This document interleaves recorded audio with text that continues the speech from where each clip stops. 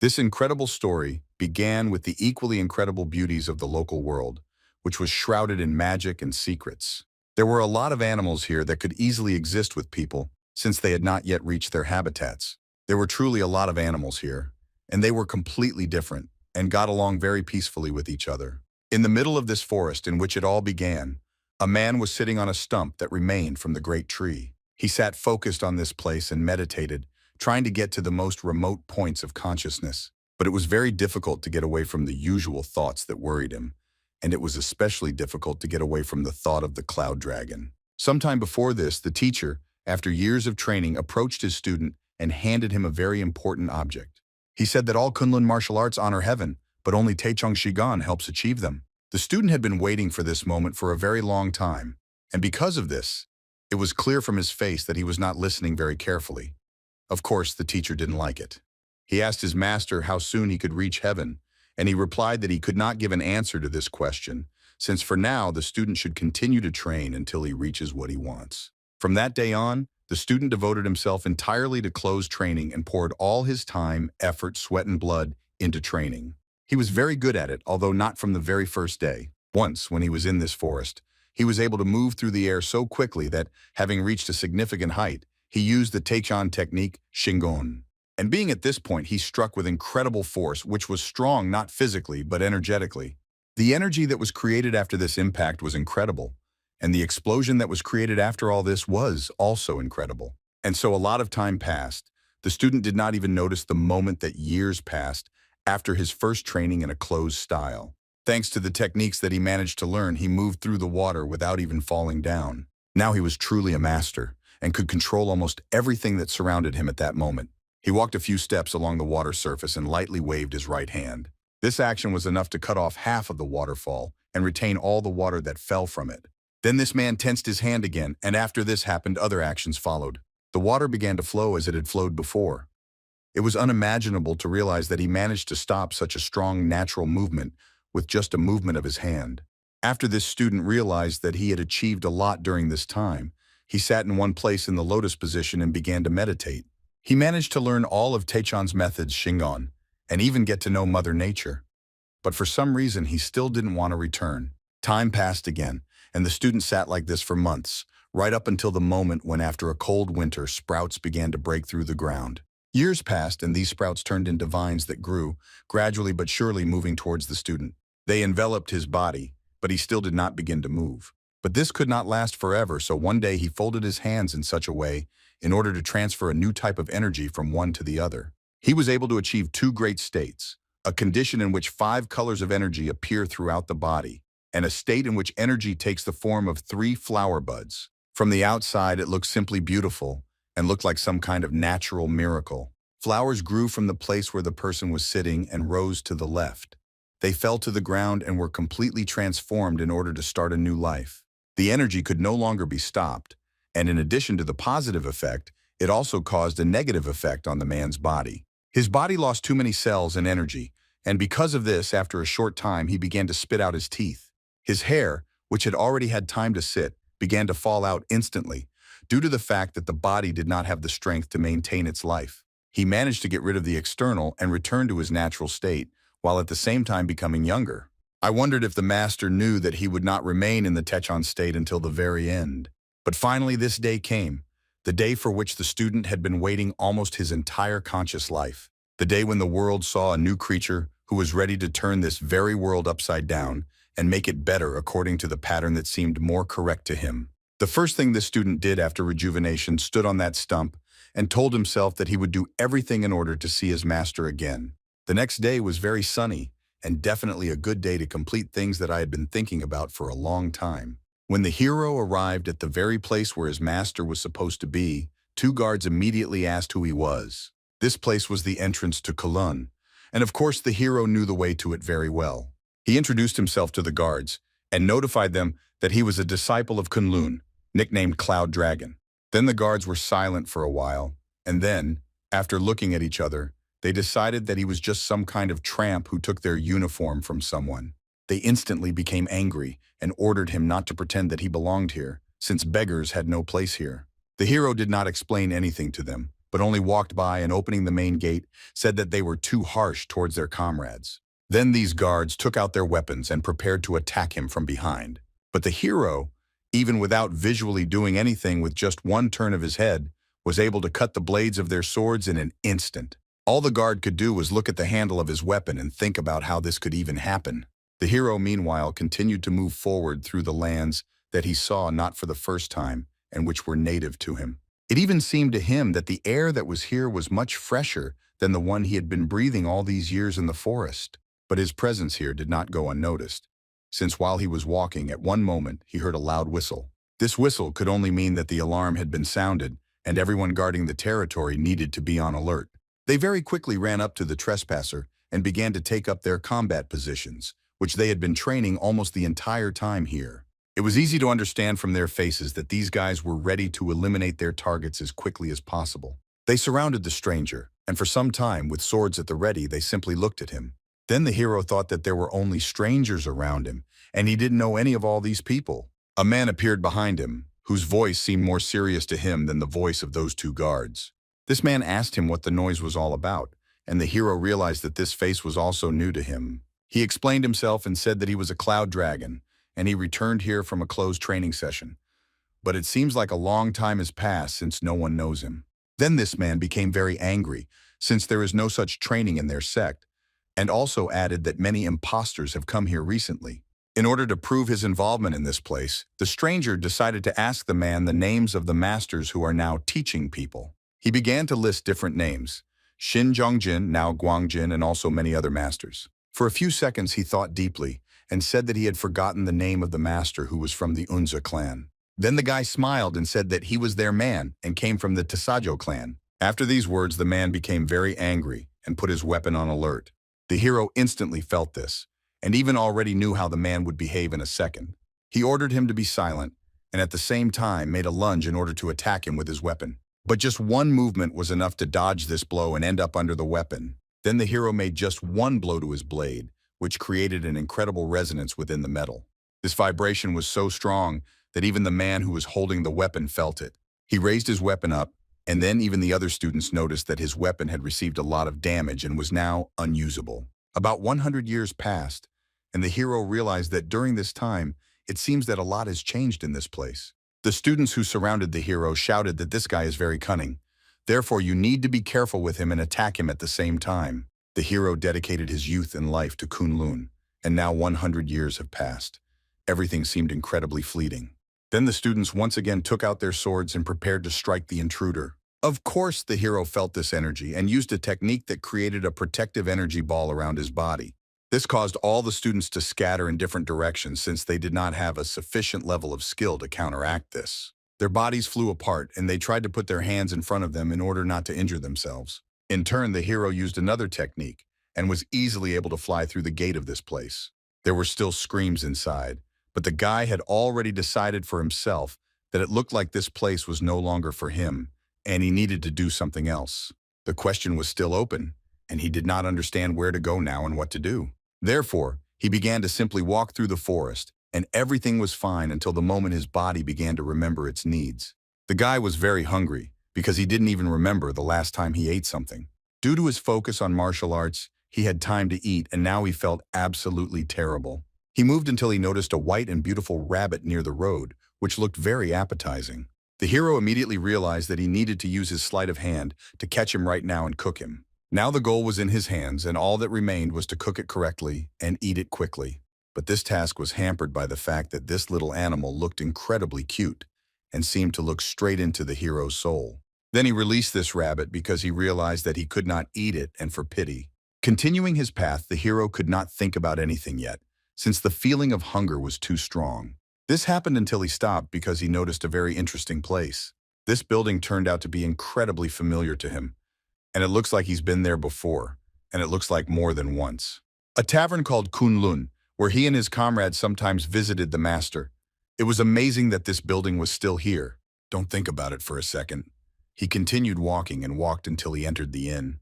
In all 100 years, practically nothing has changed here, but the place has become a little dilapidated. He had only pleasant memories of this place. Especially warmly, he remembered the hospitality, which was a very important factor here. He missed those days when he and his comrades and the master sat at the same table and talked about different topics. He managed to almost completely remember his past, but suddenly his thoughts disappeared with the arrival of the girl at his table. She immediately greeted him and asked the guy what he wanted to order first, but she was a little uncomfortable with the way her guest looked. To put it mildly, his appearance was slightly atypical. The hero was clearly from Kunlun, but there was something wrong with his appearance since all his clothes were tattered and dirty. She quickly decided that it looked like this guy had been robbed on the way, and most likely he didn't have any money on him. Even having a lot of time did not help the hero come up with what to order, so the girl asked him not to rush. At the same time, she left somewhere, and it was at that moment that the hero thought that he had absolutely no money to pay. Therefore, it was decided to leave here and return when there was money. But this was not destined to happen, since literally a few seconds later, the girl carried a tray on which there was a very large amount of food. The guy answered her that he did not order all this, and she replied that this dish was paid for by the establishment and wished him bon appétit. She also explained that she immediately realized that a Kunlun member had been robbed, and in difficult times people should help each other. The guy was confused and couldn't answer anything intelligibly, because now he was only thinking about the delicious food that was on the table. He thanked the girl, and it was indeed very sincere gratitude. Either the food was so delicious, or the guy hadn't eaten for a very long time, but the emotions he experienced during this were simply indescribable. Everything was fine until the hero felt something hard in his shoulder. It was some stranger who ordered him to take off his clothes right now, and only then eat. This stranger heard that now many people are trying to impersonate Kunlun, and he mistook the hero for just such a person. In turn, the guy continued to eat, but at some point he turned around and looked straight into the eyes of this stranger. The threats did not end there, and literally a second later, this Kunlun member once again ordered the hero to take off his clothes. Then he replied, not particularly distracted from his food, that he really is a member of the Kunlun, although perhaps not anymore. He removed the scabbard from that stranger's sword and advised him not to distract him from his meal. Then the stranger became very angry and persistently looked straight at the hero's back. He was very infuriated by the fact that he did not react at all to his words, and it was not clear whether he was really a member of the Kunlun. He sat down at the table right next to the hero, and while maintaining his serious look, decided to interrogate him a little. The stranger was serious and said that these are not the clothes that imposters like him wear. Therefore, he must take it off, and he explained that he managed to get it.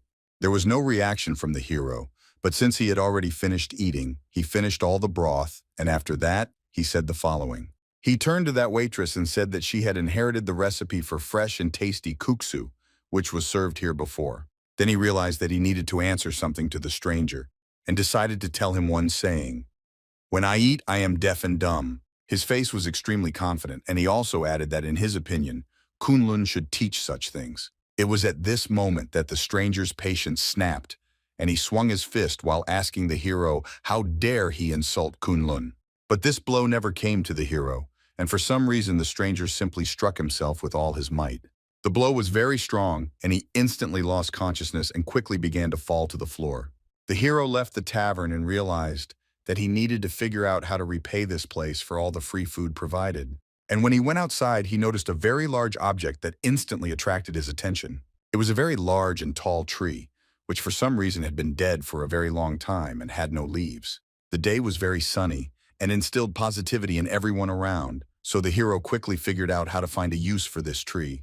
The girl who figured out how else to help that man in dirty clothes, meanwhile, left the kitchen. She also realized that it looked like he had already finished everything, and realized that this happened very quickly, and she didn't even have time to bring additional dumplings. It was very difficult not to hear the noise that was coming from the street, and therefore, it was necessary to check what was happening there.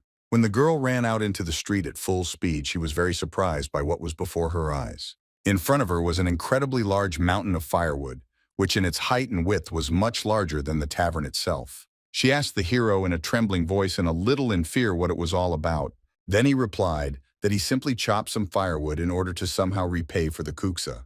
The girl didn't know how to respond to this, and then the guy said that he just looked, and that where the tavern usually stores firewood, there was practically none. This girl didn't know what to say at all, and didn't understand how it was possible to chop such a large amount of firewood in such a short time. While she was thinking, the guy turned away and said that it was time for him to leave. But when she came to her senses, the girl asked him to also treat himself to some dumplings.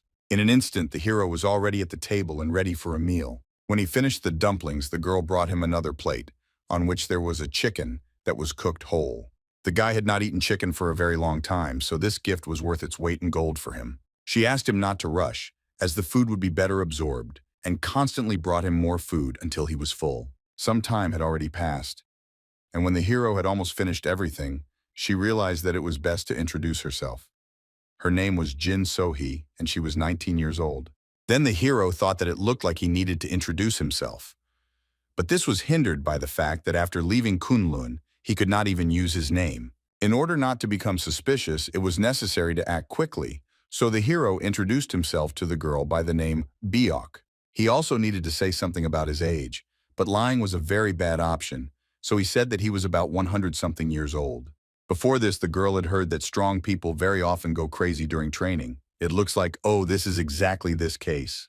Jean thought for a long time what to say, but then your gaze lowered and answered the guy that he had preserved very well during this time. Realizing what she had just said, the girl immediately began to apologize and say that she meant that the chicken not only looks good, but its meat also melts in your mouth.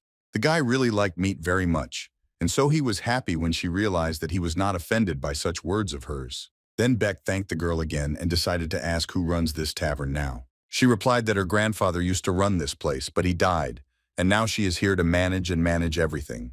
Because of this, all the rooms fell into disrepair, since they did not get around to repairing them due to the lack of someone to help. Beck that managing such a large tavern at the age of 19 is very difficult work. Then he got up from the table and at the same time said that since he was with the girl in another place, he had a small proposal. Namely, he said that he would repair the tavern if the girl hired him. Despite the fact that this offer turned out to be incredibly profitable for Jean, she quickly realized that she had absolutely no money to pay for the work.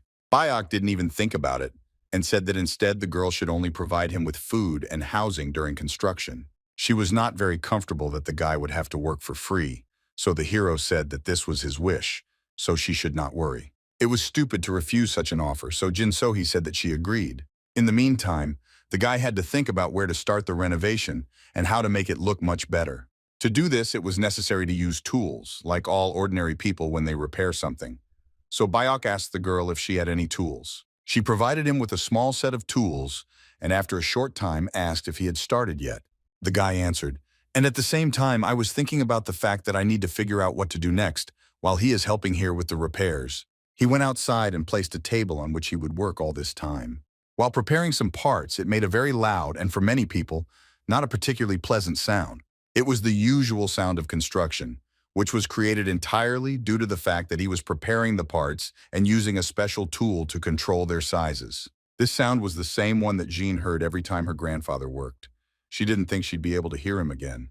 While she was flying through her memories, the realization of a very unpleasant detail very quickly came to her. All the rooms were covered in dust, and to put it mildly, were not in a condition where one could sleep. This means that Byuk will only be able to sleep in Jin's bed. And if a hero approached her in the evening and asked where he should sleep, then Jin So-hee would have only one answer. Therefore, as soon as such a realization came to her mind, she immediately moved from her place and ran into the street. Running out here, she told him that the contract must be canceled right now. She explained that the reason for this was that all the bedding had been ruined, and now there was nowhere to sleep. Then the guy replied that he already realized this when he looked around. Therefore, the hero even proposed a solution, in the form of the fact that he would simply try to take a nap on the table in the inn itself. The problem was solved, so Jean said that he could continue working since everything was fine now. This situation was slightly strange on Byuk's part, since he did not understand the girl's true motives. It was not clear to him why she behaved this way, and he realized that in general she was very often a little absent-minded. The day, meanwhile, remained the same sunny, and someone snoring could be heard on the floor of the inn. It was not clear where this sound was coming from, but since it was not particularly suspicious, no one paid attention to it. Kunlun member who knocked himself out with just one precise blow right on the nose. He woke up and was instantly overcome by rage due to the fact that he did not agree with the fact that he was just turned off. So he jumped straight through the window, and in a few moments he found himself on the street. The guy landed and looked in the direction where Beck was now. He had a sword in his hands, and while holding it, he told the Cloud Dragon that he didn't know how he managed to knock him out, but he still ordered that these clothes be taken off immediately. Then Beck asked him why he had just broken the window since there was a completely working door nearby. In general, this approach was not unexpected for the stranger, so he realized that he needed to attack again. Therefore, he drew his sword and pushed away in order to make a surprise attack on Bayok. His movement was very fast indeed, and within a few seconds he was already close to his target. The guy looked focused at Bayok and tried to understand where he had a weak spot in order to hit there. But at the very last moment he stopped because he understood what Kunlun taught him. Namely, he remembered that in his backpack, which is on his back, there is just something for these situations. So he put the backpack on the floor and slowly began to take something out of it. The stranger then said that since he is a Kunlun disciple, he does not attack an unarmed person. Therefore, he took out a sword from there and presented it to his opponent so that he could defend himself. There was no answer, and he decided that if he did not agree to such conditions, he would still warn him again and then attack. This situation irritated him incredibly. So he said that Bayok was missing an opportunity that would save his life. To dodge without much effort, moving in different directions. It was not clear how he moves quickly, and how he manages to dodge fast attacks so easily. But it was impossible to stop, since in this case the enemy would have the opportunity to counterattack. It was incredibly difficult to reach the body of an opponent who kept a smile on his face and simply dodged without even attacking. Then, running close enough, he tried to strike from the air, which would put an end to this fight and brought him victory. But even this incredibly unexpected blow was not an obstacle for Bach and his evasive technique. The stranger could not believe that he seemed so bad. He was, after all, the strongest of his kind. He backed down a little and said that it looked like that guy had learned some wonderful martial arts somewhere. But at that time, Bach already had a goal in his head that he was trying to achieve in this fight. Namely, he wanted his opponent to cry because he couldn't strike. Then the stranger realized that he needed to use all his strength and began to use the secret Kunlun method. Namely, everyone who once fought with Kunlun students called this technique the Socheon sword, or in other words, the 100 flowers technique. Thanks to this technique, the speed of the one who uses it increases, and he can move his weapon faster in space. Despite how fast the opponent is, very few have been able to avoid damage when someone attacks using it. But moving quickly was not enough since the enemy was already behind the stranger and hit him right on the back of the head with the blunt side of the sword.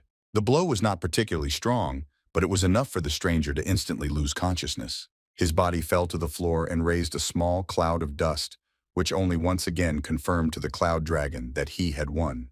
The guy quickly moved this body onto one of the tables that was in the tavern, and I decided that he just needed to lie down for a while. It looked like this warrior was a sincere connoisseur of Kunlun, but what was also strange was that he used a technique that was mostly used by girls. While Bayok was looking at the defeated enemy, he suddenly heard a sound from afar and quickly realized that it was Jin.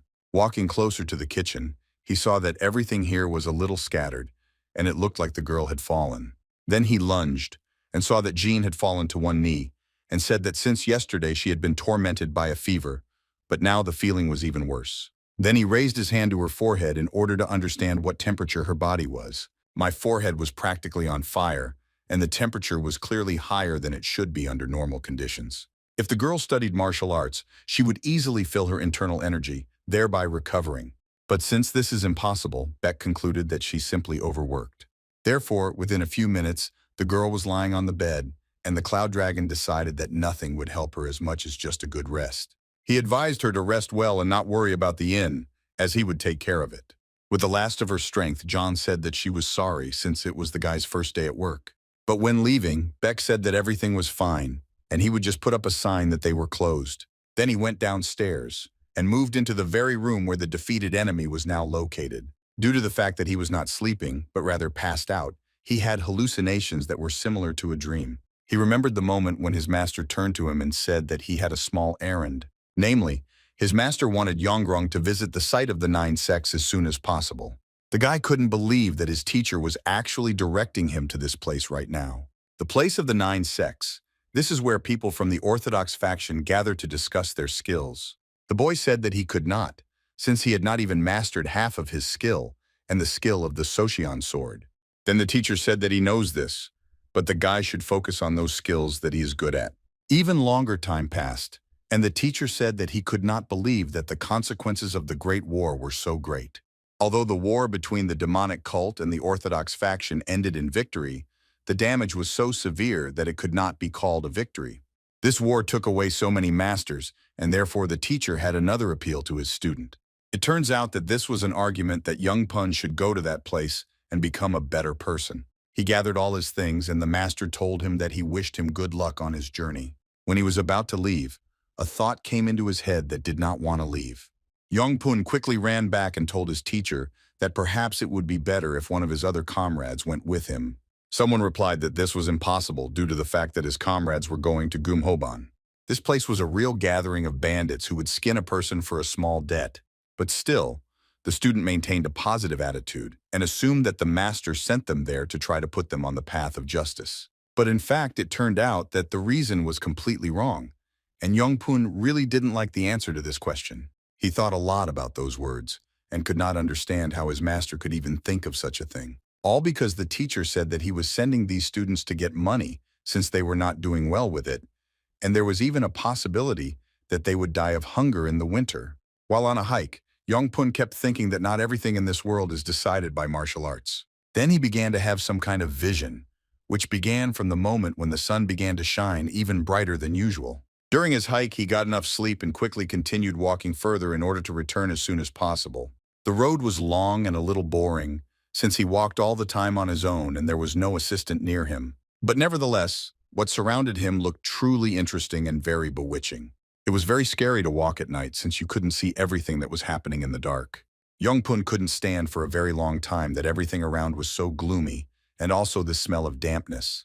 At one moment he heard a sound behind him, and then he almost died of fear. The guy took out his sword and realized that now he would most likely have to fight off some bandits. It was necessary to remain serious in order to fight back correctly, so he immediately shouted towards the bushes, ordering the unknown to show up. But then he turned his back to other bushes, from which he heard the spread of some energy in his direction. Therefore, he began to swing his sword in different directions, without even seeing where his opponent was. The blows, which were constantly repeated, became faster and faster, and then Yongpun realized that he was now fighting not a person at all. Now he saw his opponent, and it was Bayok, a little familiar to us, who said that everything is fleeting, and in 100 years all his friends and brothers have disappeared. After this happened, the hero pushed away from the place where he stood and disappeared somewhere in the sky.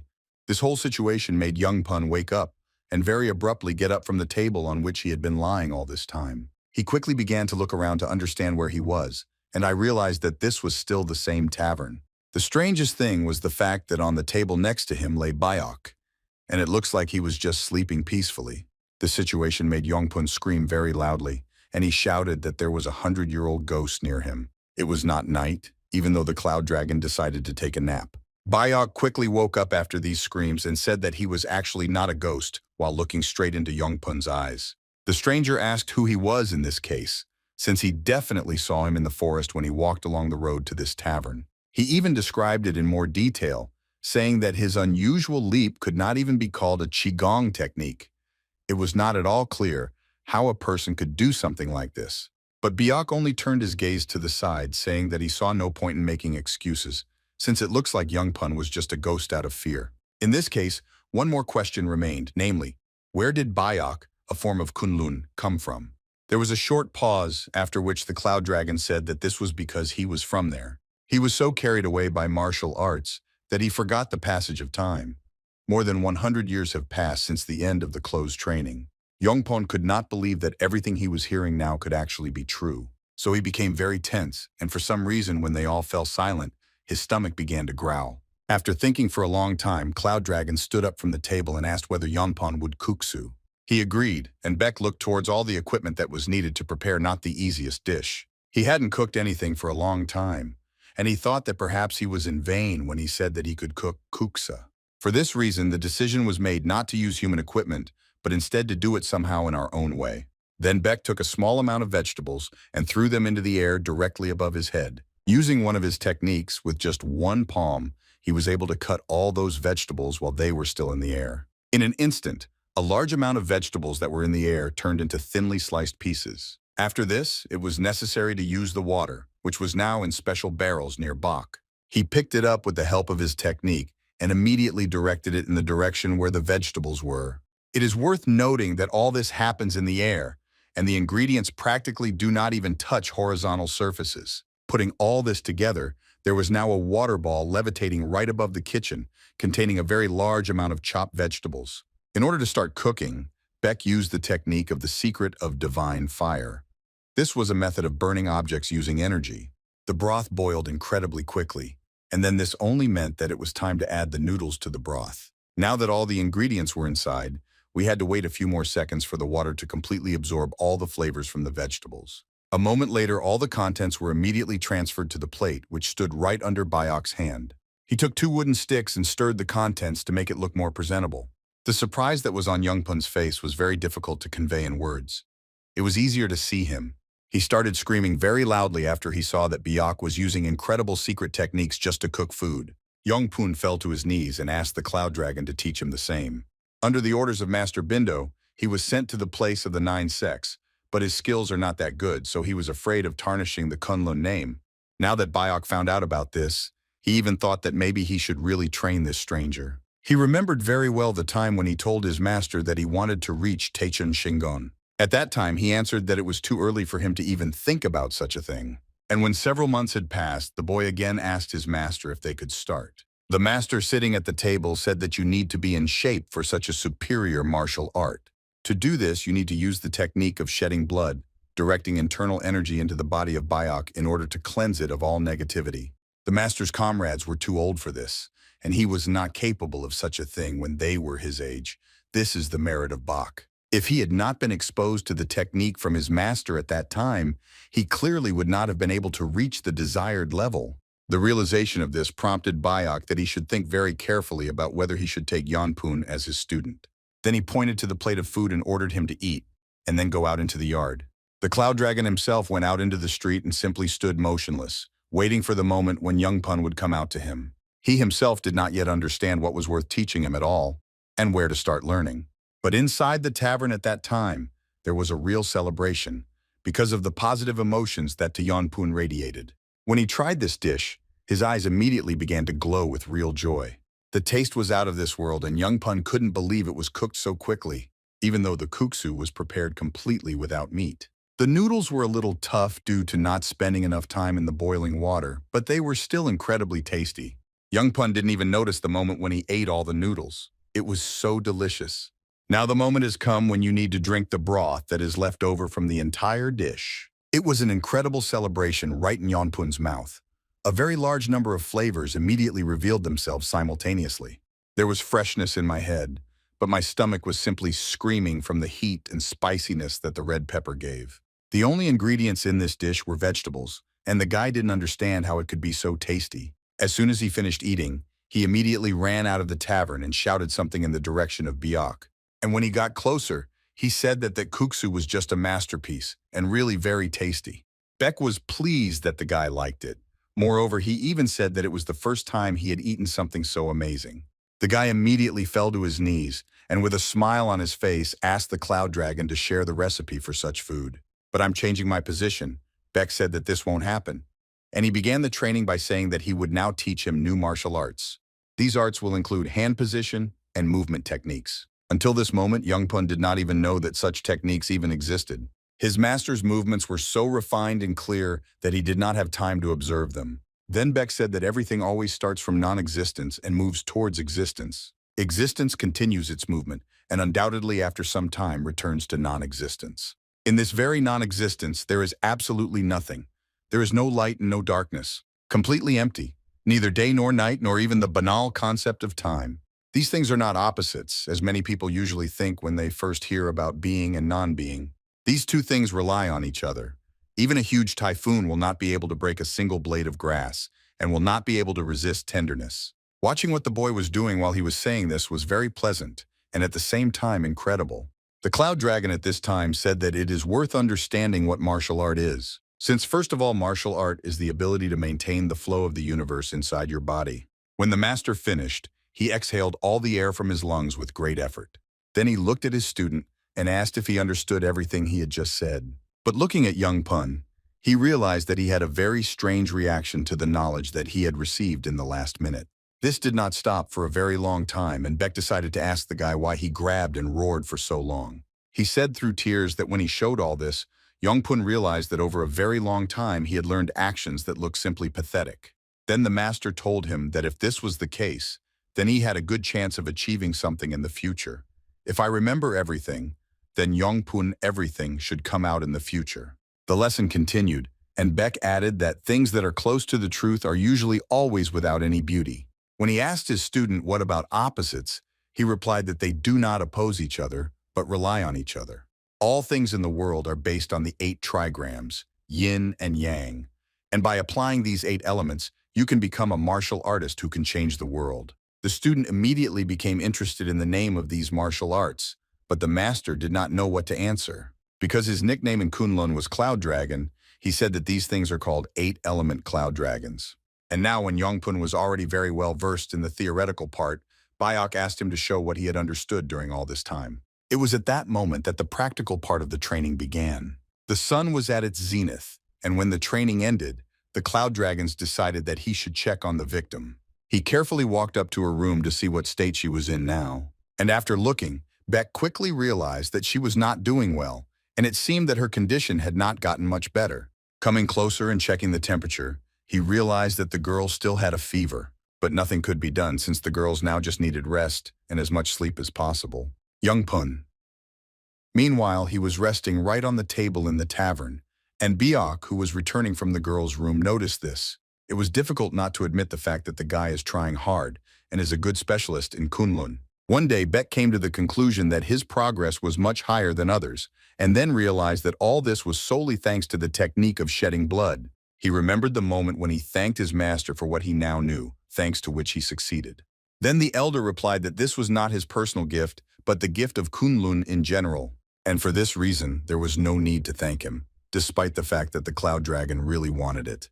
Therefore, after thinking a little, Bayok still decided that he would also pass this on to his new student in the name of Kunlun. Since the master's blood purification technique helped him fill his body with true energy and cleanse it, then he shouldn't even think about it.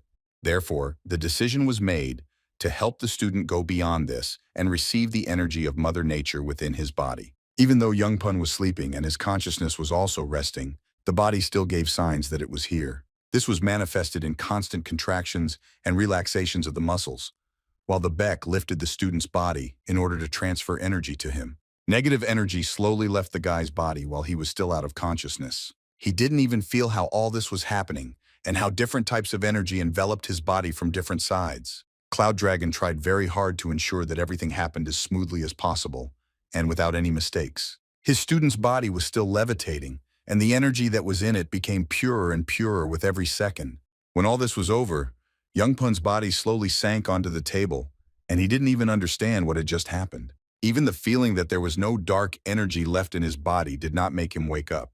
Then Beck realized that he had to ask what was done, and he too could lie down on the next table to take a little nap. Since now Yongpun would be a little hot at night, we could take the blanket from him. A new day had come, and now the new student had a lot of new strength.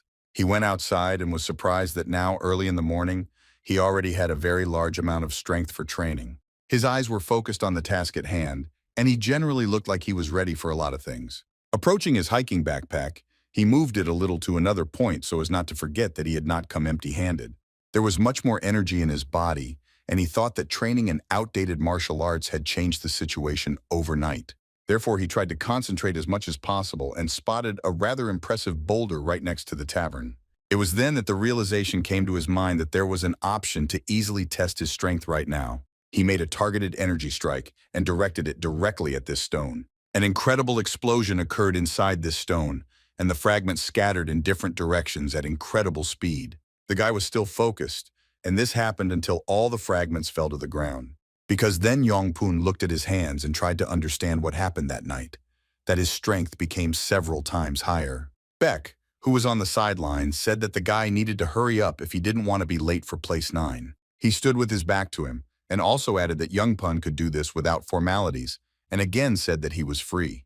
It was difficult for the disciple to do anything right now, and because of this his body was trembling a little. Also, thoughts constantly entered his head that he already had one master named Bindo. But still, he really wanted to express his gratitude to the elder as a sign of respect. In order to understand what happened next, you need to move back in time 3 days. And also move in space to Cheonghae County, namely to Gyeonghoban. One of the largest buildings in this place was now very crowded, as it was the middle of the day. There was a lot of noise near one of the tables where gambling was taking place, as everyone watching was surprised. One of the men won a very large number of coins and was very happy that this happened. Then one of the men who was sitting next to him suspected that Hawk wanted to leave too quickly after winning so much money. So he grabbed him by the arm and turned it down to see what he had in his sleeve. There was another cube there. Then the man suspected something, turned towards the guards and said that this man had just deceived him. The guards began to come closer and closer to the one who very rarely played gambling according to the rules. Kim Hoban warriors wore black, red, blue, and white belts depending on their rank. These guards were blue-ranked warriors named Huan Yong and Sam Bongi.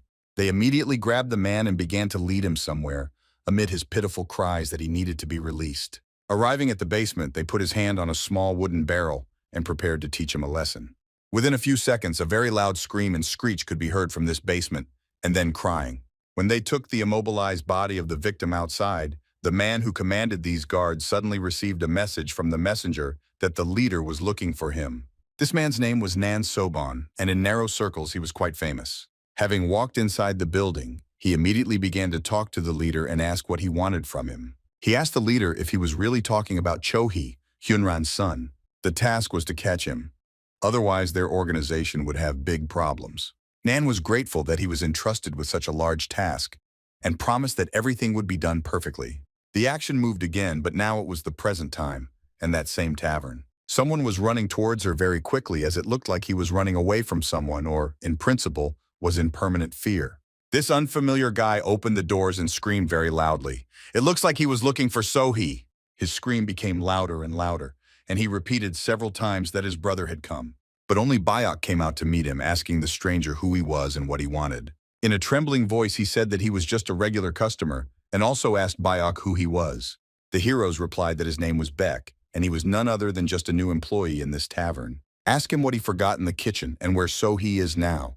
The hero replied that the lady was a little sick. The cloud dragon realized something and asked the new guest if he had seen the sign at the entrance.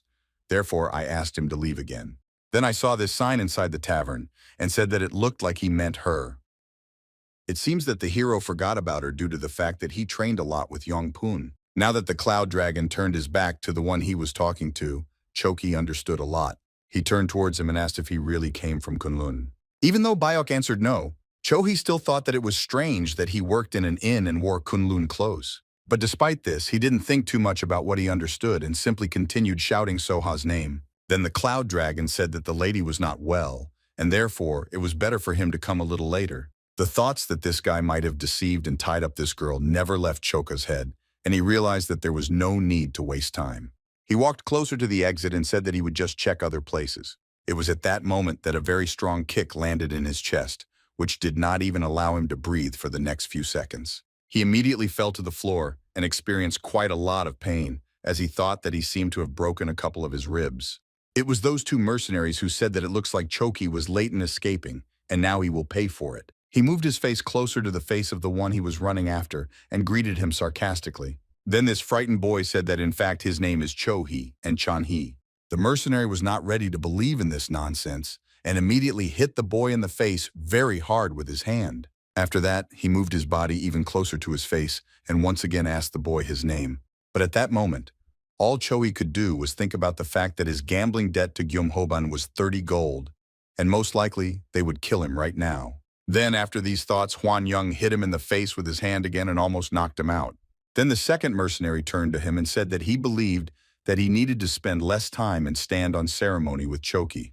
The guy was grabbed, and then the second mercenary began to increase the distance and at the same time said that Choki was already starting to irritate him. He swung his leg and asked if he could resist it now. Bongi himself gained very high speed in the air and kicked his target directly in the stomach. This blow caused a gag reflex in the guy, and he immediately felt sick right on the floor. He felt incredibly bad, and on top of everything, he also felt the pain from the previous blows. Nan entered the tavern and shouted to his two mercenaries that they just needed to grab him. One of them said that this guy was talking some nonsense, and so they had to teach him a lesson. Nenvi, in turn, told them that they just needed to tie his legs so that he would never run away and then interrogate him. The boy began to scream very loudly when one of the mercenaries began to take off his boots, and he shouted that in fact his name was Choki. He was so frightened because it soon became obvious that Nan intended to cut off his leg. But as soon as he wanted to do this, Beck immediately shouted to the whole gang that they shouldn't make noise here and it was better to just leave. He also began to leave, at the same time saying that it was his fault that he did not hang up the sign, but still they should leave. It was also necessary to add that there was no ready-made kuksu for a long time, so they had nothing to do here. One of the mercenaries was much more frightened than the rest, so he moved with a sword towards Bayok. Well, literally a moment later he realized that he was in a state of free fall and was flying in some direction. It turned out that the cloud dragon, with just one movement, was able to throw it at all the other mercenaries, and thereby push them out into the street. When the three fell on the street, then Nan Sobon was now at the very bottom, and two mercenaries lay on top of his body, preventing him from moving. He was very angry about this situation and asked the mercenary what just happened, because it looked like he had just been punched by a waiter and pushed Nan because of it, and now he was on the street. The mercenary immediately began to apologize and ask for forgiveness, since Nan thought that in a different situation he would have stayed inside and could have defeated the waiter. His anger knew no bounds, and he took out his sword and slowly began to approach the entrance to the tavern. His eyes were full of determination, and now he was ready to do anything to eliminate the waiter. Meanwhile, the mercenaries remained outside and simply listened to what was happening inside. One of them said that it looked like Nan was seriously angry, and the second added that it looked like now they would have to wash off the waiter's blood again. It became clear that now we also needed to go into the tavern in order to start cleaning up what was left of the waiter. But when the two of them went inside, they saw something they never expected to see now. Namely, before their eyes was Nan, who was kneeling in front of the waiter and asking for forgiveness, saying that he had done very wrong. The mercenaries were shocked and could not understand what was happening here and why Nan was kneeling. But he, in a very loud and angry voice, ordered them to kneel down and beg for mercy. Meanwhile, Beck told them that the etiquette of the tavern is to sit down, calmly order, and enjoy the food. Now Choki felt safe, and thanked fate for the fact that he had successfully stumbled upon the hermit master. We just had to hold out until the mercenaries left here, but since Chohi was very hungry, he decided to ask Bayok for a plate of kuksu. The cloud dragon thought for a while, then said that he could make a new batch, but for this he would have to wait a little. Nan and her mercenaries sat down at the next table, right next to the table at which the one they came for was sitting. He very quickly realized that it looked like Choki was just trying to wait them out, so he needed to come up with something more cunning. He thought for a while, and after that he told the mercenaries that they should guard this place, and in the meantime he would report to their leader. This particular decision was made for the reason that even if the three of them attacked Bayok, they would not be able to win. Everything will be resolved only if you report to the leader. Then Sobong thought through his plan several more times and realized that he had to leave as soon as possible. A few moments later he left the tavern and very quickly began to move further and further away. Quite a significant amount of time had already passed, and then suddenly one of the mercenaries stood up from the table and said that he wanted to say something to Bayok. Even though his face was incredibly serious and angry, he asked the cloud dragon for a portion of kuksu. Bayok's face was also very difficult to call relaxed, and for several seconds he simply looked straight into the mercenary's eyes. I really liked this phrase from one of them, Chohi, because he realized that the Huangyan and the Bongs themselves would sit here for a very long time. The cloud dragon smiled sincerely and said that he would start preparing 2 servings of the dish right now. The mercenaries were happy when they heard this, but Choki was obviously not very happy. In fact, not that much time passed before they brought ready-made food to 2 tables. At this time, Choki was only thinking about how he could quietly leave this place without being chased by the mercenaries. But his plans changed greatly the moment he, along with everyone else who was in the tavern, tried this kuksa for the first time. The emotions that he experienced were very difficult to convey in words, since he felt such things for the first time. Choki found it very difficult to believe that one could get such great pleasure from just ordinary food. Huan Yung and Bong himself, who tried this dish, were also very surprised. They shouted very loudly that it was incredibly delicious, and in fact, Choka had about the same opinion. After they ate, evening began to slowly set in, and it very slowly grew dark outside. Beck went to a special barrel that contained water to wash his hands before and after cooking.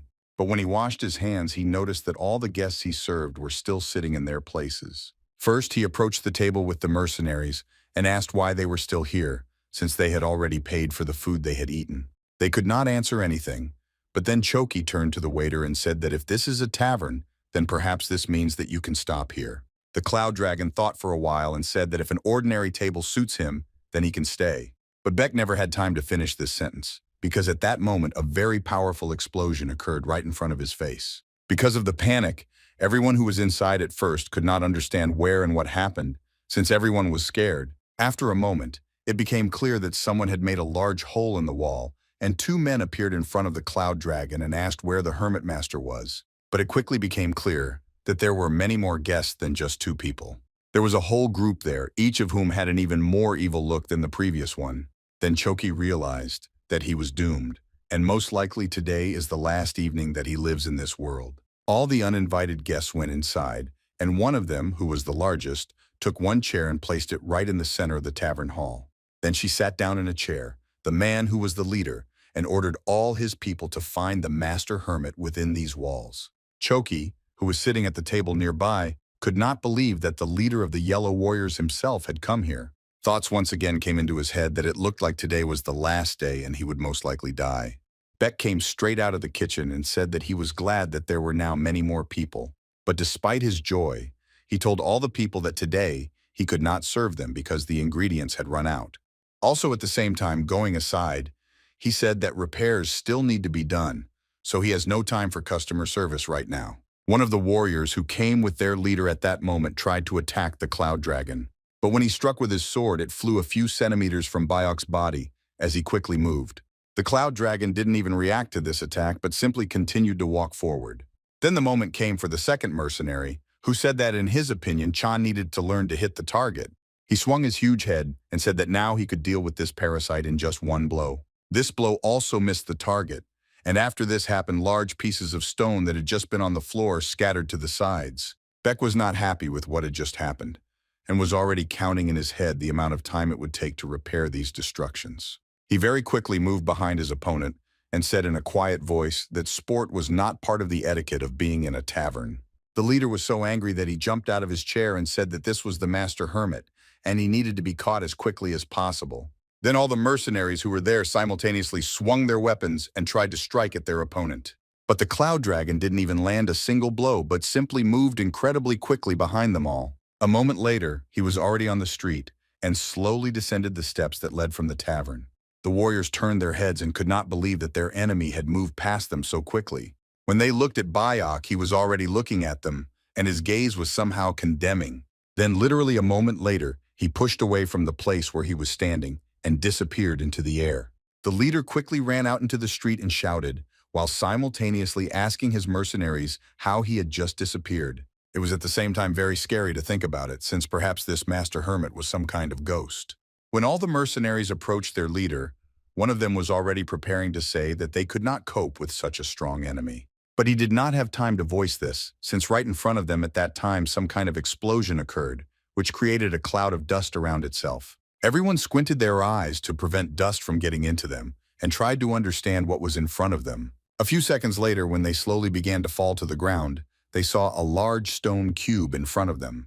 The leader could not understand what was happening here and how this huge cube ended up here. Then, when even more dust had settled, the cloud dragon appeared in front of them and said that the walls on the second floor had collapsed, and it was better to replace them with stone ones. One of the sides of the cube was not covered with a stone slab, since it was located at a short distance from the cube itself. But the moment Beck simply touched her, she flew into the cube at high speed. Now the geometric figure was completely completed, and everyone looked at what was happening with surprised eyes and open mouths. Surprise gave way to fear the moment the cloud dragon began to focus energy around his body and said that everything needed to be done at once. His hand movements became incredibly fast, and they seemed to cut through the space right in front of him. When he did this, even and very thin cuts into equal parts appeared on the stone cube. The leader realized that this was beyond the reach of an ordinary person, and the best solution in this situation would be to simply run away. But when he thought about it, Cloud Dragon seemed to sense his fear and came closer, offering to stay the night if they didn't want to leave. Choki, who also ran out into the street, said that he was already going to bed, and then Biok asked him for an advance for this service. The boy approached the master and handed him several coins as payment for the night in the tavern. Then Nan greatly lowered his voice and turned to the leader to say that Chohi had done this before. Then the leader realized that they had no other choice, since their goal was now simply hiding behind the strong master's back. It was decided to approach Biok and ask him to also take a nap in his tavern. Beck thought for a while and said that this could be arranged, but he would also have to pay additionally for the repair of the stone floor. A new day arrived, and it was full of very positive emotions, especially for the one who owned this establishment. When Mrs. Jin woke up, she was very happy and felt energized because she was well rested. She quickly got ready and began to leave her room to check what happened there while she was gone. And when the girl looked around, she saw that all the walls were no longer wooden, but made of very high-quality stone. She came closer to her to touch her, and realized that absolutely all the walls on this floor had been replaced with luxurious stone. Then she had a lot of questions, and so he began to run downstairs at incredibly high speed to find Bayok. And when she came down, a second portion of surprise was already waiting for her because of what she saw before her eyes. There were an incredibly large number of people in the tavern, and each of them was eating or drinking something.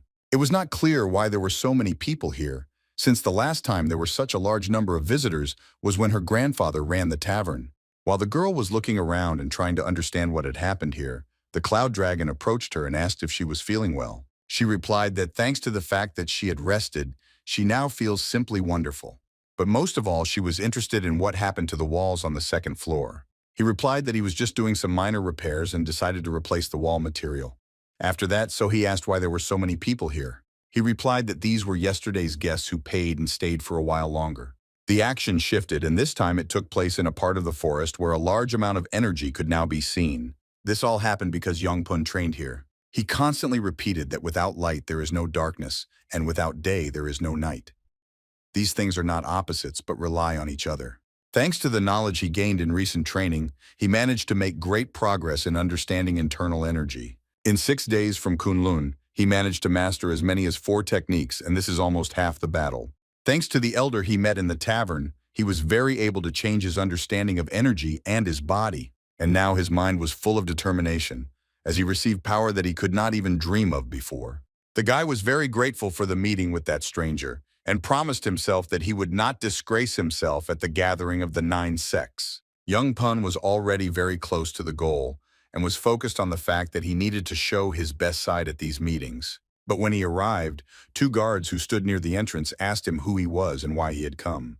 The guy even thought for a few seconds that perhaps he was simply in the wrong place, and in fact, came to the wrong place. But after a moment, he said that his name was Yongpun from Kunlun, and he came here to attend the gathering of the 9 sects. When the guards heard this, they looked at each other, since their reactions to such words were very different. But then they laughed very loudly after hearing similar words from some stranger. Yongpun didn't understand why they were laughing, and why it suddenly became so funny to them. If you move back in events 4 days, you could find out a lot of interesting details about the tavern. This tavern was now living its best moments, especially when compared with its life just a couple of weeks ago. There were a lot of people here, and they all paid to eat very tasty food here. At one point, Jin suddenly approached Choi and asked what he was doing here, and whether he was going to repay her debt at all. When she saw that he was eating, she ordered him to chew it right away and answer where her money was. Then, when he chewed the choki, he pointed his finger at the cloud dragon and said that he gave everything to him. Then Biok approached the girl and said that he thought that they were close, since Cho-hee once called her his sister. But the girl was a little surprised when you heard, and then said that they were connected only by money. Meanwhile, the leader of the group had already left the tavern and said that Kuksu was simply magnificent, and he thanks the owner of the establishment for such a warm welcome.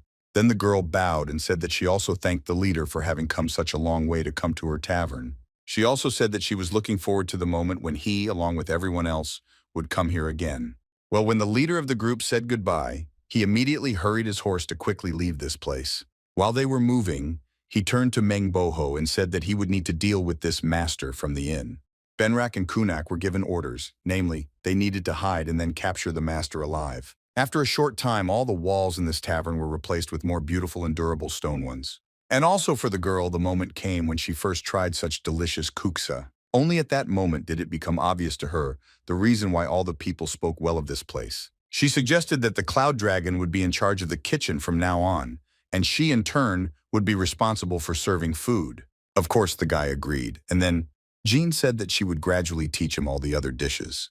The guy was happy with how things were going, because now he had something to do in this world, as a common man, not as a martial artist. He's guided by a plate of guksu that Lady Jin gave him, and it was charming in its own way. Just 2 days ago, if you moved to Chunghae, you could even find out in the market that there are several dark groups here. Among them, there is a faction of 4 dragons, which was the strongest. It consisted of more than 1,000 warriors.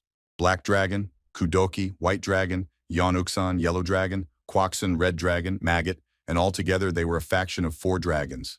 Of these, the yellow dragon is one of the yellow warriors from Gyeonghoban. It was to him that the leader known to us came, who asked for forgiveness for not catching one of Hyunryong. He also explained the problem, saying that everything lies in the master, who is located in an inn on the slope of Mount Kunlun. It was obvious that he was from this formation, and then the yellow dragon said that now he seemed to understand everything. Namely, he said that it seemed that the leader was a little interested in Kunlun, and for this reason the news took so long. But the problem was that the yellow dragon believed that Kunlun was no more. All because they had big problems with money, and a few days ago 2 of them stole money from Gyeonghoban. All the friends of this formation had disappeared, and therefore there was no longer anyone to help them. For this reason, they were excluded from the Murim forces once and for all. The yellow dragon was happy with the knowledge that he would never see the members of this formation here again. The leader had only one question left, as he tried to understand who would be in their place. The yellow dragon only laughed in response and laughed for a very long time, since the answer to this question would surprise the leader. Meanwhile, the place of action has moved to the present time, namely to Mount Udan. When the guy came to the other members of other clans, he immediately said that his name was Yongpun, from the Kunlun clan. In response to this, everyone else who was here laughed very loudly. One of them said that it was already over, and it seems that this means that Yongpun was late even for this mountain. Then members of other clans said that it seemed that he was simply afraid that he would be beaten on the road, and that is why he walked so slowly. But the guy said that there was a slight misunderstanding, since he heard from his master that everything would happen today. Then one of the guys said that they were collecting here, but the truth was that it happened 4 days ago for discussion. It's strange that Kunlun only found out today. The guy who started asking Youngpun questions first told his friend that there was no difference, because the truth was that Kunlun would not be able to attend from next year anyway. Youngpun already became more embittered, and told that guy that he shouldn't just be rude. Then a member of another clan said that this guy is from the Heavenly Mountain Sect, and it doesn't seem like he's being rude. The Sect member said that from now on their sect will become a member of the 9 sects instead of the Kunlun.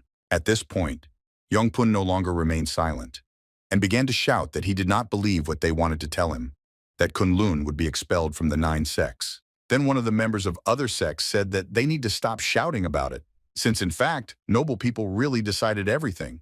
Since members of this sect were constantly beaten at meetings and also borrowed money from bandits, in this way they only disgraced the name of the political faction.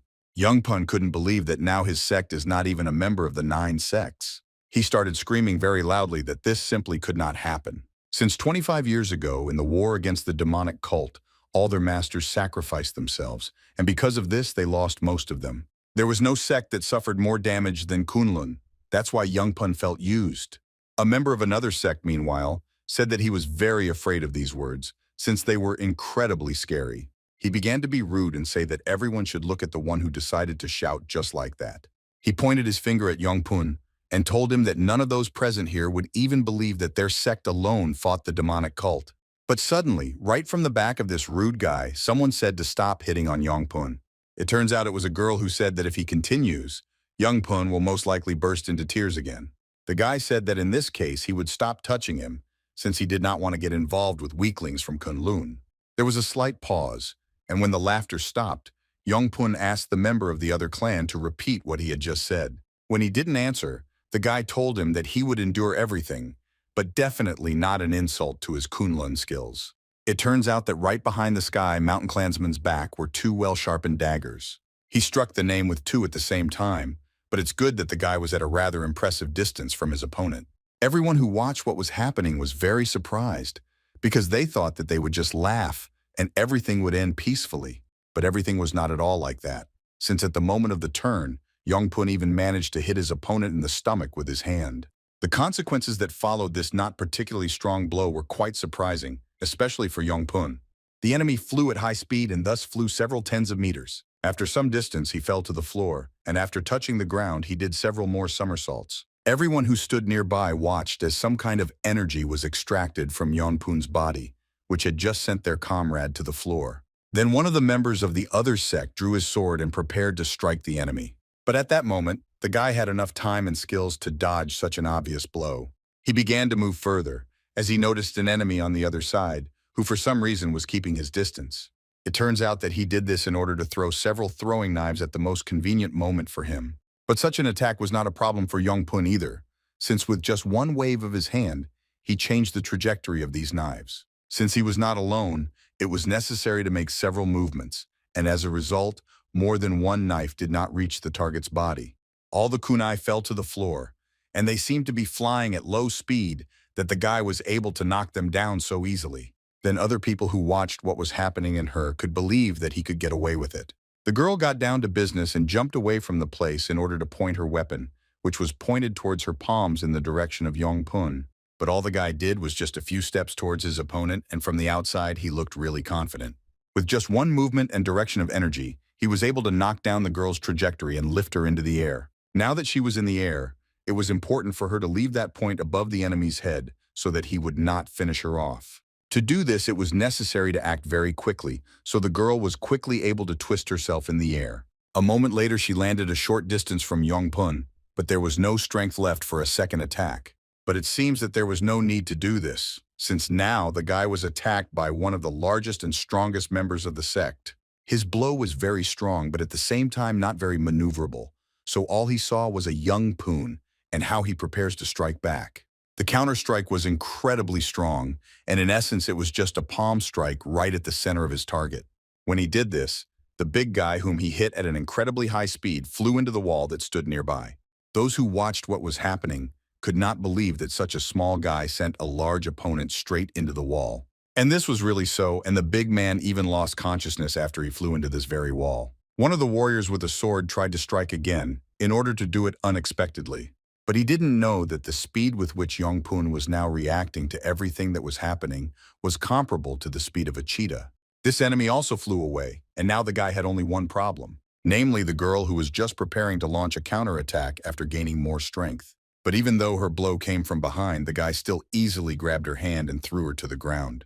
Moreover, this blow was quite strong, and for several seconds the girl could not even move anywhere. The final stage for this was the energy that had already accumulated around the palm by that time. All that the girl managed to see before she lost consciousness was only a weak warrior of the Kunlun sect, who had just laid her down on her shoulder blades in a few seconds. An explosion occurred after the energy reached the earth, and accordingly the girl's body.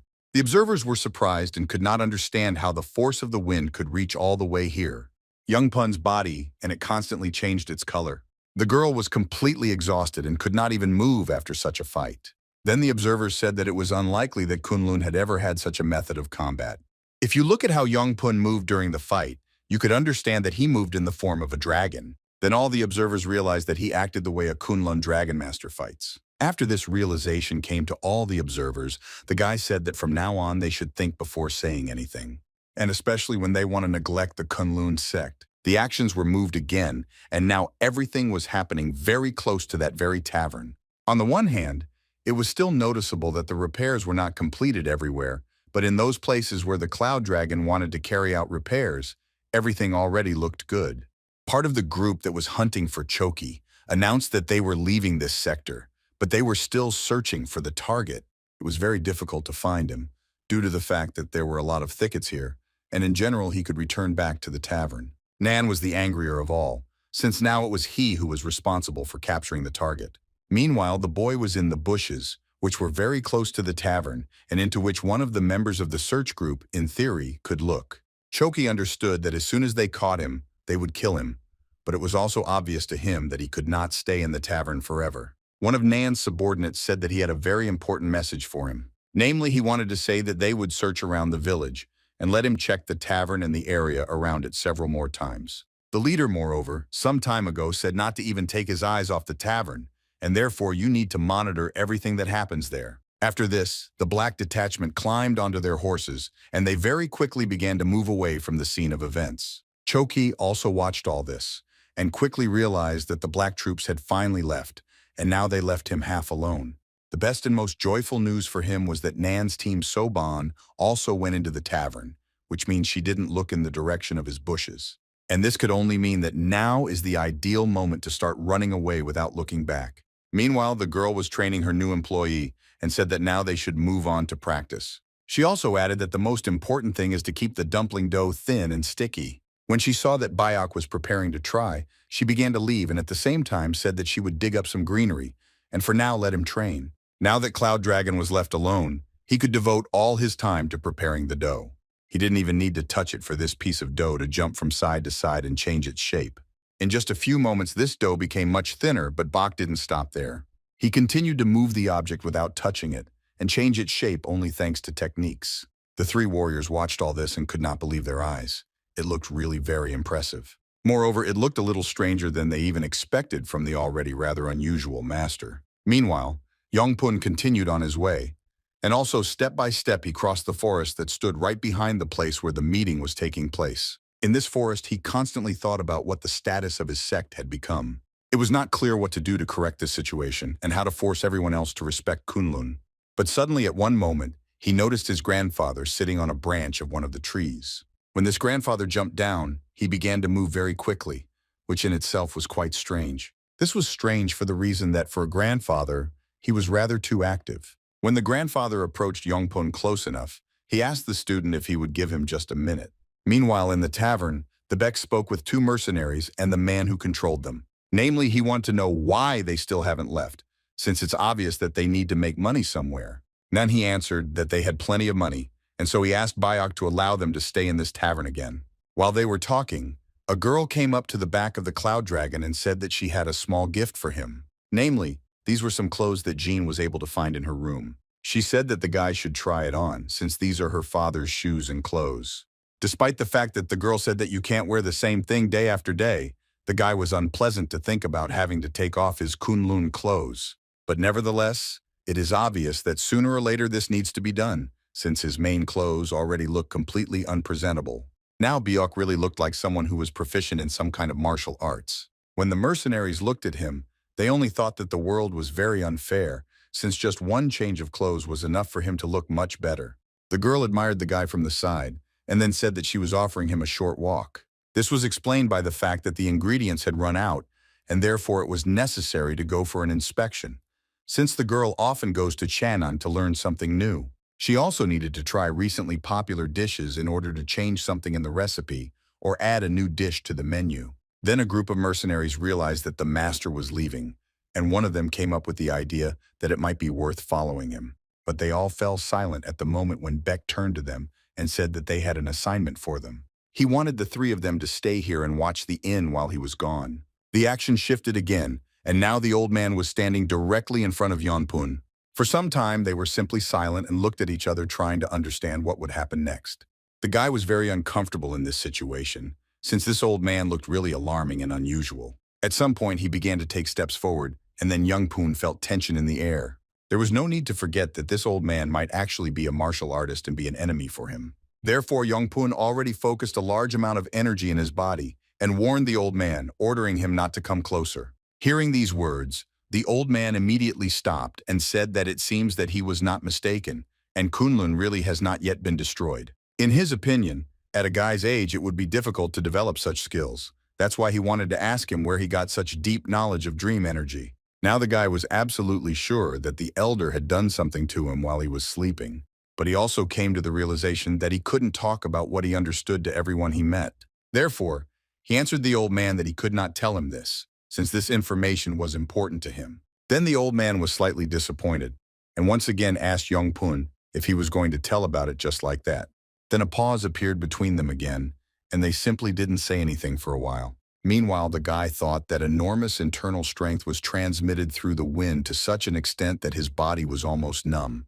Then the grandfather turned his back to him and said that in this case, he would go to Kunlun, and he would find out about everything himself. A moment later, he pushed away from that place and literally in a second disappeared into the heavenly surface. At first, the guy thought that perhaps he should run after his grandfather, but everything happened so quickly that there was no time to react. Now, the task for Yongpun could be considered a failure since he failed to understand why his grandfather was asking this.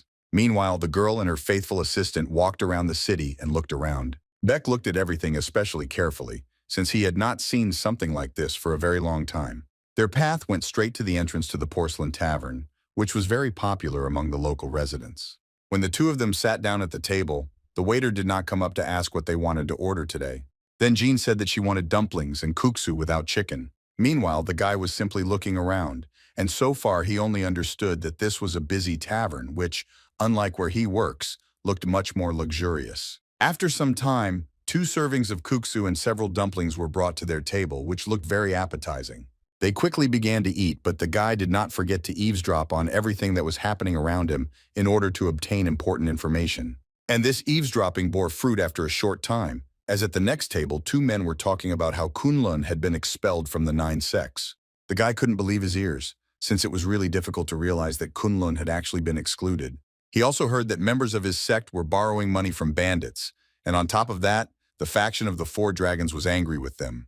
From the skills he saw, it was obvious that the sect would not last long. But on the other hand, he didn't really care about that anymore. The girl noticed that when Beck thought about all this, his face grimaced, so she assumed that he didn't like the food. Then the guy replied that everything was fine, he just thought a little about different things. After that, Jean asked how he liked the food in this place. After thinking a little, Cloud Dragon said that the food here is quite ordinary, and in their inn, everything is actually very tasty. Then the girl said that in this case they have every chance of success. They just need to understand how to attract customers. It was not clear why these taverns were so successful with such mediocre dishes. It seemed unfair to her. Meanwhile, the guy said that he sees injustice at every step in this world. He still continued to eavesdrop on conversations and heard a rather loud and aggressive conversation behind him. It turned out that several members of the Kunlun sect talked to the waiter about the fact that they were able to return the money, and he answered them that the inn did not feed them on credit. Then one of the sect members asked the waiter to look at him and tell him what he saw in front of him. Then he said that it was obvious that they were all from the Kunlun sect, and it was at that moment that one of the men began to shout, in the hope that the owner of the tavern would be called to him. A few seconds later, the owner came up and asked the 3 sect members to be a little quieter. Then Kunlun said that they would pay off the debt for food later, since they are still the great clan that is able to find money. But the owner of the tavern said that the policy of their establishment had changed, and they no longer gave food on credit for a long time. The guys who were with this member of the Kunlun clan said that everything is written differently in the accounting book, and it seems that this is just a fiction.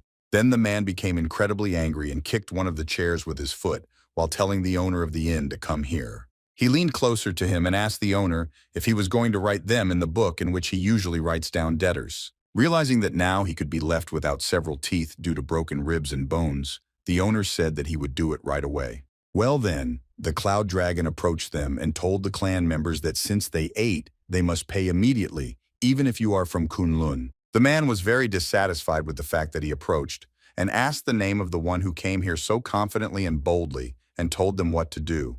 Then Byok said his name, and he added that he was a cook from a Kunlun inn. Those 2 warriors had different reactions to these words, since one was scared, and the second, on the contrary, laughed. Kunlun man bent down to the Cloud Dragon to say that in youth it is difficult to distinguish wisdom from stupidity, and for this reason, he gives the guy a chance to escape. But Beck suddenly said that it seems that this man's mind is completely rotten. He also added that such people usually need to be dealt with immediately, otherwise they will suffer even more problems in the future. Then the man immediately raised his fist and prepared to strike his opponent in the jaw. But all the region did not do was just bend one of its fingers and hold it with its thumb. With just one such click, he managed to throw a member of the Kunlun clan several meters away from him. Now there would be a big mark on the forehead of the defeated opponent, which would show everyone around for a long time that he lost the battle. Then the next member of the Kunlun clan also approached the master and asked what he was doing. Another blow with one finger, and he also does not have time to defend himself from it and receives incredibly strong damage. Because of this, the guy begins to fly to the side at very high speed and falls to the ground after a few meters. The guy is also lying on the floor and doesn't even think about getting up, since he has absolutely no strength left in his body. Then the last of the Kunlun members ran up to the founder of the tavern and gave him money, saying that there was no need to write anything into the debt. He ran closer to the master and said that they were even, and now it was time for them to leave. The tavern founder looked towards the master in order to see what decision he would make. And after a moment, the Cloud Dragon hits the last enemy with one finger, and he also falls to the ground like his 2 brothers before. Then Beck said that they should still be punished for the bad deeds they committed. The man who watched all this happening while in the tavern was pleased with what happened, since he managed to come for Kuksa and also help them get out of this situation. Byok and Jin left the tavern, and the girl immediately asked him why those people behaved like that, but the guy in response only asked for forgiveness for ruining the meal. Jean said that everything was fine, and in fact she even liked what she saw. But what she was most interested in was how the cloud dragon managed to pull it all off. Namely, she meant that he managed to deal with 3 opponents at once with just one finger. Then the master suggested that it looked like the girl wanted to learn martial arts, but she replied that she wanted, but it was not the time yet. All due to the fact that at this stage of her life, the tavern is exclusively in her first place. Seeing the emotion on the girl's face at that moment, he noticed that he smiled very often thanks to her. They continued on their way, and the girl said that now is the time to go get the ingredients. Meanwhile, in the forest, which was located not far from the Moonhorse base, something was happening. And that is why grandfather was moving through the forest, thinking about different things during his incredibly fast movement. He constantly thought about that guy he met recently in the forest and realized that that stranger would not even utter a word with his character, so there was no point in interrogating him. Kunlun had not taken his advice into account for more than 10 years, and the old man did not particularly like it. How can such energy come from a Kunlun person? He did not understand and was ready to do a lot to find the answer to his question. When he approached the entrance to this sect, he saw that the entrance inside was not particularly well guarded. Especially when his body found itself right near the gate, and no one even noticed his arrival, one could understand that the sect was not serious. Because of his poor eyesight, he thought that the 2 guards who were sleeping at the entrance were already dead. Then he simply walked past them and opened the gate, thereby entering the sect's territory. This action woke up the guards, and they immediately began to detain the intruder. When they asked him to introduce himself, he said that his name was Nogok, and he came here to find out something. Then the guards looked at each other, as they were slightly frightened that this intruder really answered all the questions. Why did they put their weapons in front of his face, and added that there is no place for beggars in this sacred place, so it is better for him to get out?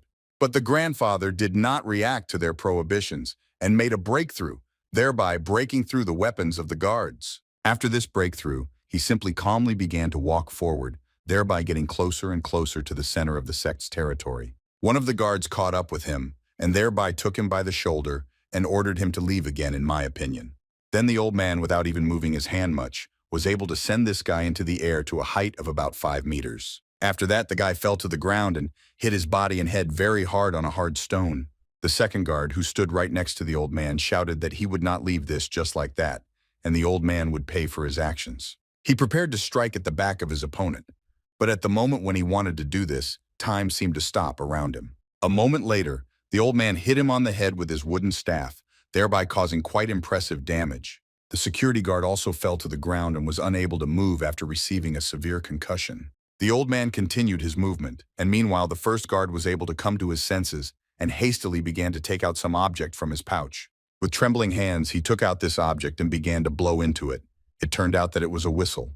The whistle was so loud that within seconds the old man was surrounded by clan members and prepared to attack him. But before doing this, they didn't just surround the uninvited Kostya, and with swords at the ready, they looked straight into his soul. The old man, in turn, only stopped and did not even make any movements, but simply watched. And all he needed to find out now was where such strong dream energy was located. And looking around, he could not find where the very source that he had been trying to find for so long was. No matter how much he looked around, he was never able to achieve the goal he set upon arrival. But suddenly, his thoughts were interrupted by someone's voice. It turned out that it was one of the masters of the Kunlun clan.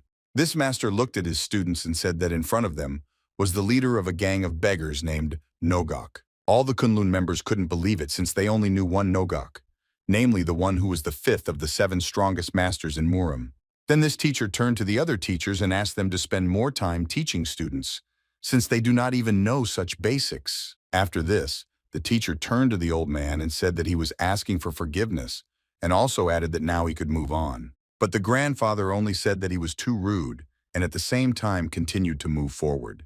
He was approaching closer and closer to the building that was located here in the center, and was absolutely not responsible for the words spoken to his back. One of the clan members approached the teacher to ask why lately masters appear out of nowhere and create a crush in the sect.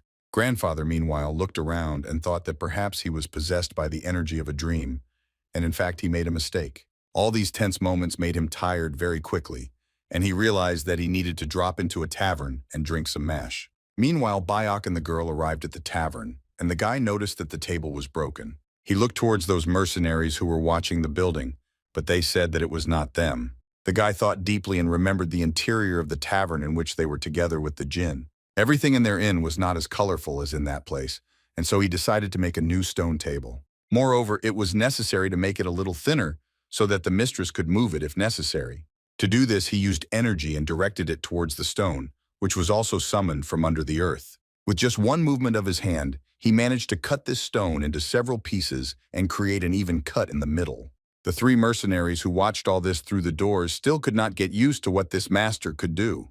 The action for the grandfather moved to the place where the inn was now located, and when he approached the entrance, he was surprised that this place was still functional. Then the old man felt a very interesting sensation inside his body, and it seemed slightly foreign to him. Moreover, it was difficult to believe that it was near this godforsaken taktir that he would feel nothing more than the energy of a dream.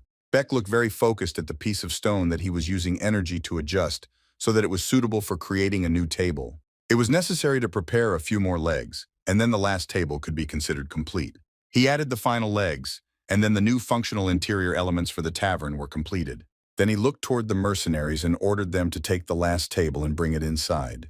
They immediately ran up to the cloud dragon and took the table that had just been made, thanks to the energy of the dream. The cloud dragon liked how everything was happening now, and how easy the repairs were in general.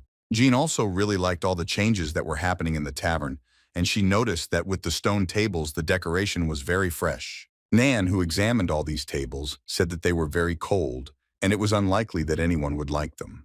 As soon as he said this, the grandfather who ran into the tavern from the street and immediately fell on one of these tables right from above. Then the mercenary said that it looks like he found someone who likes this table. In fact, the grandfather did this because the inn was filled with dream energy. He immediately looked at the mercenaries and asked them who made this lovely table. Without thinking twice, each of them pointed his finger at the master, who at that time was wiping the unfinished tables with a rag. Grandfather approached him because he had a topic to talk with Biok. He really wanted to know a lot from him. When the old man approached, the cloud dragon did not immediately understand what he wanted from him. Everything became even stranger when the old man began to walk in a circle and examine Biok from all sides. He doesn't like the fact that he felt nothing coming from this young man. Even internal energy was not noticeable. Therefore, after a few seconds of silence, he asked Biok if he would give him a minute. But he replied that he only talks to guests. The old man thought about it, and after a few seconds he began to look a little angrier than usual because of what he had just heard from the guy. Then the cloud dragon turned to the mercenaries and asked them to serve the new guest who wants to drink and eat delicious food. The weather outside at that time was really lovely, and because of this mood, everyone who was inside was simply wonderful. Gina brought food to the old man, and at first he treated her with some skepticism. But when he saw what this food looked like, he was very happy, not least because this kuksu was full of song energy. But more than that, the taste was incredibly wonderful, and so he literally drank the entire broth in a matter of seconds. After the gangway was completed, he told Biok that his name was Nogok, and he came from a gang of beggars. Then the hero introduced himself, said his name, and also added that he was a cook from the Kunlun Tavern. The grandfather became more serious and asked if Biok was from Murim. The guy answered him that he was in Kunlun in his youth, but not now. While the mercenary was telling his boss that it might be worth learning something from this cloud dragon, he asked him to shut up because he couldn't eavesdrop.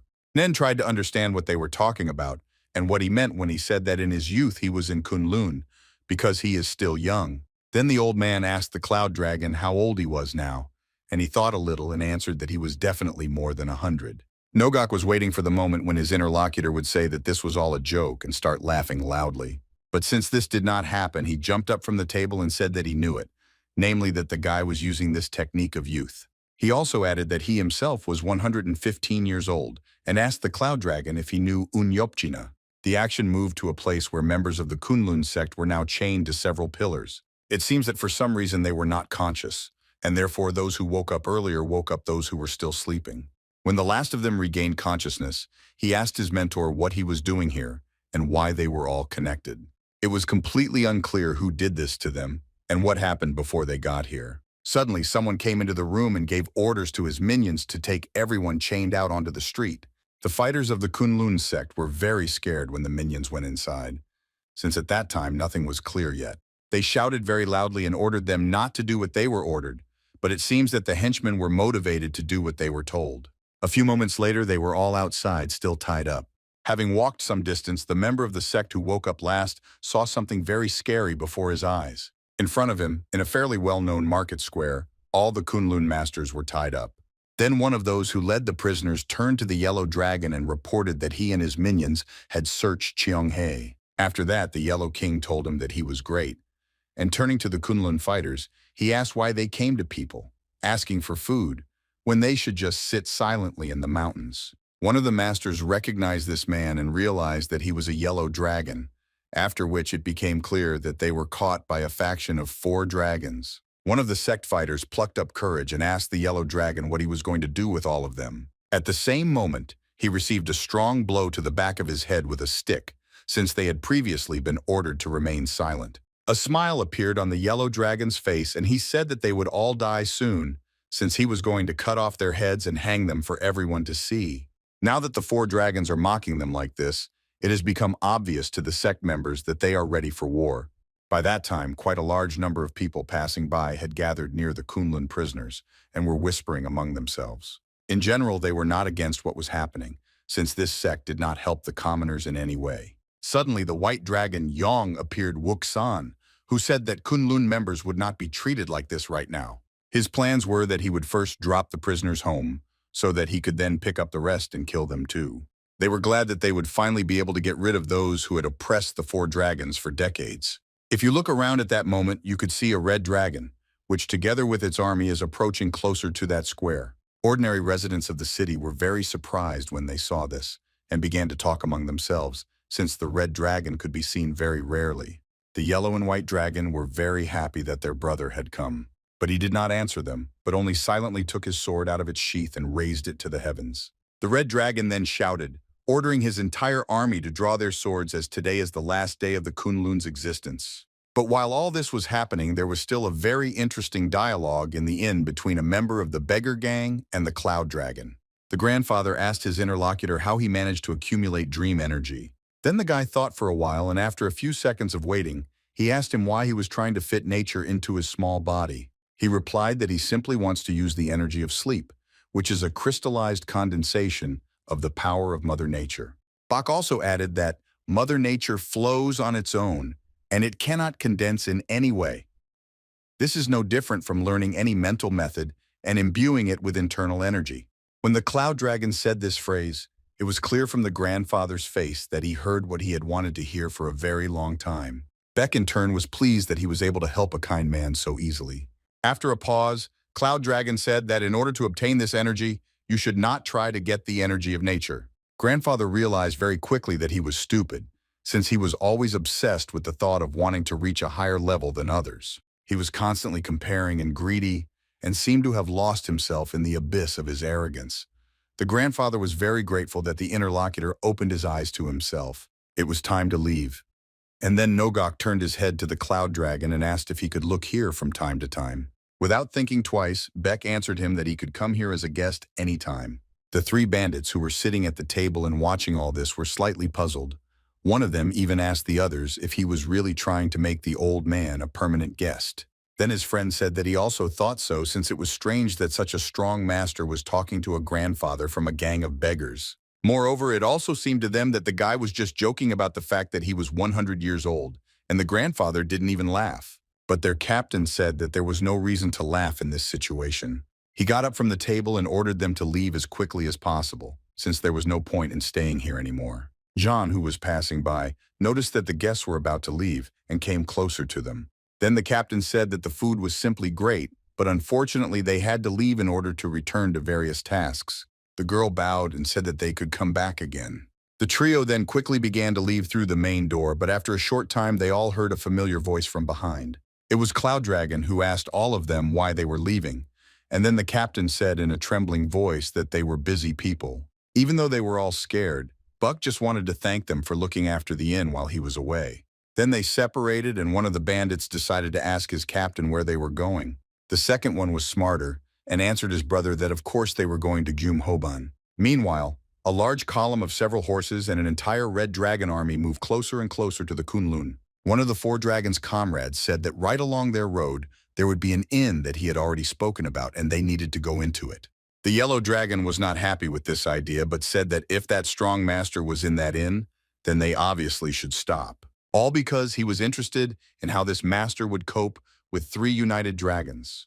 The comrade in turn smiled echidna, because of the knowledge that no matter how strong this master was, now that 3 of the 4 dragons have joined forces, he has no chance. This entire huge column did not yet know that the Cloud Dragon had been watching their movements for a long time. Beck understood that there were a lot of people there, and in total, there were about 200 combat units in the army. It looks like they are planning to attack Kunlun. His gaze remained calm until he noticed a very important detail. When the entire column came closer to him, he saw tied Kunlun masters among this entire army. It was hard to believe that the opponents just decided to tie them up and drag them along with them. In addition to the Sect masters, there were also a lot of young fighters who had just started their journey. At some point, the column stopped because some kind of obstacle appeared in front of the horses.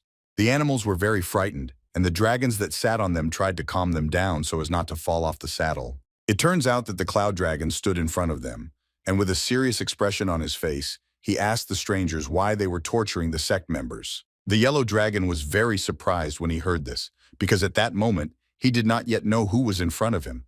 But his comrade in arms screamed very loudly, and then everyone realized that this was exactly the master whom he had previously met in the tavern. In appearance, this master looked like a real weakling, and the White Dragon even concluded that he was just some kind of forest madman. Then Biak repeated his demand and ordered them to immediately release the Kunlun people and return to where they came from in the first place. Of course, no one in this column was going to carry out such orders, and for this reason, the White Dragon began to move on his horse and ordered the army to deal with this guy. Each member of the army was dressed in an all-black robe, and each had a fairly high-quality sword. All that the Cloud Dragon did when he saw that such a large number of enemies were approaching him was just took out a wooden stick from his pocket. This wand produced a large amount of purple energy, and for some reason, every member of the army wanted to look at it constantly. Then Beck began to move it in space and at some point sent it straight into the crowd of opponents. This movement created a huge amount of energy that moved straight towards that direction, causing incredibly strong damage. All the warriors flew away a very long distance and continued to fall to the ground and fly away to the side. The Yellow Dragon and the White Dragon could not understand how all this could happen, since the master managed to put a detachment of troops on his shoulder blades with just one movement of a wooden stick. The White Dragon was much more furious and said that he had heard about it, and it seems that in front of them is now a sulfur fire that was created in the west. He didn't understand where he got this jewel from, but despite all this, he pushed off the ground in order to make an attack. In his head, there was only self-confidence, since he believed that such a technique would not work on him. Having gained quite an impressive speed in the air, he began to emit energy from his body and wanted to use the cold crash force technique. But what was very strange was that the Cloud Dragon did not even move, but only looked at the White Dragon approaching in his direction. Yonguk-san began to notice that he should have already reached his opponent, but for some reason it seemed to him that he was still far away. Then he became even more scared because Beck would again take that wooden stick with his hand. One swing and a large amount of energy flowed straight from the tips of this wand and flew towards the White Dragon. This blow was incredibly strong, and the body of the strong and great master flew into the crowd of warriors behind him. The force was so great that immediately 30 fighters who were there also fell to the ground. They were scattered like bowling pins in different directions and could not control their balance. The largest number of all soldiers were now immobilized from having received a large number of closed wounds. The White Dragon in turn was lying on the floor and spitting blood from the fact that he had just survived a rather strong blow. Quaxon ran up to him to ask his brother what the hell this was and what just happened. Then the master answered him that it seemed to him that from that moment his inner strength was destroyed. It was difficult for the Yellow Dragon to believe this, since he was still a little aware that such great consequences could happen after just one missed blow. Well, then Uksan continued and said that he didn't know how the enemy was able to eliminate her. It was very difficult to even maintain the energy to stand, and after a few seconds the White Dragon fell to the ground. Now the Red Dragon approached Biak, and for some time he just stood and looked him straight in the eyes. The Red Dragon was known for being one of the most powerful warriors in the lands where he lived. He shouted that his name was the Red Dragon Magan and ordered the enemy to show his true face. Beck introduced himself and also added that he is the cook of the Kunlun Inn. Of course, the enemy did not appreciate such a joke and was angry that such a strong enemy said that he was an ordinary cook. Magath prepared for the attack. The soldiers were glad that Mago intervened, since he was the best warrior of all 4 dragons. He took out his sword and prepared to attack his opponent, cutting him into small pieces. But Beck again behaved very strangely and simply stood still, but slowly moving his hand with the twig left and right. Then the red dragon realized what was the source of his opponent's strength and struck with his sword directly at this branch. After that, he tried to strike the enemy but missed and fell to the ground. Everything happened so quickly that he couldn't believe that he had just missed such a simple blow. With the last of his strength, the white dragon ordered him to stop, since otherwise he would lose all his internal energy. But Manga answered him that he should stop talking nonsense, and the white dragon would just rest, drink a little mash, and he would immediately feel better. Despite all this, the red dragon shouted to his enemy that he did not know what kind of magic he had, and threatened to cut off his head. Now he decided to use one of his secret techniques, namely the red sword soul destruction. The soldiers were even more surprised that the red dragon was now using that same sword. Also, in small circles, this technique was called the flashlight technique, and it could surprise anyone with the amount of energy released. The soldiers were immobilized because they wanted to see something like this in reality at least once in their lives. And finally this day came. But when the red dragon carried out a horizontal strike, a stream of energy headed straight towards Biok. A very incredible and powerful explosion occurred, which scattered stones in different directions and released energy directly towards the sky. When the soldiers looked better, they saw that the red dragon was lying on the floor, breathing very heavily. Then the yellow dragon looked at his brother and shouted his name, because he did not want him to die here on the floor. With the last of his strength, Maggot got down on one knee and thought about what to do next in order to win this fight. But suddenly he felt something inside his body, and this feeling did not give him peace. The scary thing was that this feeling was related to the internal energy that he was supposed to feel. But now the great warriors did not feel the presence of this energy in their bodies at all, since it was empty there. After a few seconds, he coughed violently and spat out a large amount of blood from his mouth.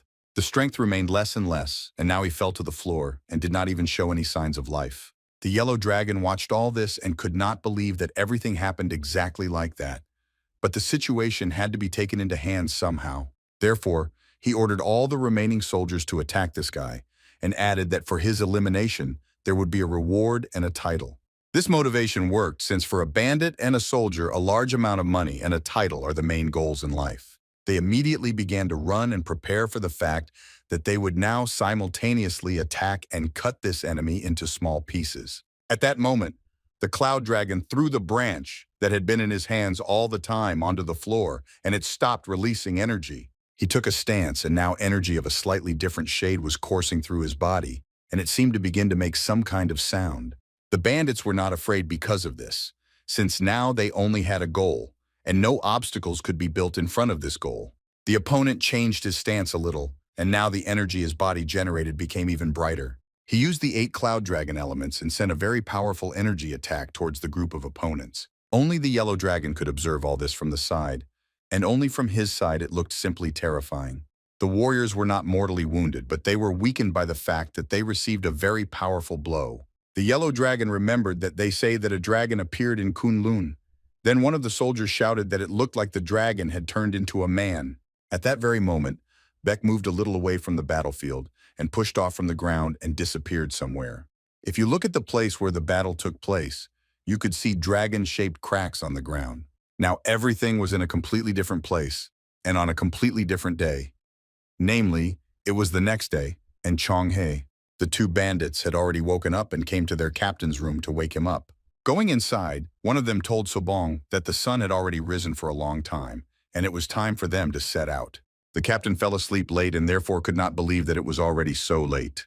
But nevertheless, he was tired, and said that he did not sleep well due to the fact that he drank himself into unconsciousness last night. They began to walk along the corridor to the street, and then one of the bandits said that Sobong could drink while he had the chance, since it was unclear what task the leader in Gyumhoban would give them. The group of 3 people was very different, but they were united by the feeling of hunger at that moment. Even Sobong said that he really wanted to eat that kuksa from the inn again, and he still didn't understand why it was so tastier than all the others. Well, while they were all talking about where they should eat, the Sobun noticed a very large fire in the distance behind several houses. They immediately began to run in that direction, as the captain quickly realized that Gumhoban was located approximately in that place. Here they saw a local resident who also noticed this fire and stood a short distance from it. Sobon ran to the prison room towards the fire and found someone screaming, asking who dared to do this and when. Then the stranger said that the news was late, but he heard that a dragon had appeared in Kunlun. The captain assumed that he was talking about the faction of 4 dragons, but the stranger said that in fact, they say that a man turned into a dragon and swept away the other 3 factions. The leader was also there and died.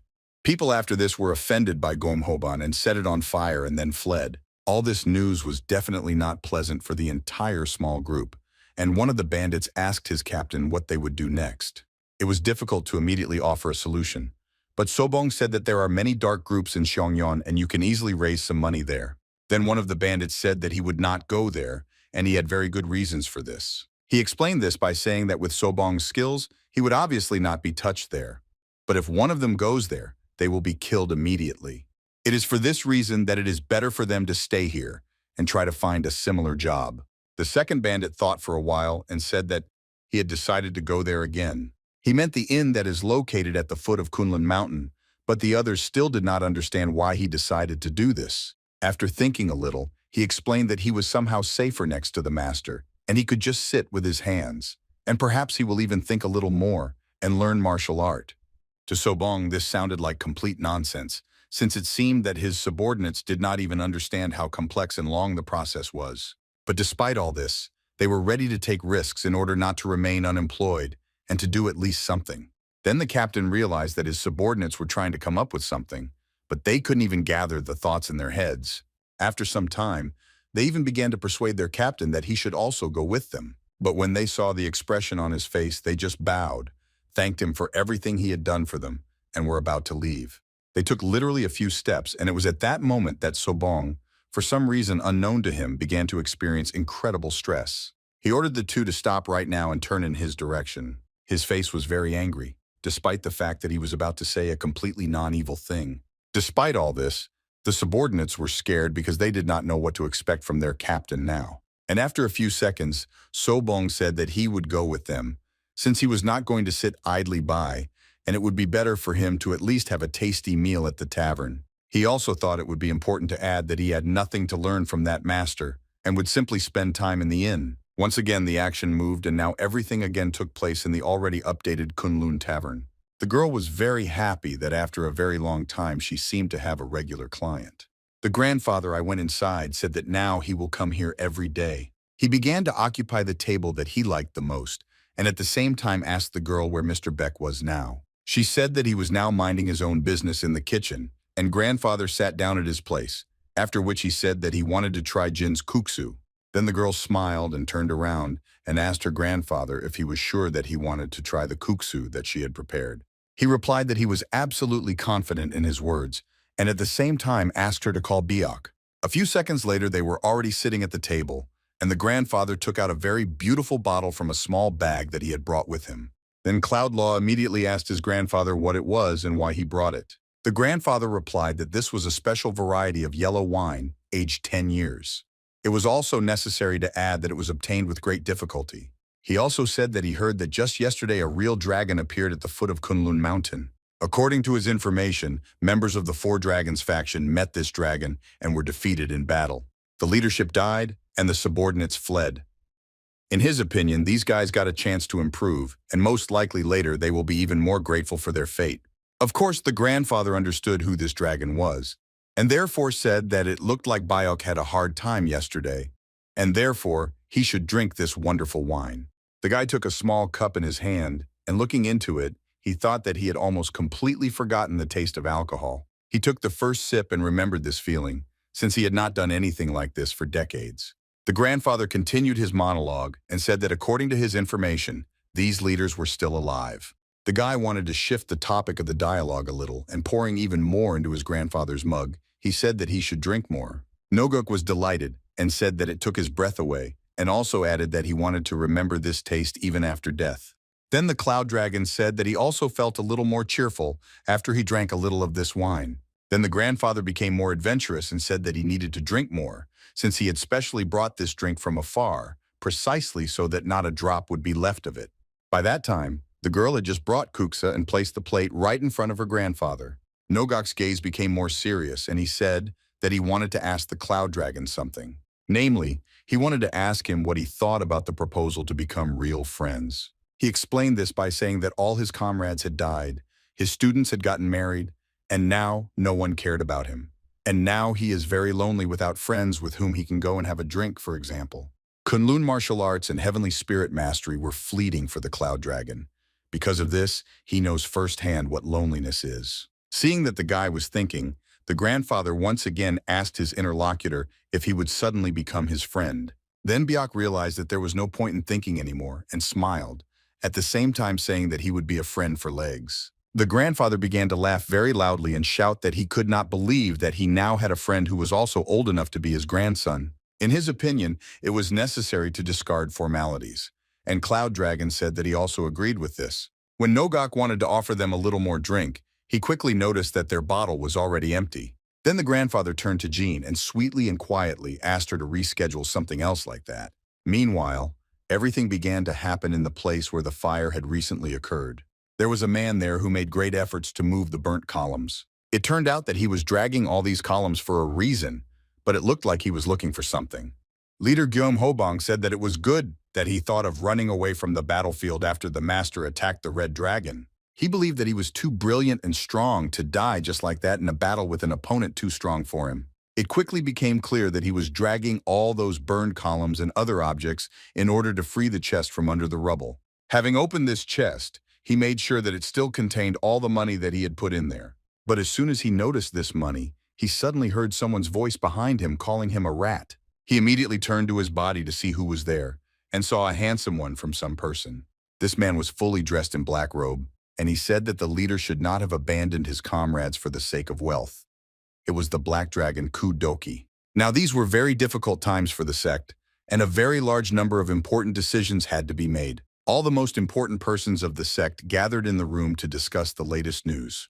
One of them said that there were rumors that a dragon appeared on Kunlun Mountain a few days ago. The fourth sect elder named Baekwan said that now everyone is talking about how their sect has defeated the Four Dragons faction.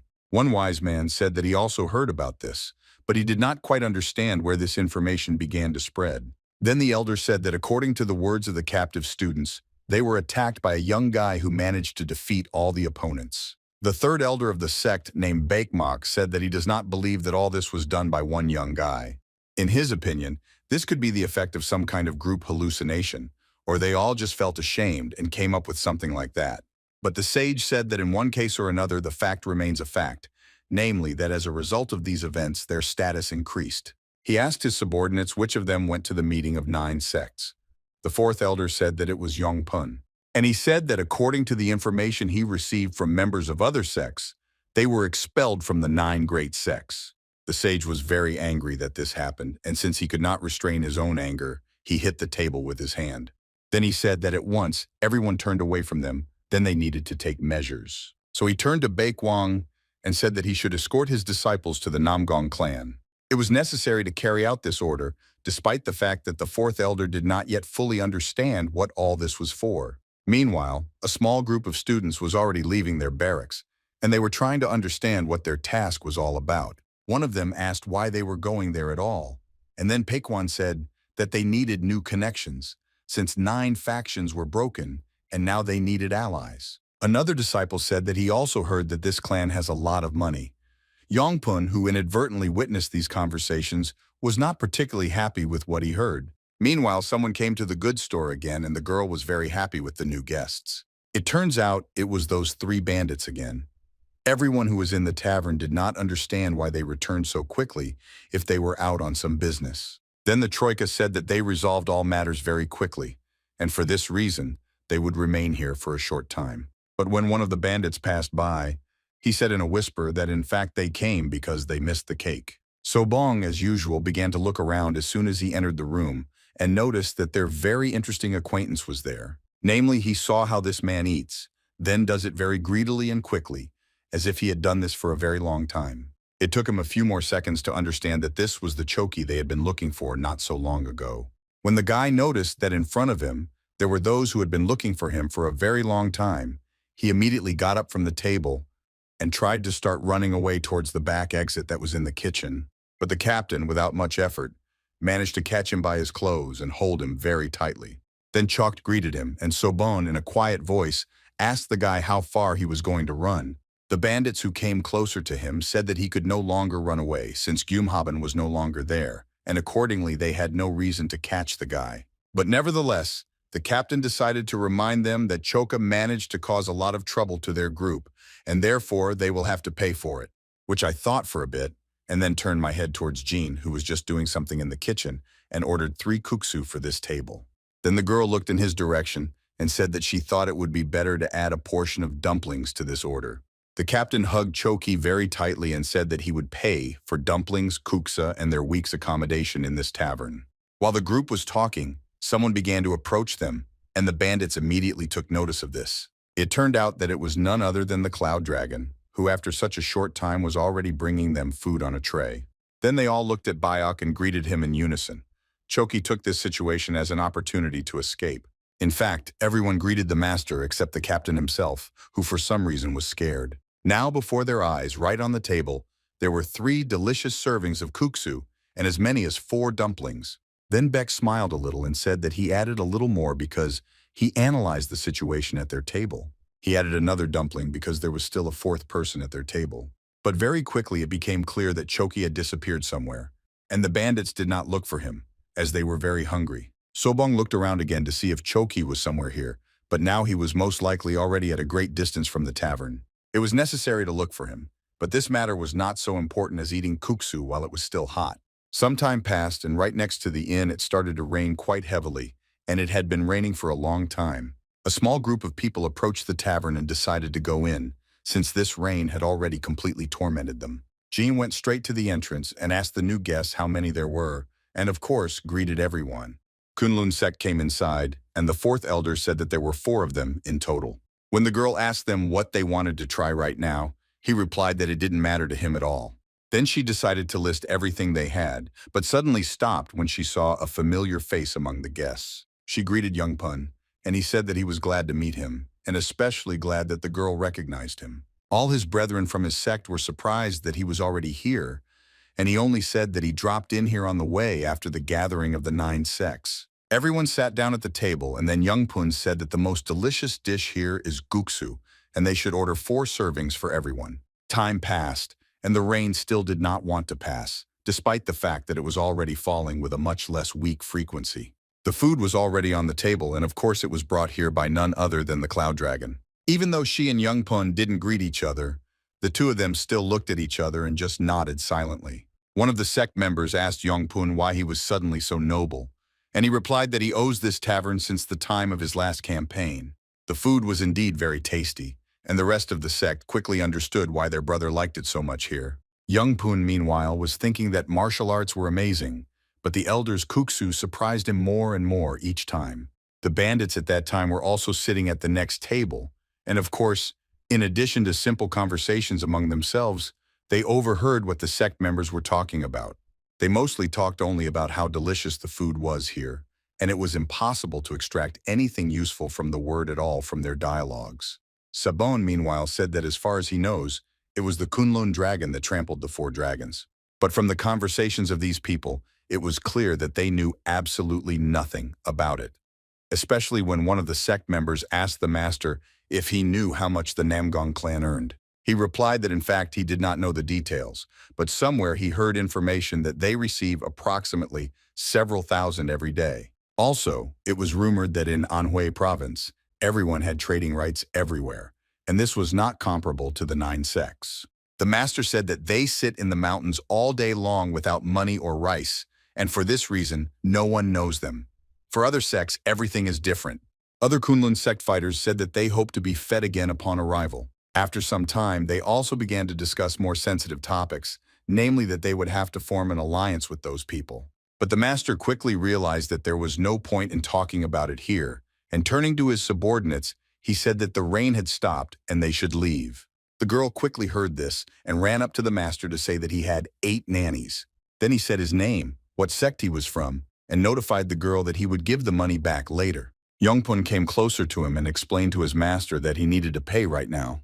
But the elder did not listen to him, and approaching the door he only added that he would pay for everything later, and also said that if one of his subordinates has money, then let him pay now. The guy took out a small wallet from his inner pocket and shook out all the coins that were there. He handed this money to the girl and said that he would pay for everything else a little over time. The girl smiled, said that they would meet again and wished them a successful and calm journey.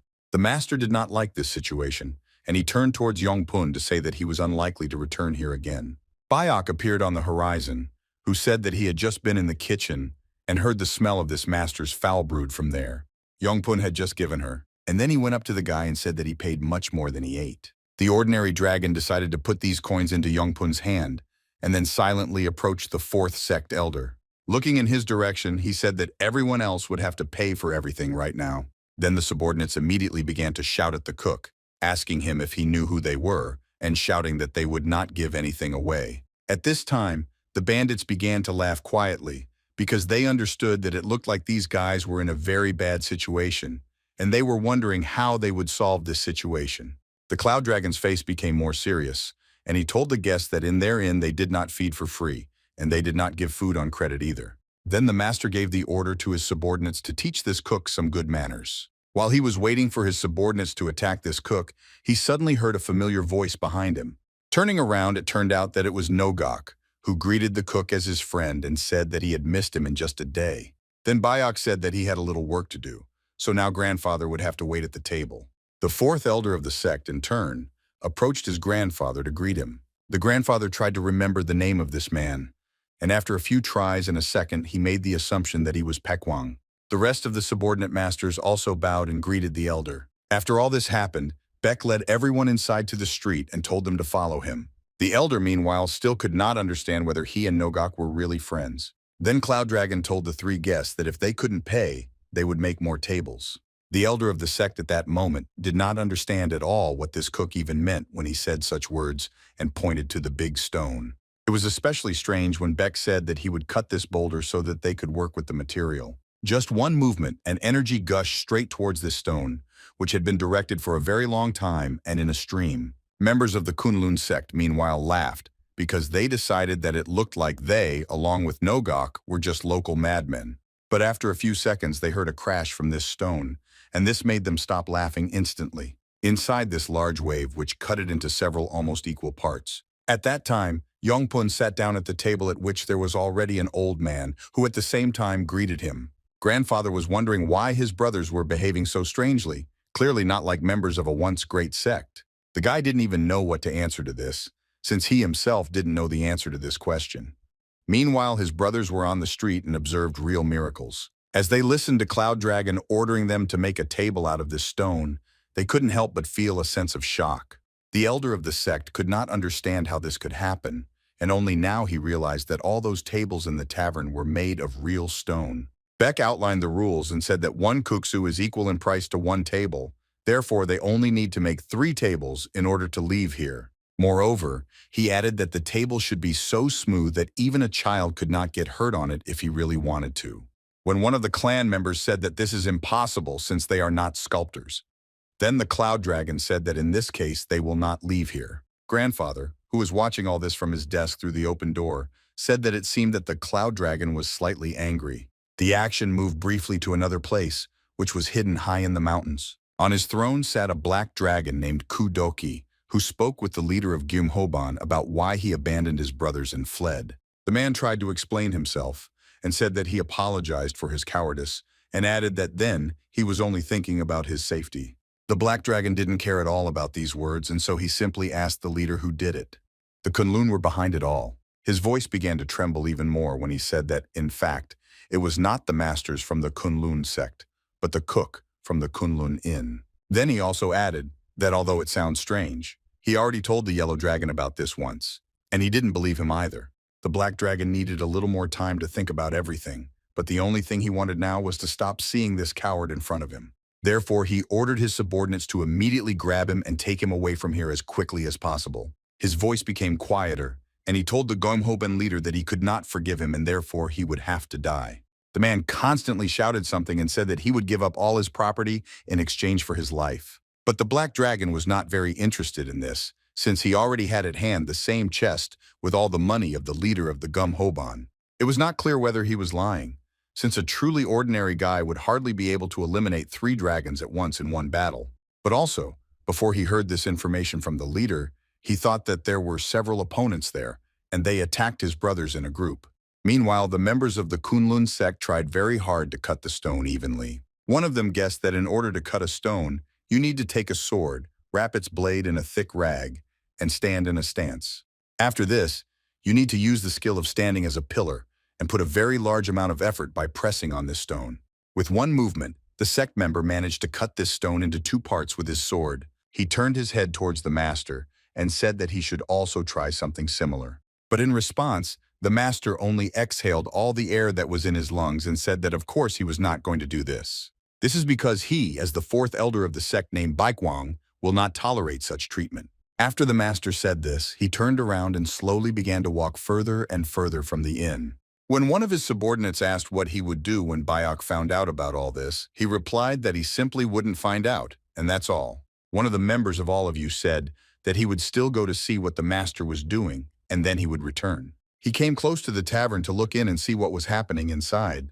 With just one eye, he managed to see that Yongpun was sitting at the table, along with the cook himself and Nogok. Then he returned and told everyone else that this was their chance, since they were chatting, and he would definitely not notice that they had run away. The master gave the order to his subordinates to hurry up, since it was impossible to hesitate now, and they needed to run as quickly as possible. One of them asked what to do with Yonpun, and then the master replied that he seemed to like it in this inn, so he should leave without him. Meanwhile, Cloud Dragon was talking to her old acquaintance about whether he was making progress. He replied that he had not forgotten what the master taught him and now he trains every day. Then Biok said that Youngpun should not be arrogant, since he has not yet reached the level to do this. Then grandfather told Yongpun that if he knew that he was a disciple of the Cloud Dragon, he certainly would not have been rude to him. It was not entirely clear why the guy didn't really want to be called a disciple of the Cloud Dragon, but Biok didn't react to this statement. Grandfather turned his head towards the boy and said that he was indeed a real student. Then he leaned closer to him and asked if he wanted him to teach him something too. For the guy, it was a very important chance to learn something from the elder Nogok himself. But he only answered that he is a student of Kunlun and therefore cannot receive knowledge from anyone, except those associated with the sect. Then the grandfather replied that he was a real member of the Kunlun sect. All this time, the Cloud Dragon was calm, but only for the last few seconds, he looked focused at some wall and then said that he would go away for a minute. Meanwhile, the three sect members ran very quickly and tried to catch up with their master, who, meanwhile, said that they should remember one very important truth. Namely that they run away not because they are afraid, but because here they are wasting a lot of precious time. But while the sect elder was saying this, he suddenly saw Beck in front of him, standing unwaveringly right in their path. Cloud Dragon then shouted that he didn't expect the Kunlun sect members to be so stupid. Screams could be heard near the inn, and then Yongpun and his grandfather decided to go outside to see what was the source of these sounds. Opening the doors, they saw her right next to the entrance to the inn of those three Yonpun brothers who were lying on the floor and in pain.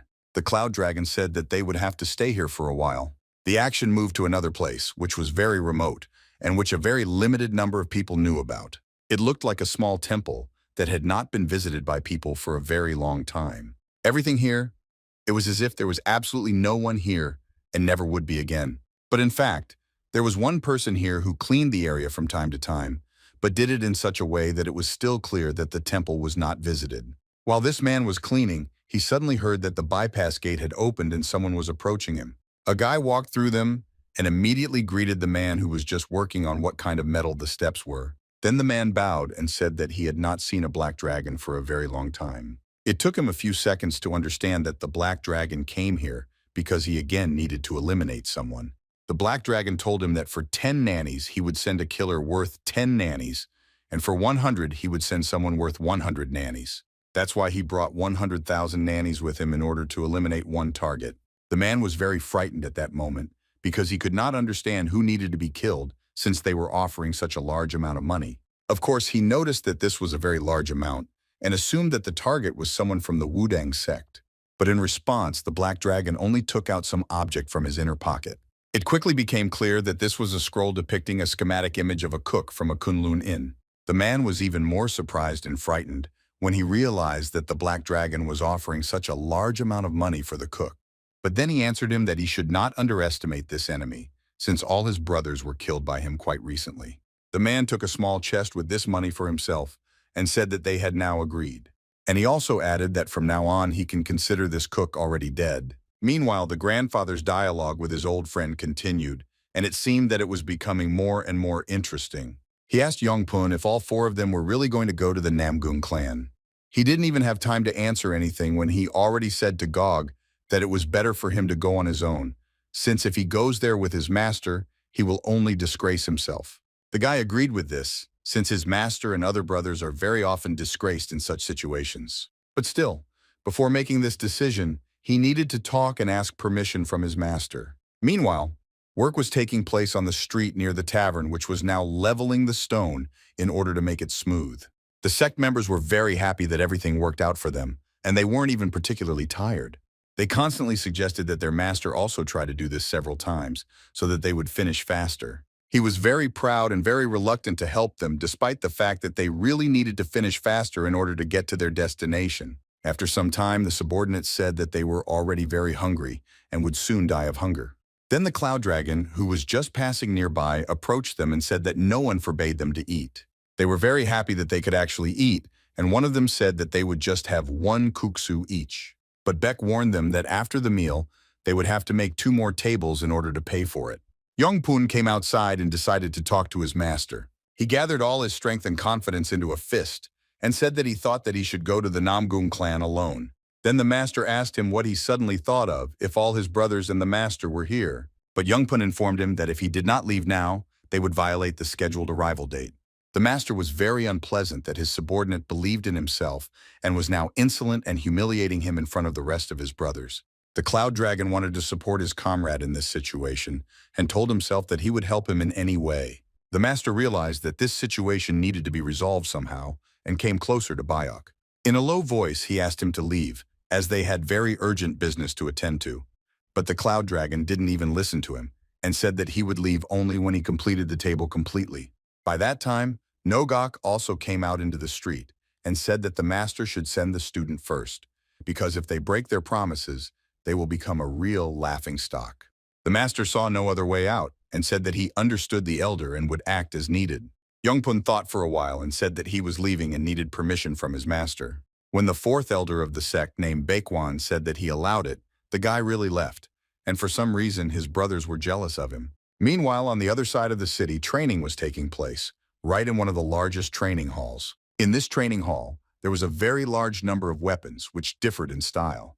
And right in the middle of this room stood a man who was just getting ready to start his training. In addition to the various weapons and types of weapons, there were also many simulators that are also used for these purposes.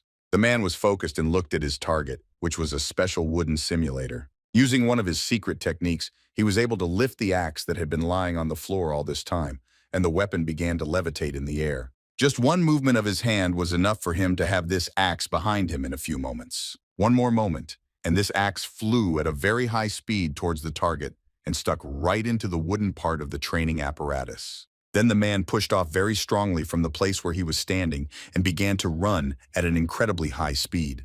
At the same time, he lifted into the air a large number of different weapons, which also hovered in the air for several seconds. Then all these weapons flew at high speed towards the target when the man moved his hands there. A second later, they were all sticking out of the simulator, and each of them hit their target in one way or another. The man understood that the training was successful, and at the same time he felt someone's presence behind him. These were several of his henchmen, and one of them came closer and said that every day he was moving better and better. This man's name was Sogik, and he said that since his youth he had been living in the gym as a master, and he still had a lot to learn. Then after a few seconds, his look became more interested, and he ordered his ward to hand over the chest to him. This chest contained a very large amount of money, but to tell the truth, it was slightly less than the amount that the Black Dragon delivered to its intermediary. He counted. The man realized that there were 70,000 in the chest, which means that the customer offered 100,000 for completing this task. The assistant said that nothing was known about the cook from the inn, given that Kunlun people are always together and there is no connection between them. He also told his commander that the owner of the inn is Jin Plow, who is 19 years old and lives without a family. He also spoke about the defeat of 3 dragons in battle. There was a short pause, after which the ward said that Master Nogok also comes to the tavern every day. The man knew well that Nogok was one of the best masters, and decided that before eliminating the cook it was worth exploring the situation a little. The next day came, and Beck was now busy listening to the girl who told him how to cook chicken properly. In fact, the secret to preparing the dish was to learn how to peel the carcass without cutting it.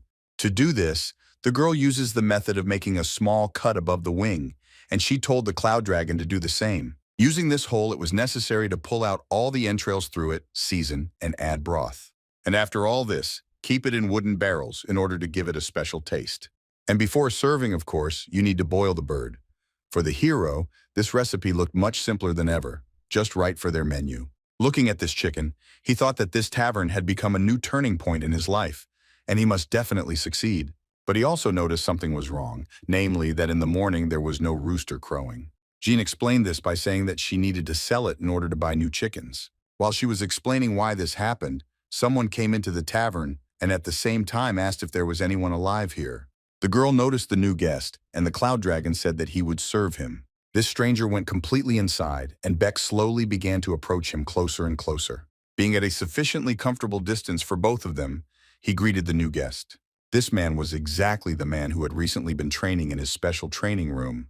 His eyes looked kind, despite the fact that when he entered inside, unnoticed by everyone else, he examined everything that was inside. At one of the tables, he saw several bandits, but he also did not see even a hint of any martial arts in them. By that time, the cloud dragon had already approached his table and asked the new guest what he would like to eat. This guy looked very neat, and the man concluded that most likely he was clearly not from Murim. It would be strange to remain silent for a long time, so Soguk asked the waiter what he would offer. He said that they have kuksu, dumplings, and another chicken dish on the menu. When the man asked what kind of chicken dish this was, the cloud dragon immediately went into the kitchen and said that he would bring it to try. Then the man began to wave his hand and say that he was not specifically asking for a chicken dish. But he very quickly realized that, in fact, it wouldn't hurt him to have a little snack now, since he had spent a lot of energy on the road. Literally a few seconds later, there was already a bowl on his table with chicken on it, which was so hot that it was emitting steam. It was incredibly fast, and even the man himself said that he had never seen such speed before. The hero, in turn, said that speed is the basis of cooking. The man didn't think long, and after wiping his hands on a special napkin that he had in his outerwear, he began to cut up the chicken. The bandits who were sitting at the next table were drooling from the very smell of chicken, which was incredibly clear. Even those members of the Kunlun sect who were now making tables on the street had this smell. At that moment, when everyone was just trying to understand what kind of smell it was and what it was emitting, someone else entered the tavern. It turned out that it was Nogok, who, as soon as he opened the door, immediately shouted to the cloud dragon that he had arrived. The man immediately began to analyze this situation and realized that what the former leader of the gang of beggars comes here every day seems to be true. It could be assumed that he came to meet with the cook, and the man decided not to get involved for now. The cloud dragon immediately smiled when he saw grandfather in front of him, and the man who was sitting at the table eating chicken at that moment was surprised. Then the grandfather, after a few seconds, handed a small bag directly into the hero's hands and said that he had a small gift. This small bag contained ginseng that was already approximately 200 years old, but Beck said that he doesn't eat that.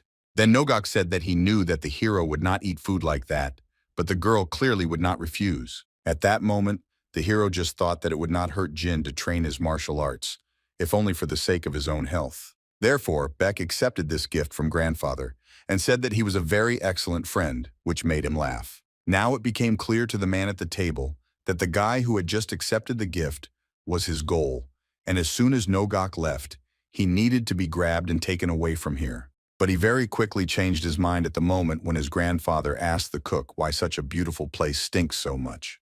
Then the cloud dragon interrupted him and said that he meant the smell of blood that could be smelled here now. The hero said that they need to leave the new guest alone, despite the fact that they do not know each other. Nogok. It was unclear why the guy didn't do anything if it was obvious that this was the first sign of danger. Well, then Beck said that since this man is a guest, there is no reason to kick him out as long as he hasn't done anything. Having listened to this point of view, the grandfather could not but agree, but also had to say additional information about which he knew. Namely, he wanted to tell the guy that he knew that there were about a dozen people in the forest who were obviously hiding. This was the man's camp, and he was surprised that both Nogok and his target knew this in advance. Then the grandfather also asked his friend if he was going to do something with those people who were hiding in the forest not far from the tavern. And the hero only told him that maybe he really should invite them all here. This approach brought a smile to Nogok's face, and he offered his friend a little drink. It seems that the killer was misled by this guy's neatness. It became clear that if he had rushed a few minutes ago, he most likely would have died right here. His whole body was trembling and afraid, since on top of everything he couldn't put away the knife that had been lying on his lap all this time. The Cloud Dragon and his grandfather were sitting at the table, and at one point Nogok said that this new guest was shaking very much and seemed to be about to leave. And so it turned out, the man with shaking hands approached the girl and asked how much he should pay for all this. Jin Sohee said that his lunch would cost 145 mun. He very restrainedly asked the girl why it was so expensive, but then she said that he ate the most expensive dish on the menu. The killer quickly paid and left the tavern, accompanied by the girl's cry that she was still waiting for this guest.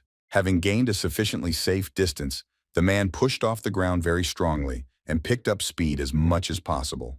After some time, one of his subordinates ran up to him, and he did this in order to ask his master a question. Namely, he wanted to ask how everything went and whether they should gather to make a counterattack. But Sogyuk, in turn, ordered them not to ask anything, but instead, it was better to leave here as quickly as possible. In order to understand what happened next, you need to move back a month and move in space to the Tian Shan Mountains. These places were truly fabulous, as the nature here was truly very amazing. There were no settlements here, and people rarely walked here, but everything changed when, among all this nature, a frantic scream was heard.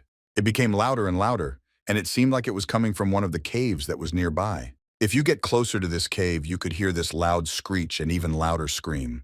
Right at the end of this cave, there was a man who was in a state of shock, and because of this, he was screaming loudly. His hands were chained to the rock, and his entire body was emitting purple energy. But literally after a few minutes, he stopped screaming, because the energy stopped leaving his body and he stopped feeling pain. A smile appeared on his face, and he said that he was pleased with himself since he managed to pass all 3 levels. It was the best blood demon in the magical arts named Kujachion. He was the leader of the Heavenly Demon Temple and the master of 100,000 demon minions. But this man was dissatisfied with his position and wanted to conquer the world. Did heaven change his cruel desire? By the end of his life, he got what he wanted. Namely, the skill of the heavenly demon. His hands fell upon the best teachings of the central plane, left by the heavenly demon, the founder of the magical arts. After painful closed training, only the 3rd technique of the heavenly demonic sword remained. Now, after learning the first technique, incredible changes have occurred in his body. He had undergone a complete bone transformation, and now his body was much stronger than the strongest stone. When he mastered the 2nd Great Destruction technique, he turned back time and was able to easily control it. He started with the rejuvenation technique, and thanks to this, he was able to regain his youthful years. And finally, he managed to master the 3rd technique, which turned out to be elusive. But also with all this power came negative effects. For example, he now didn't even remember his real name. It was necessary to deal with all this and somehow get out of the situation. So he strongly strained his hands in order to destroy the shackles on them. Jashon, I don't even remember why he was chained and who even dared to do this. But the most important thing was that now he could move freely, and now there was an incredibly beautiful world in front of him. Coming out of the cave, he saw a light that he had not seen for many years. And when he finally did it, when he went out into the street, he could not understand what he was even going to do here. But despite all this, he felt the most powerful internal energy in his body. With just the small amount of energy that he could release from his body, he was able to move half a kilometer forward from that cave in one leap. And this brought him incredible pleasure, since ordinary people, of course, cannot move like that. The landing was also incredibly soft for him, and he used this landing to push off for the next more powerful jump. This jump was incredibly long, for many kilometers. The guy didn't even understand that he was so carried away by the 3rd technique that he lost his memory. Jashon flew for a whole month and enjoyed his movement. He did not get tired of it for a very long time. Further actions have already moved to the present time and moved across space to the Kunlun Mountains. The killer gathered all his subordinates in one place and said that everyone should listen to them now very carefully. According to his observations, the inn cook who was their target is a monster never seen before. Sogik also added that he is not going to undermine the trust of his customer, so this mission cannot be abandoned. At this time, someone appeared right next to his subordinates and asked the killer what he was muttering there. This stranger was the best blood demon in the magical arts, and he asked those present if they had food. They were all very surprised by such impudence, and Sogik even wondered where he even came from here. Then this young guy repeated his line again, saying that he was hungry and he wanted them to give him something to eat. They immediately began to attack the intruder, and at the same time shouting how dare he even talk to them like that. This attack was very unexpected, and at the same time, but due to the fact that Jiashong could control time, such an attack lasted a very long time for him. He had enough time to hit the slegonets on the ground with his foot, and thereby free a large number of stones from under it. These stones flew at the opponents at very high speed, and each of them eliminated at least one. Soguk simply watched all this in surprise and could not believe that over the past half-day he had met several monsters at once. It was simply impossible to believe that there was a master who had just eliminated a dozen professional killers with just one stamp of his foot. He asked his opponent what he was doing, but it was more likely not a manifestation of rage but of fear. Then it was the stranger who said that success had come to him. After 30,000 attempts, of course, Soguk didn't even understand what this even meant. The stranger decided to explain everything, and said that he woke up and began to jump from the top of the mountain, and then realized that this was the Tian Shan mountain, and he had so much fun that he jumped 30 times. The view there was simply masterpiece, and this was the reason that he jumped 31 times. Due to the fact that one of the minions he had not killed moved during his story, he finished him off with just one movement of his leg. After the guy did this, he said that after this happened, he did about 300 more jumps. But suddenly, at some point, some guys appeared and began to demand money from him for moving around their territory. Of course, Yakon killed them all, but that was after 3,000 failures. It was in these mountains where they were now that he managed to make his 30,000th jump. All these stories tired him, and he seriously looked into Sogjik's eyes, and after that he said that he could die of hunger. He also didn't like the fact that this killer was pointing knives at him out of fear, even though he just asked for food. Using his most basic tactics, Soguk pointed several swords at him that were left on the corpses of his subordinates and ordered him not to approach. But seeing that he was getting closer and closer, he pointed all these swords directly at the enemy. None of these knives reached their target, as the stone wall turned them all into a pile of metal, and some straight into dust. The killer could not believe his eyes once again, and realized that most likely now he was closest to death. Blood Demon in the magical arts appeared in front of his body, and it seemed that he had no intention of letting his opponent go. With just one wave of his hand, he made a 20-centimeter hole in Sogik's body, and he began to fall to the ground. All that killer managed to do was just scream, but this death was almost instantaneous, so it did not last long. When his body almost touched the ground, Jiashong raised his leg and said that he should leave if he has nothing. A moment later, he kicked his opponent in the stomach, and he flew at incredibly high speed straight into the sky and never fell. When his stomach made itself felt again, he said that all this made him want to eat even more. A short amount of time passed, and the action again moved to the inn, which was now ready to receive new guests. And there were indeed guests, because after a while someone came into the tavern. The bandits immediately drew attention to who it was and looked carefully at the new guest. The girl in turn smiled and greeted the new person. Coming closer to her, Jiashong asked if it was possible to eat here, and she replied that they now have dumplings and guksu in stock. He did not remember what kind of food it was, since after training his memory was very damaged.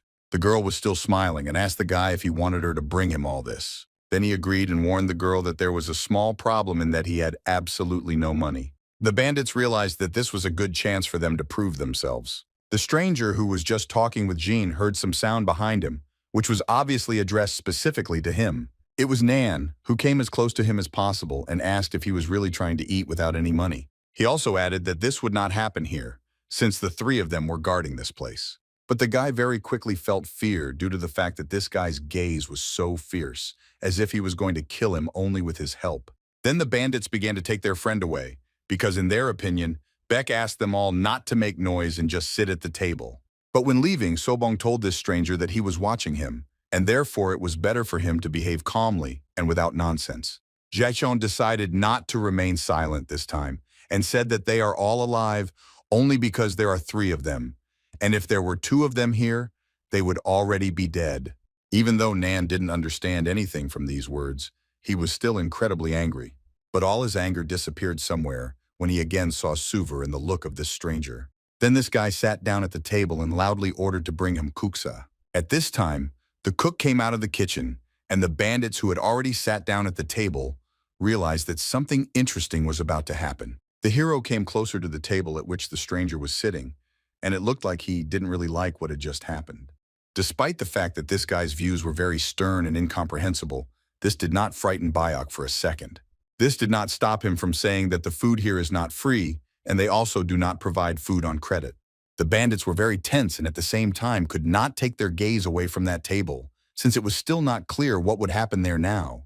It seems that the stranger did not understand anything, and then the cloud dragon said that the guest should leave since he has no money. But it's better that the bloody demon in the magical arts said that he won't leave, and Beck better get busy bringing food.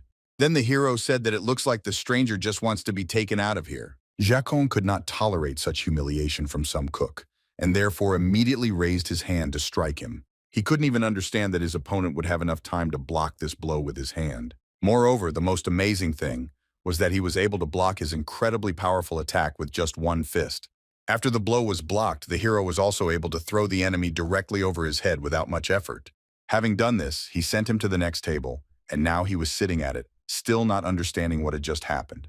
The best bloody demon believed that this was impossible, since just a few hours ago he had scattered those guys with just one attack.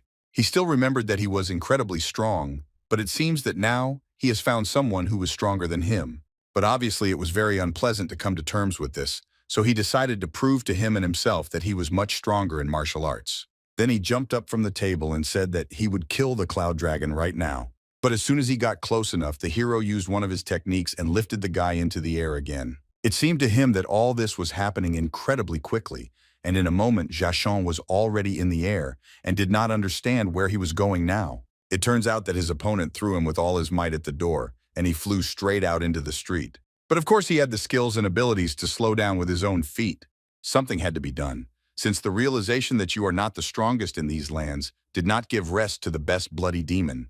He even tensed up a little because it seemed like he had now found an opponent who was equal in strength. He was especially scared when the cloud dragon came out of the inn, and he looked like a real monster. For the hero, everything was also not very pleasant, since for the first time he felt such an impact on him rather than someone's attack.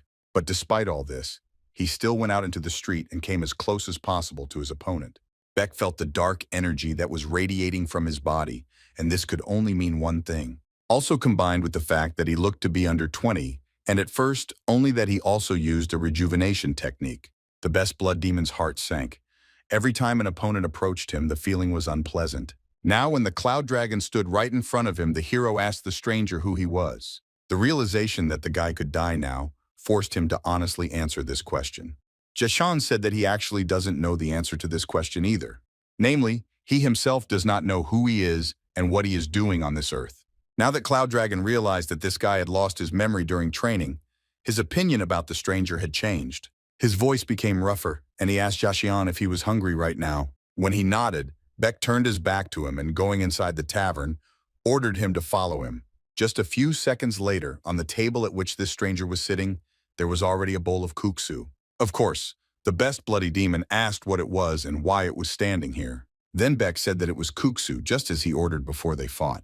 Only from that moment did the stranger remember what this food looks like, and now he will remember what it is for a very long time. He took the bowl in his hands and began to smell it, in order to also remember the smell of what he had once forgotten. The bandits who were watching all this from the side were interested in how this stranger would react to this food, and one of them made the assumption that he would most likely cry or squeal from the deliciousness. As soon as the guy tried kuksu, his eyes immediately became incredibly large, and he could not believe his taste buds. Tears slowly began to appear in his eyes, and he asked again what it was. He just put it in his mouth. Then one of the bandits said that he knew that this stranger would pay when he tried this food. He started eating the prepared food more and more diligently, and did this until it was all just over. Then, literally a few minutes later, he put the empty bowl on the table, and it was clear from his face that he was about to say something. He turned towards the cloud dragon and asked if he really just did that. It was very tasty, and one of the bandits shouted that it seemed that such delicious food could teach extraordinary etiquette. Then the hero stood up from the table and asked the stranger if he wanted him to bring him more food like this. After he ate more, Beck asked the new guest if he remembered his name. He tried to delve into the wilds of his consciousness, but said that he did not remember anything except the number 3. The girl felt this person's problem, and it was clear from her eyes that she really empathized. Therefore, she invited the guy to stay here until his memory returned to him. At this time, a judgmental look could be seen on Cloud Dragon A's face, as he seemed to understand a lot about the girl. Jean is unable to ignore someone else's misfortune, and it was precisely thanks to this character trait that Beck actually stayed here. But if it turns out that this stranger comes from Murim, then perhaps over time he will destroy everything in his path, and then no one will be able to avoid bloodshed. After thinking a little, the hero told the girl that it would be nice to have another employee to help with everything. He could not believe that he was being offered to stay here, since the people he had seen before could hardly be called kind. The girl came closer to him and said that now they would be together for some time, and together they would solve various problems. The best blood demon in the magical arts couldn't believe that this was really happening. Meanwhile, the bandits came running from the next table and asked if they could work here too. But their captain came up and ordered everyone to sit down again at the table at which they had been sitting all this time. Byok thought for a while and said that since spring has already come, they will call him Chung-sam. It was the girl who really liked this name, and she even said that it suited him very much. The bandits in turn understood that now would come exactly that moment that they did not particularly like. One of them said that it seemed that the time had come. The second did not really understand what he was talking about. About a moment later, a grandfather entered the tavern and told his friend that he had finally reached it. When he saw an unfamiliar face, he noticed that he had not seen it before. Then his friend said that this was their new employee, and then the grandfather added that this was very interesting. And this interest was manifested in the fact that he approached the stranger and said that from now on, they would see each other more often, and also said that his name was Nogok. In response, the guy only said his new name, and the grandfather who had just arrived did not really like this situation.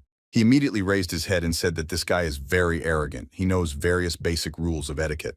Then he answered that in his opinion, there is no point in respecting someone who is weaker than him. Of course, tolerating such a formulation was not the easiest task, and therefore Nogok immediately began to ask him what he even meant when he said that.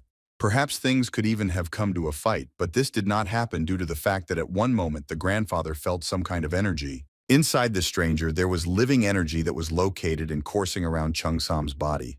There was no point in talking directly to a stranger, so the grandfather decided to ask his friend what it was. Meanwhile, on the street, a group of 3 members of the Kunlun sect are busy adjusting stones for tables.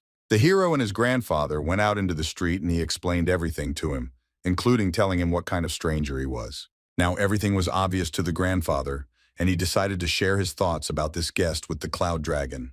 He informed him that this guy was a real active volcano that could explode at any moment.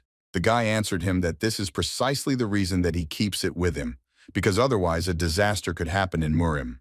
Nogok only at that moment understood the tactics his friend had chosen, and he generally agreed that it was effective. Night fell, and 3 Kunlun warriors sat in the backyard near the inn preparing their dinner. It was a rabbit that was caught in these parts, very close to the building. The guys who were sitting near the fire could not wait for the moment when the meat would be cooked, since they had not eaten for a very long time. They all looked at this piece of meat and waited for when it would be possible to remove it from the spit and start eating. At one point, the teacher decided to address his students as he had a small message for them.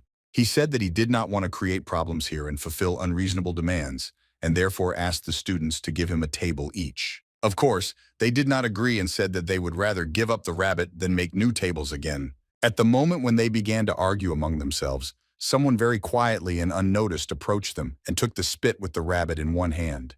It quickly became clear that this was the stranger who had recently come to the tavern, and as he came closer, he immediately began to bite off pieces of this chicken. The students and the master were pleased with me, so they began to shout at the stranger. But the guy did not react in any way, but simply slowly chewed the meat, which was burnt on all sides due to the open fire on which it was cooked. Kunlun members for a while. Then he began to leave, and in a quiet voice told them that compared to the kuksu served in the tavern, it was just garbage and not food. Then those guys started shouting after him and were ready to attack him, due to the fact that they had just witnessed the destruction of their own food.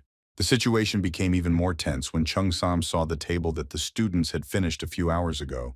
With one movement of his hand, he destroyed this table, and it turned into only a small pile of stones. The guys could not believe that the fruit of their efforts was destroyed so quickly, but they also felt the energy that came from it and could not resist anything. They were angry, but this rage was not enough to attack this stranger and thereby sign their own death warrant.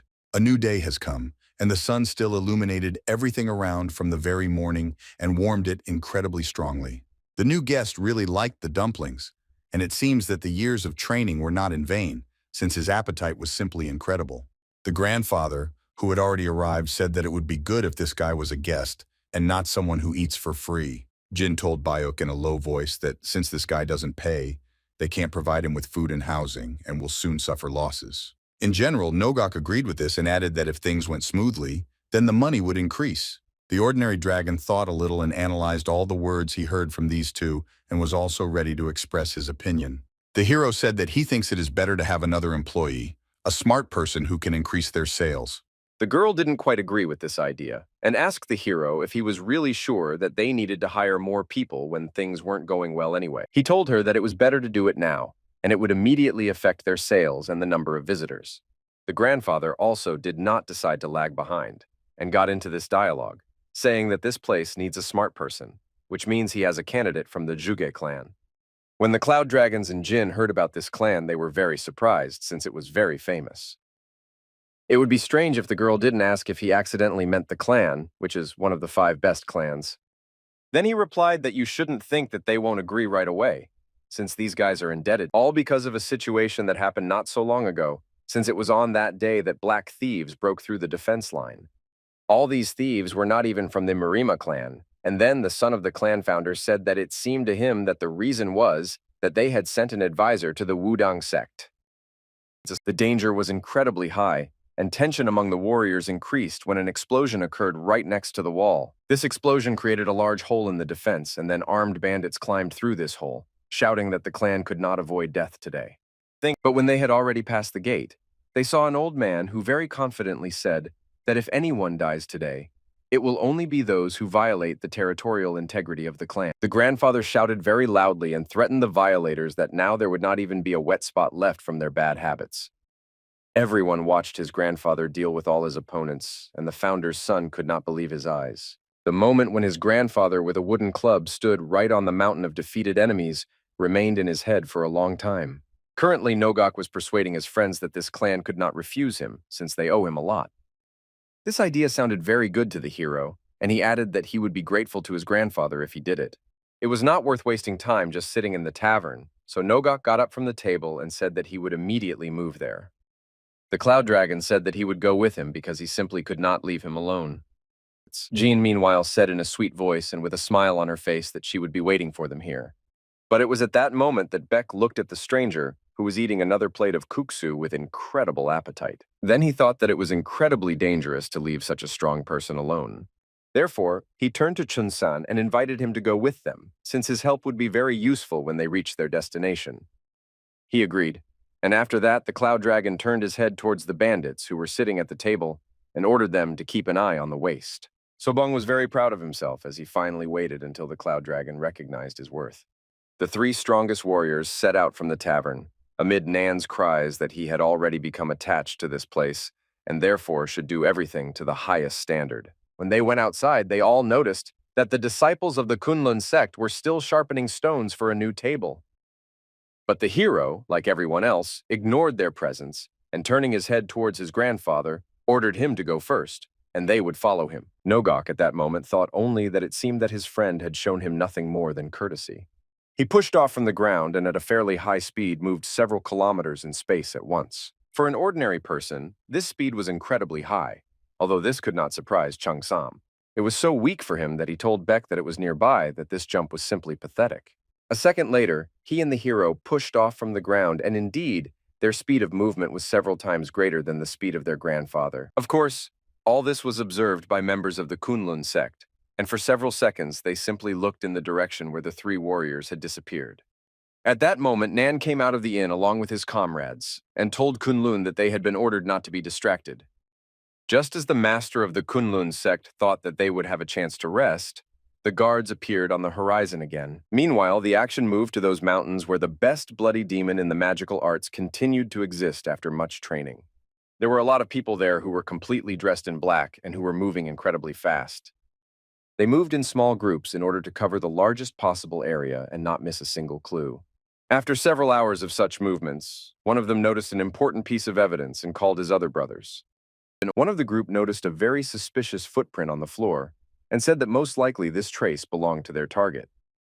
Then his brother agreed with this and also added that these were clearly traces of the heavenly demon whom they were looking for. After a short pause, the commander of a small unit made a conclusion and said that judging by the soil, this is the same mountain, but it is still unclear what he is doing there. The men began to move from that point and told each other that there must be a reason, and therefore they should continue their search. Once again, the action moved to the territory of the demonic cult of the heavenly. Very important conversations usually took place in the offices located on this territory, and that day was no exception. In one of the largest reception rooms sat a cult advisor named Samajogi. He quietly took care of his business until someone walked into his office.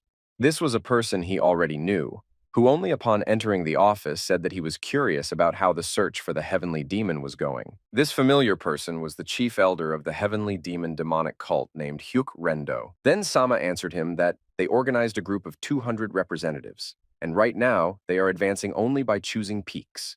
Hyuk naturally could not believe that this was all true. Then he was told that 10 years had already passed since the end of the closed training, and the heavenly demon had suddenly disappeared, which meant that this could cause an internal conflict. According to Jogi, since the young cult leader was not chosen, this is what led to the battle for primacy. It was an interesting thought, and Riondo needed some time to think about the idea. After a few seconds, he told his interlocutor that he needed to find out the location of the heavenly demon before this disaster happened. Meanwhile, a small group had already arrived in the Juge clan's territory. Moreover, they were already in the office where meetings with guests usually take place. The head of the clan immediately recognized Mr. Nogok. The grandfather greeted him, and literally after a couple of minutes of conversation, he said that he had a small request for the head. But the head interrupted him and said that he would see these two for the first time. So he boldly suggested that most likely these were Nogok's students. Then the grandfather laughed and said that this was a good joke, but in fact, these were his real friends. And the head of the clan could not believe these words, since Nogok had never been friends with such young guys. At that moment, a servant approached the head and said that the tea was ready and brewed well. When he nodded, the girl walked up to the table at which the guests were sitting and poured tea into small cups. Then Chung-sam asked the hero in a quiet voice what it was. Then the cloud dragon immediately said that it was a drink that was prepared using the leaves or roots of various plants. Boldly suggested that just 1 second was enough for Chung-sa to drink a full mug of hot tea without even showing any reaction. But after a moment, steam came out of his mouth and he said that the drink was very strong. The head, meanwhile, was trying to get rid of the thought of the strangeness of this friend Nogok. It was not clear how they were able to make friends with such a strong elder, but there was also an option that these guys simply mastered the rejuvenation technique. While they were silent, the grandfather boldly told the elder that he needed them to provide him with a person. He immediately became interested in what kind of person we were talking about, and his old friend answered him that they needed someone smart. He made the assumption that they needed some kind of smart military man to guard some facility, but Nogok said that this was not so. Moreover, he added that there is no particular need for military personnel or people with military experience. Then, in this dialogue, Cloud Dragon went into the forest and said that they are here because he is going to hire a person. For the head, it was necessary to understand who he works for, since he needs to find out the essence of the activity, and only then will he be able to select the right person for this position. Beck said that he works in the Kunlun Inn, and he needs a person to work there. A smile appeared on the clan head's face, and he said, "Does this guy mean the Kunlun sect?"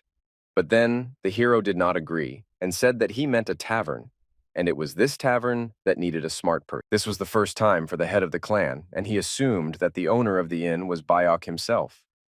Then he answered him with a straight face that he was not the head of the inn, since it was managed by another person and he was just a cook. At that moment, the head of the clan was in a mess in his head because he thought that in front of him was a master of the rejuvenation technique, but in fact, it was just a cook who came here and demanded a person. The grandfather saw the face of the head of the clan and realized that he was very stunned after what he heard.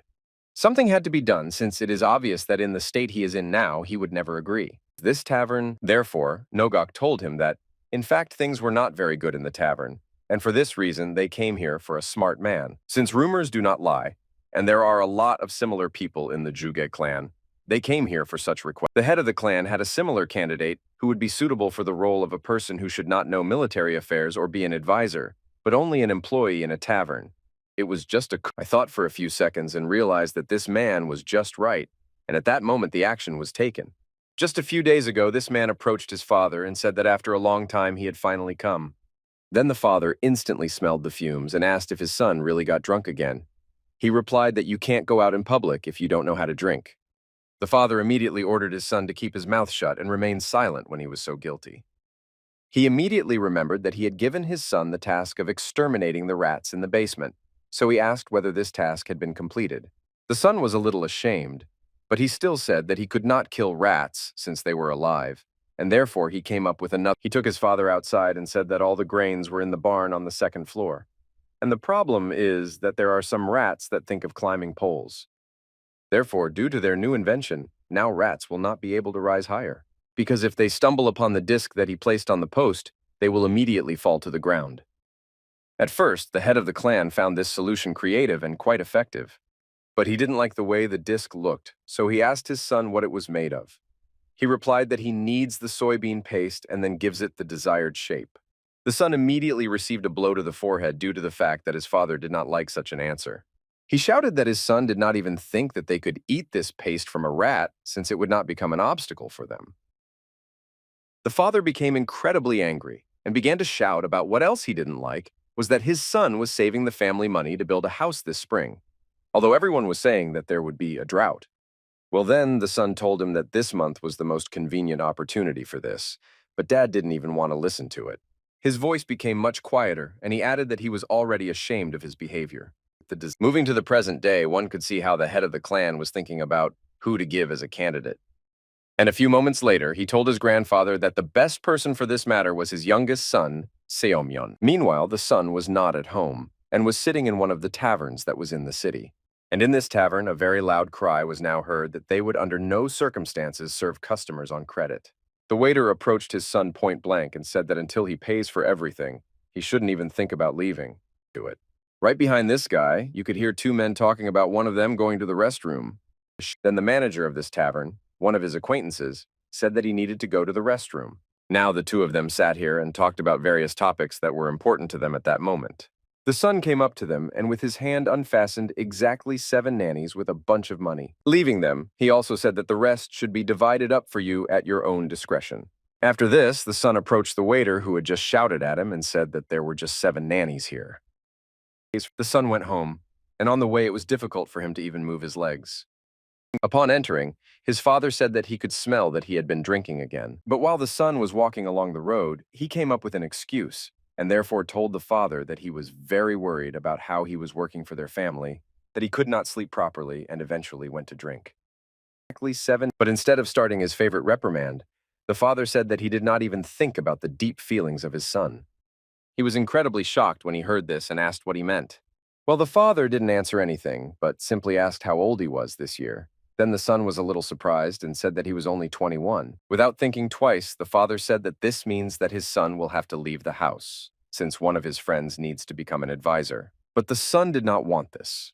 So I will remember his words to his father that Somyeon still has very few abilities. The father said that of course he remembers these words, and at that moment Soman thought that he was behaving very strangely. It was not yet clear whether he could cope with this role, or whether it would only end with him tarnishing the name of his family. His dad had a smile on his face and said that everyone has the right to make mistakes, including his son. Xiaomyan didn't like this, and he also added that his father said that people could suffer under the command of a stupid military man. In his head, this was an argument that one should not make mistakes while risking human lives. But the father, with a smile on his face, said that no one said that someone's life would depend on Seomyeon. When he said that this would not happen because he was going to the Kunlun Tavern, he was incredibly surprised. This was the place that the father wanted to tell his son about. And for some reason, he did not stop smiling when he talked about it. He also explained that this business was not doing well, and that is why they needed a new employee. Semyon, meanwhile, was still thinking that since he was going to such a tavern, it means he would have to help them with trade with the help of his modest abilities. It was completely unclear what was going through his own father's head right now, and this drove his son into even greater panic. It became even scarier when he raised his fan and said that this tavern is a place that his son often visits, so let him perceive it as a vacation. There was no more time for dialogue, so the father and his son left the room and began to move towards the group. At the same time, leaving, Dad told Seomyeon that they were already waiting there. Right next to the entrance to this office stood 3 of the strongest warriors, and the power that radiated from them frightened his son very much. With a frightened face, he said that he did not know that Nogok owned this. Dad replied that he does not own it, but in fact the main thing there is the man to his left. Then the father came closer to the cloud dragon and warned that in front of him was his son, who was still very young, and therefore he asked him to take care of him. He also whispered to the hero that it happens that he might do something strange, and therefore you need to be careful with him. Realizing the situation Seomyeon found himself in, he was very scared and began to think about what awaited him ahead. Now everything lined up for the young guy so that his father said that now he will serve Biak. The son realized that he needed to introduce himself, so he came closer to the cloud dragon and said his name, and that's how they met. But in fact, in Seomyeon's head now, there were only doubts that such a young man could hardly manage an entire inn. It was morally very difficult to leave his home, which the guy had not left for many years, almost his entire life. His face became more cheerful, and he said that he did not want to leave his father here, but then he said that he should not worry about him. Seomyeon was not ready to give up, and therefore added that he could pack up, leave, and take the wrong path. But then father said that he was sure that this would not happen. He kicked his son closer to the group and once again asked Nogok to follow him and not let him be offended. Now Seomyeon was in completely different conditions, and he remembered well the moment when he left the gate, and his own father ordered him to achieve success and glorify their family. This moment was very difficult for his psyche, since nothing like this had ever happened before. He immediately fell into depression because he did not know what would happen next, and the future was unclear to him. Just leaving the gate, he fell to his knees and wished his father a long life. When Dad left the gate, he only thought about the fact that otherwise he would never have been able to let go of his own son. It was also a difficult moment for him. Seomyeon didn't know it, but in the summer of that year, there was a flood.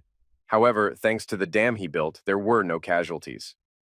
And rat-proof poles spread throughout the entire territory, and now they did not bother residents. Meanwhile, the group began its movement, and now there was one more person. While moving, Seomyeon thought that he couldn't so obediently trail behind everyone, and he needed to pretend that he needed to go to the restroom and run away at that moment.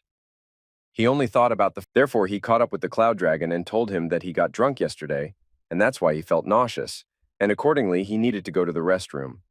Beck did not give consent. He argued this by saying that there was very little left, and therefore he could be patient very calmly. The guy didn't understand what he meant, since it takes about 3 or even 4 days to get to Kunlun from here. No one reacted to these words, but Nogok suddenly said that there was no one nearby and they could start.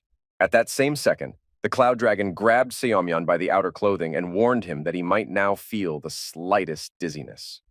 At the same moment, he pushed off the ground with incredible force and began to move at high speed over incredibly long distances. The speed of movement was so fast that Seomyeon couldn't even understand for a few seconds what happened and where he was now. But literally, after 10 seconds, he realized that he was now in a state of flight. It was very scary, and he began to scream loudly because he did not understand why everything was happening this way. Along with the incredible stress, his stomach also began to hurt, and every time the cloud dragon pushed off the ground, it hit him in the stomach. For just a few tens of seconds, the entire talk group moved step by step until they finally arrived at their destination. When they landed on the ground, the guy began to feel even worse than he had a few seconds ago. The cloud dragon looked at him and said that, as he had promised, the move took less than he most likely expected.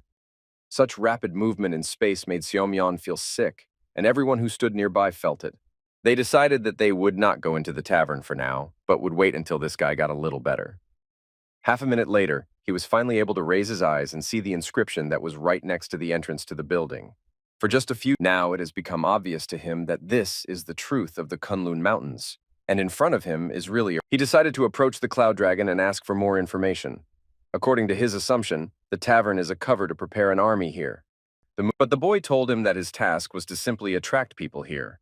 When he asked what kind of people he meant, Nogok got into the dialogue and said that he meant guests when he talked about the need to attract people. It was very difficult to comprehend the fact that the task was so simple and so uninteresting, and was not even remotely related to military affairs. A girl was already waiting for them inside, and she immediately greeted the new person who would work here.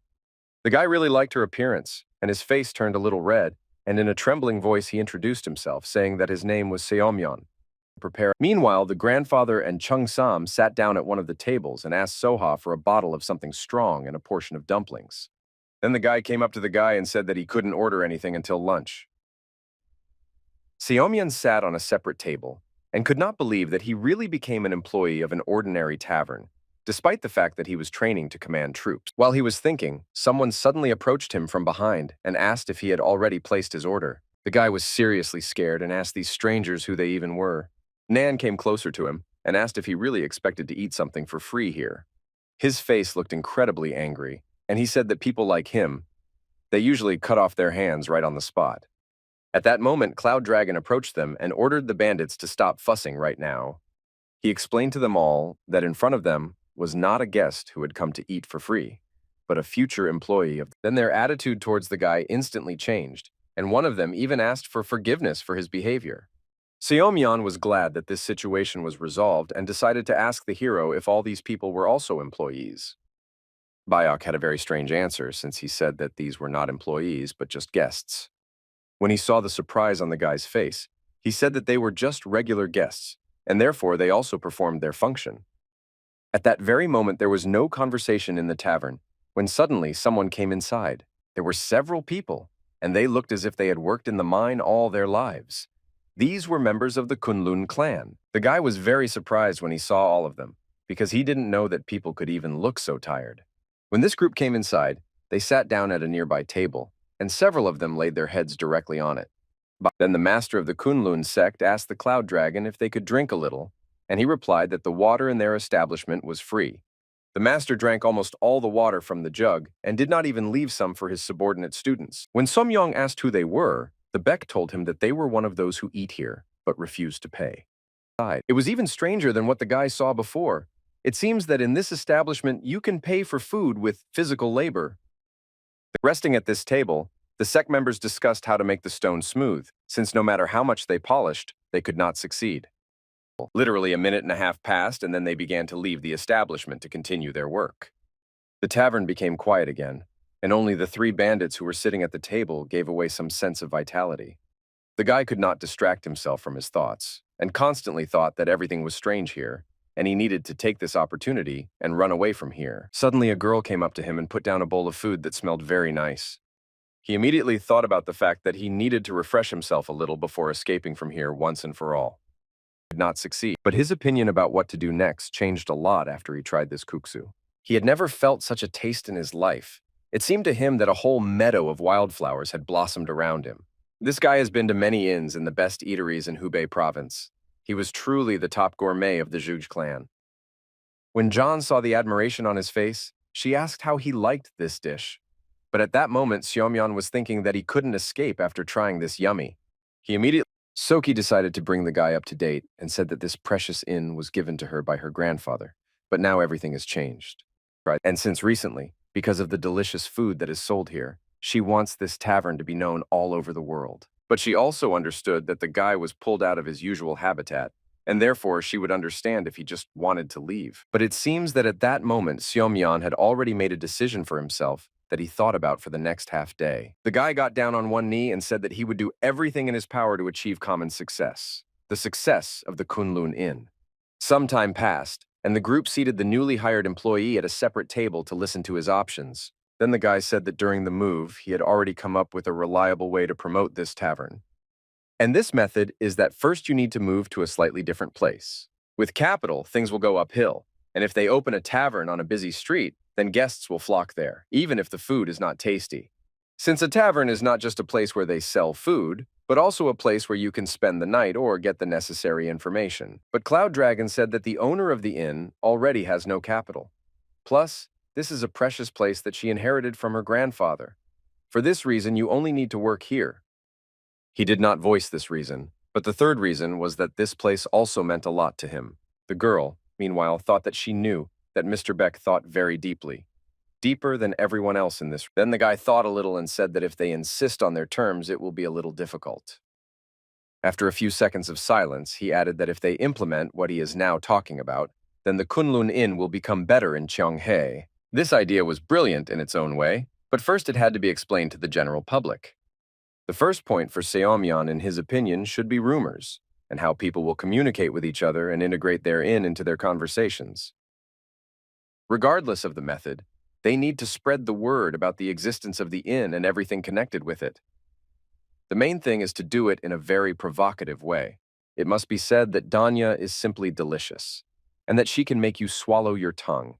He also suggested saying that sick people are immediately healed after trying. The girl panicked when she heard this, because she said that it was a lie, and that this guy seemed like a real Xiaomyan's face. And the guy said that they all just need to impress people, and this is not called fraud, but advertising.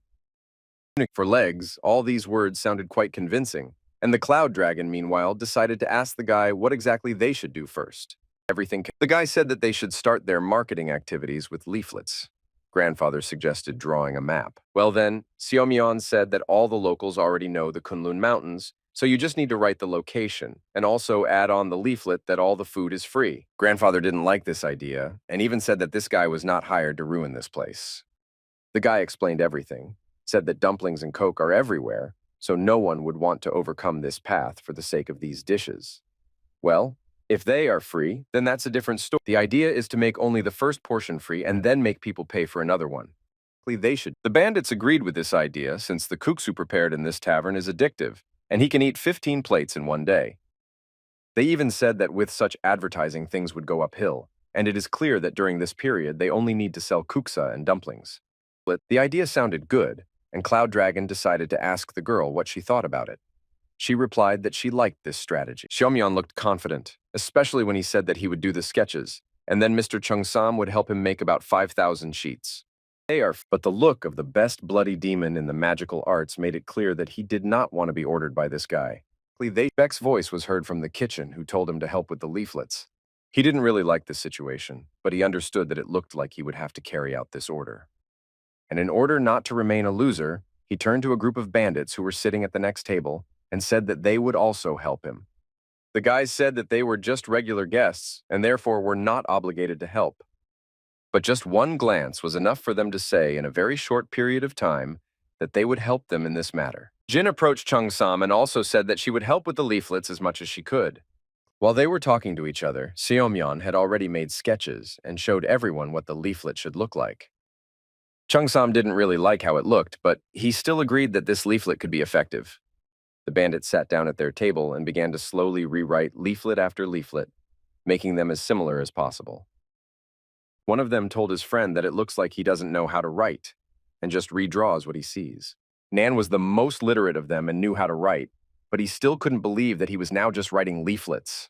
They should do first. Cheungsam had similar thoughts, since he lost his memory and now he's just drawing some doodles in the tavern. The guy said that for the sake of kuksu, you can be patient and work a little at a monotonous job. A few hours later, the girl said that 500 leaflets were already ready, and they could be sent soon. On the street near the tavern at this time, one could hear dialogues about how they needed 3 more sets of tables. But even those they had already made were much tougher than those inside the tavern. The master decided that he would rather starve than continue working. And I also thought that one cannot endure such humiliation forever. He called his students to him and said that Yongmog and Yongseok were really great and tried very hard and helped. Suddenly, the Cloud Dragon came up to them and ordered them to come closer as he had some news. He called them inside the inn and gave them 3 servings of delicious and hot kuksu. Looking at all of them, he said that all food was provided without refund, so they could safely start eating it right now. The idea of escaping instantly disappeared from the minds of all the working members of the Kunlun sect, and they began to eat very quickly. When they finished, the hero approached them again and said that he would give them one very interesting chance. The master understood that most likely they would need to make several dozen more tables, and he asked reassuredly what kind of chance he had in mind. Then the Cloud Dragon turned a little, pointed at several stacks of paper, and said that they needed to give it all away. Now it dawned on everyone who had just been fed for free that they were being forced to hand out leaflets in exchange for food. But they were very interested in this proposal when Beck said that if they gave it all away, he would immediately let them go. Kunlun sect members were incredibly happy to hear this, and one of them asked if they could move to the village. Then he answered them that they would go to the province of Sichuan, since a group had already been sent to the village. The master said that this is impossible since Sichuan is very far away.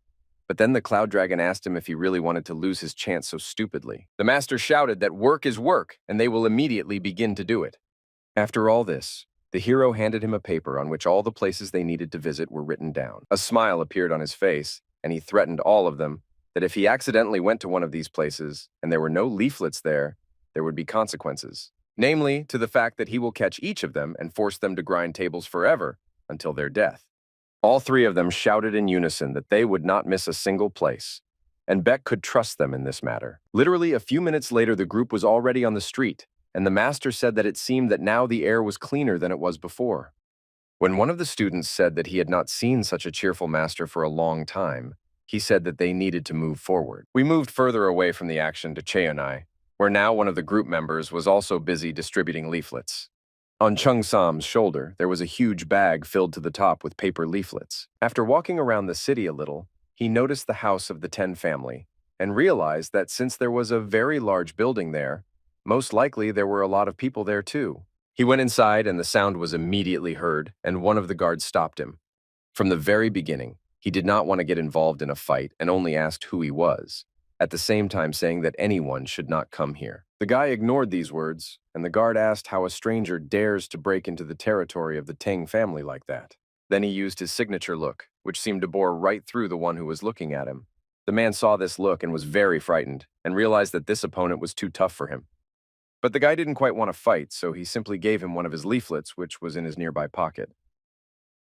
The man read it, asked what kind of Kunlun tavern this was, and shouted after the guy that it was impossible to continue. Several guards rushed out to meet this guy, and they asked how far he planned to go further. It was at this moment that one could see indignation on Chung Sam's face, as he expected this mission to go more smoothly and without bloodshed. Chung Sam's look spoke for itself, and from it one could only understand that he was completely serious. In a very loud voice, he asked all the guards how they even dare point a spear. At that very moment, an elderly man ran out of the largest building in the area and ordered everyone to leave immediately.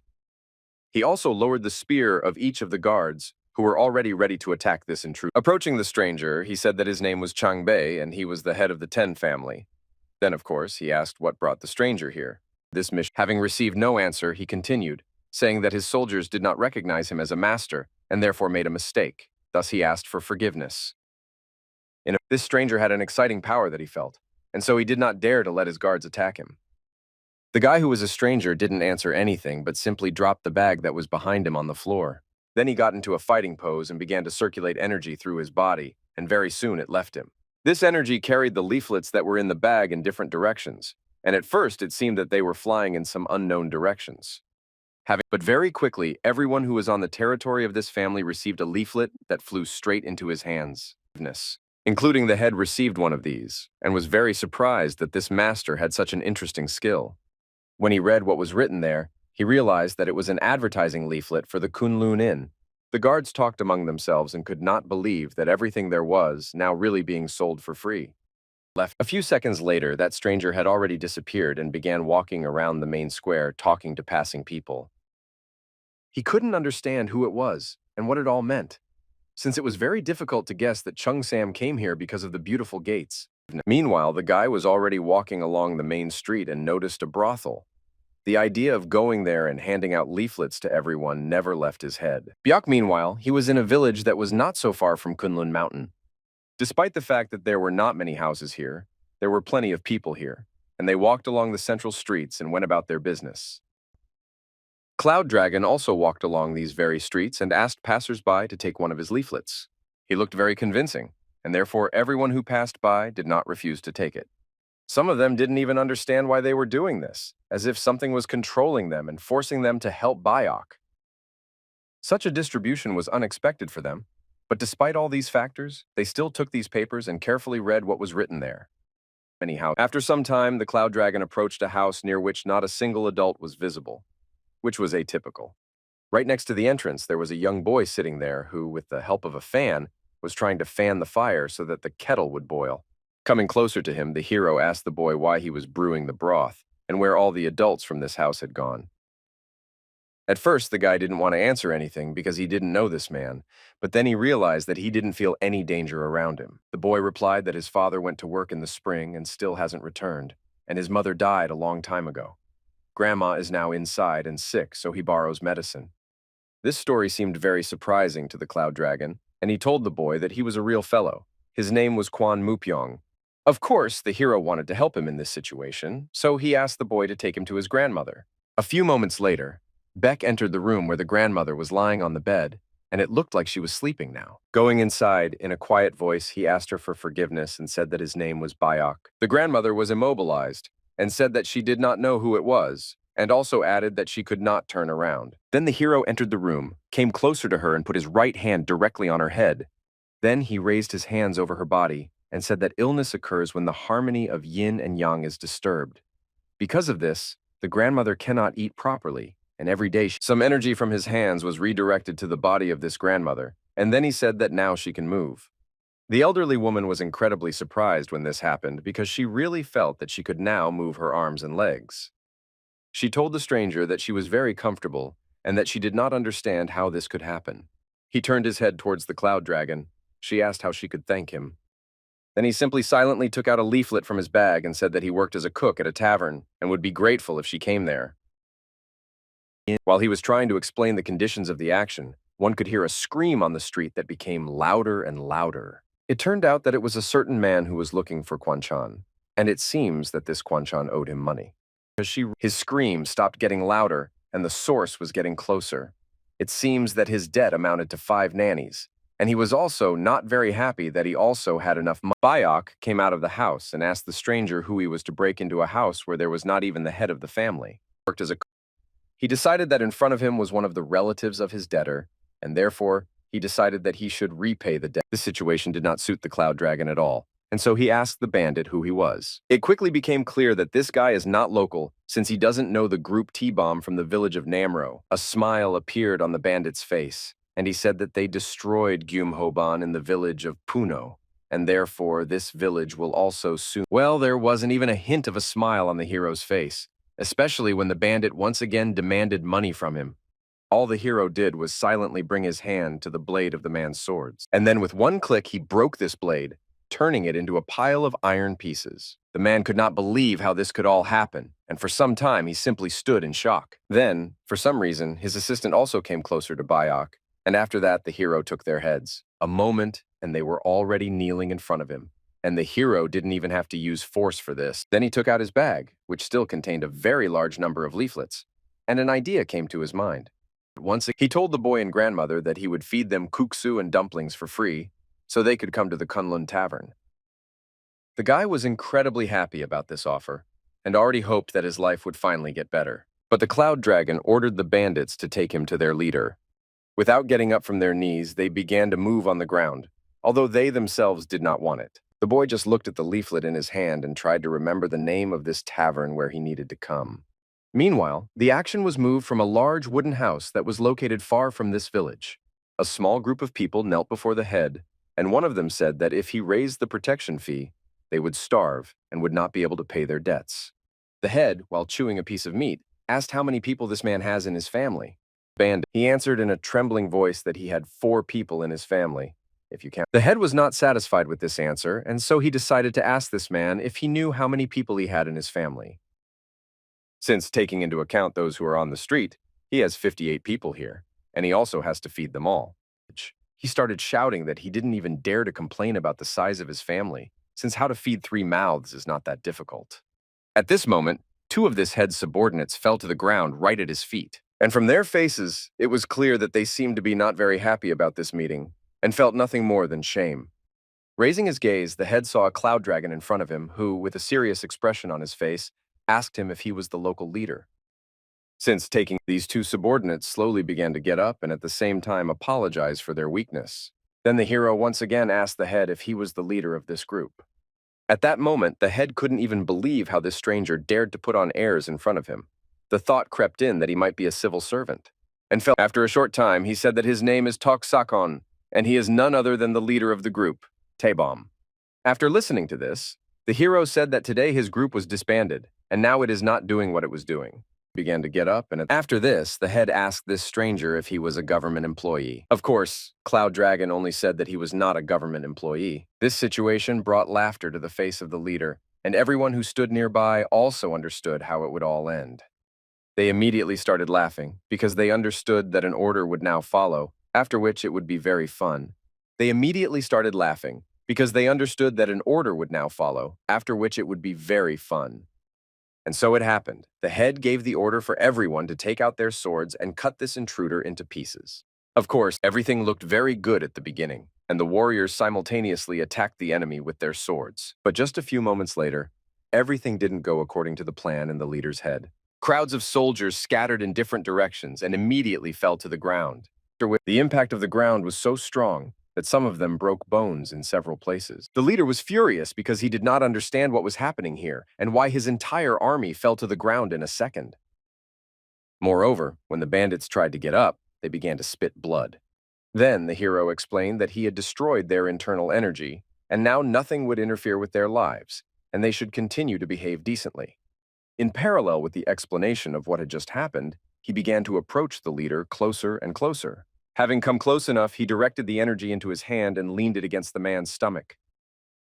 Within a few moments, the leader felt some liquid in his mouth that came from the intestines. He immediately spat out a very large amount of blood onto the floor, and his body slowly began to fall. Then Beck came closer to the men who were asking for money and said that he had heard their story and hoped that now the bandits would not bother them and they could live. The men really wanted to thank their savior and asked him where he came from. He answered his name and also handed it to one of the leaflets and said that he works as a cook in a Kunlun tavern. The action moved to the tavern where a rather positive atmosphere now reigned.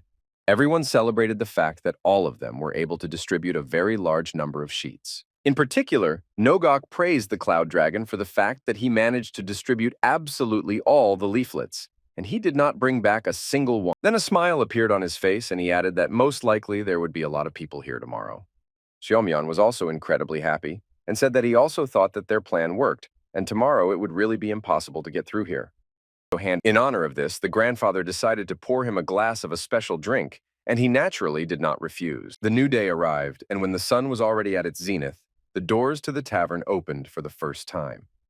When they opened, everyone was already prepared for the fact that after the first visitors, even more would come. The first man opened the doors slightly and asked if this was really a Kunlun inn and if they really served free food. The girl was already standing near the entrance with Seomyeon, and they greeted all the guests in unison. A queue had already formed near the tavern, and people were talking among themselves about whether food in this place is really absolutely free. But even though they doubted that everything would be free here, the idea that they needed to come in did not leave them. Inside, there was already a very large number of people who were ordering mainly cooks. Seomyeon was busy receiving new customers and also listening to their orders before passing them to the kitchen. Biak, meanwhile, he tried as much as he could to prepare the dish as quickly as possible. He did it quite well, and the food could stay hot for a long time, and was cooked in less than 5 minutes. Cheongsam, in turn, was busy walking between the rows and handing out special plates of dumplings. The bandits looked around and concluded that today, a very large number of people came, that they didn't even have a place to sit. The main bloody demon in the magical arts noticed that they were messing around and ordered them to help. 2 of them said that they were regular guests, but Nan, in turn, volunteered to help with the food distribution. His subordinates could not understand why he did this and looked at each other. Sobongje, in turn, shouted to them to help distribute all the food, since there is still a lot of it here. Everyone who was here didn't even notice how night had fallen, and how all the clients either went to their rooms or went home. The bandits, along with their captain, were very tired after all the time helping to distribute food. Seomyeon approached them to say that all expectations had been exceeded, and there were a lot of repeat orders. There were so many of them that income exceeded expenses, and this is very rarely to be expected from the first day. Also, after hearing the words, Nen got up from the table and began to come closer and closer to the Cloud Dragon, and when he came as close as possible, he bowed and asked to be accepted. The bandits who watched all this made the assumption that it looks like he wants to become the master's apprentice. But in fact, Sobong only wanted to become a full-fledged employee in this tavern. His subordinates were surprised by this, but very quickly realized that in fact, Cheongsam, for example, treats them as full-fledged employees already. So they approached their captain and asked to be hired too. Their desire was very sincere and they really wanted this position. Then Beck thought a little and realized that there were already quite a lot of employees, and they clearly did not need even more. Xiaomyan approached him. He obviously had an idea. He suggested that he do it just for a while. In the future, there will be even more guests, and then their team will have to work a lot, since they will need to come up with methods to retain guests when the promotion ends. The hero looked at the tavern owner to get her opinion on what they should do. The girl said that she doesn't mind, and the fateful decision lies on the shoulders of the Cloud Dragon. He turned to the bandits and said that they could hire them as temporary employees, but they would not be paid for until everything gets better. Of course they agreed, since now they will have food, beds, and in general that's all they. Then the Beck turned his back to them and said that they were glad that now everything had been resolved, and everyone had their own role. Every day there were more and more guests in the tavern, and people on the street stood in line and even received their own number from Seomyeon. And on the fourth day, Bayok gathered everyone together at Seomyeon's request in order to discuss important news. Seomyeon stood up in front of everyone and said that so far everything was going very smoothly and clearly exceeded expectations. Jin, in turn, decided to note that the first plan was completed successfully, but then the guy said that this was, after all, their ultimate goal will be to spread rumors, and now they must think about how to do this. Now it was necessary to approach the second step, but even Beck himself did not know what this step was. Seomyeon explained that it is difficult to become the best in when there are only two dishes on the menu. The best eateries from different regions offer a variety. That's why he came up with the idea of bringing someone who would teach Mr. Bach how to cook. It was about the best cook of the inn. Nogak immediately doubted this idea and asked Seomyeon if he really thought that he was coming here to come. But the guy did not agree with him, since he already had one idea that was connected with a tavern in Hubei province called the Yellow Crane. Now it was necessary. Nogak, it didn't take much effort to remember this establishment and to understand that it is very popular. Explained that the girl even said that in this establishment you can buy approximately 100 types of different dishes. At that moment, everyone already understood where this was going. And Seomyeon also said that they can be proud that their inn has the best guksu and dumplings, but their weakness is the lack of variety. In the establishment he was talking about, there were so many dishes that it was difficult to choose, and this fact surprised Jean very much. After everything was already obvious, Chung Sam made a conclusion, saying that you just need to create a new dish for the menu. In fact, the idea was not bad, but Seomyeon said that they now have so little time, and there is no point in learning something new. His second plan was that they needed to bring a chef from a place that was very popular to their establishment. Everyone was very surprised when they heard this, and only Nan thought that he needed to be kidnapped, dragged here, and forced to cook. Then he himself said that there would be no need to kidnap anyone since he could simply ask her to teach her how to cook. It was very difficult for the Cloud Dragon to comprehend what needed to be done for such an honorable person to come here just like that. But the guy already had a plan, which was that he just needed to send a letter and then the cook would come. This plan did not sound very good, since Beck did not believe that because of an ordinary letter, an important person would come to the foot of Kunlun Mountain. It took a little thought on this plan, but in fact, Beck didn't need too much time to do it. He got up from the table and said that he would go to that place right now and solve all the problems there. The action moved to Hubei province, where the place that the whole team that worked at the Kunlun Inn was thinking about for the last few hours. It was this tavern that everyone called the Yellow Juravel Tavern, and from the outside it looked very beautiful. There were a huge number of cooks here who were now trying hard to achieve the ideal taste of their food. At the same time, they talked among themselves about whether they could impress the cook, given how picky he was. Suddenly, the doors near the kitchen opened. One of the cooks approached them and said that the head cook was about to arrive. Cho entered the establishment Okyeon, who was the chief cook of the Yellow Crane Inn. Immediately, and without greeting anyone, she began tasting the dishes that had already been prepared. The aspiring chefs who watched this happen could not wait for her verdict. Having tasted one broth, she suddenly said that it was quite unusual, and the cook was immediately delighted, saying that he had prepared a traditional Chinese dish. He began to explain what he added to this soup and this chicken, but the woman asked him to shut up. Then she turned her head in his direction and asked if he knew anything at all about this dish. Because it has to be made with chicken, because it has a soft texture, and because of this, it produces a unique clear broth. And this novice cook added pork fat to it. Therefore, leaving more simply, she said that he should cook it again tomorrow and take into account all his mistakes. The second young cook offered me the usual roast duck, which was prepared according to standard methods. But the cook didn't like it either, since it was too simple, and, in her opinion, she could have avoided wasting an expensive duck and just fried the chicken. Chef Cho training. Okyeon and the Yellow Crane Inn were always very strict, and everyone knew it well, all because of a true love of cooking. She was always disappointed with the talent and efforts of her students. She tried to get out, but at the same time she said that she could not trust anyone after retiring. At the very last moment, she was stopped by one of the cooks, because he wanted to tell her that there was a guest downstairs. The cook was not expecting any guest, and even when the cook told him his name, she still did not understand anything. A few seconds later, the doors opened and someone slowly began to enter them. It was the Cloud Dragon who came here with Chung Sam. Some time passed and they were already sitting at the table and talking with the cook. She couldn't understand where this unusual aura came from around the strangers who came here, and for some reason wanted to talk to her. The man in front of her seemed to be not a military man, but nevertheless, the decision was made to be more careful, since perhaps he is from the imperial family or simply has enormous. She decided to start a dialogue and said that her name was Cho Okyeon, and she is the main cook of this establishment. The hero introduced himself and said that he was the cook of the Kunlun Inn. The cook had never heard of this tavern, and in general it was strange that he began to engage in such a profession at such a young age. But nevertheless, she sighed and decided to ask one leading question to the guest. Namely, she was wondering why Biak came here and what he needed from this meeting. At that moment, Chung Sam could not stand it and asked why the cook decided that she could speak to him on a first-name basis. But the Cloud Dragon was calmer and said that he just needed a little help. He admitted that he had only recently become a chef, and therefore he had a small number of dishes in his arsenal. And for this reason, he wants to learn from her. For a while, Cho Okyeon was silent after this phrase, and simply looked into the eyes of the hero with empty eyes. But then she turned to one of the students and asked to kick these two out, since it was obvious that they were some kind of abnormal. The hero realized that he could not do without trump cards here and thrust a small letter into the hands of this woman. Then she took a small bundle of paper and began to read. In this letter, the author addressed the cook as godmother.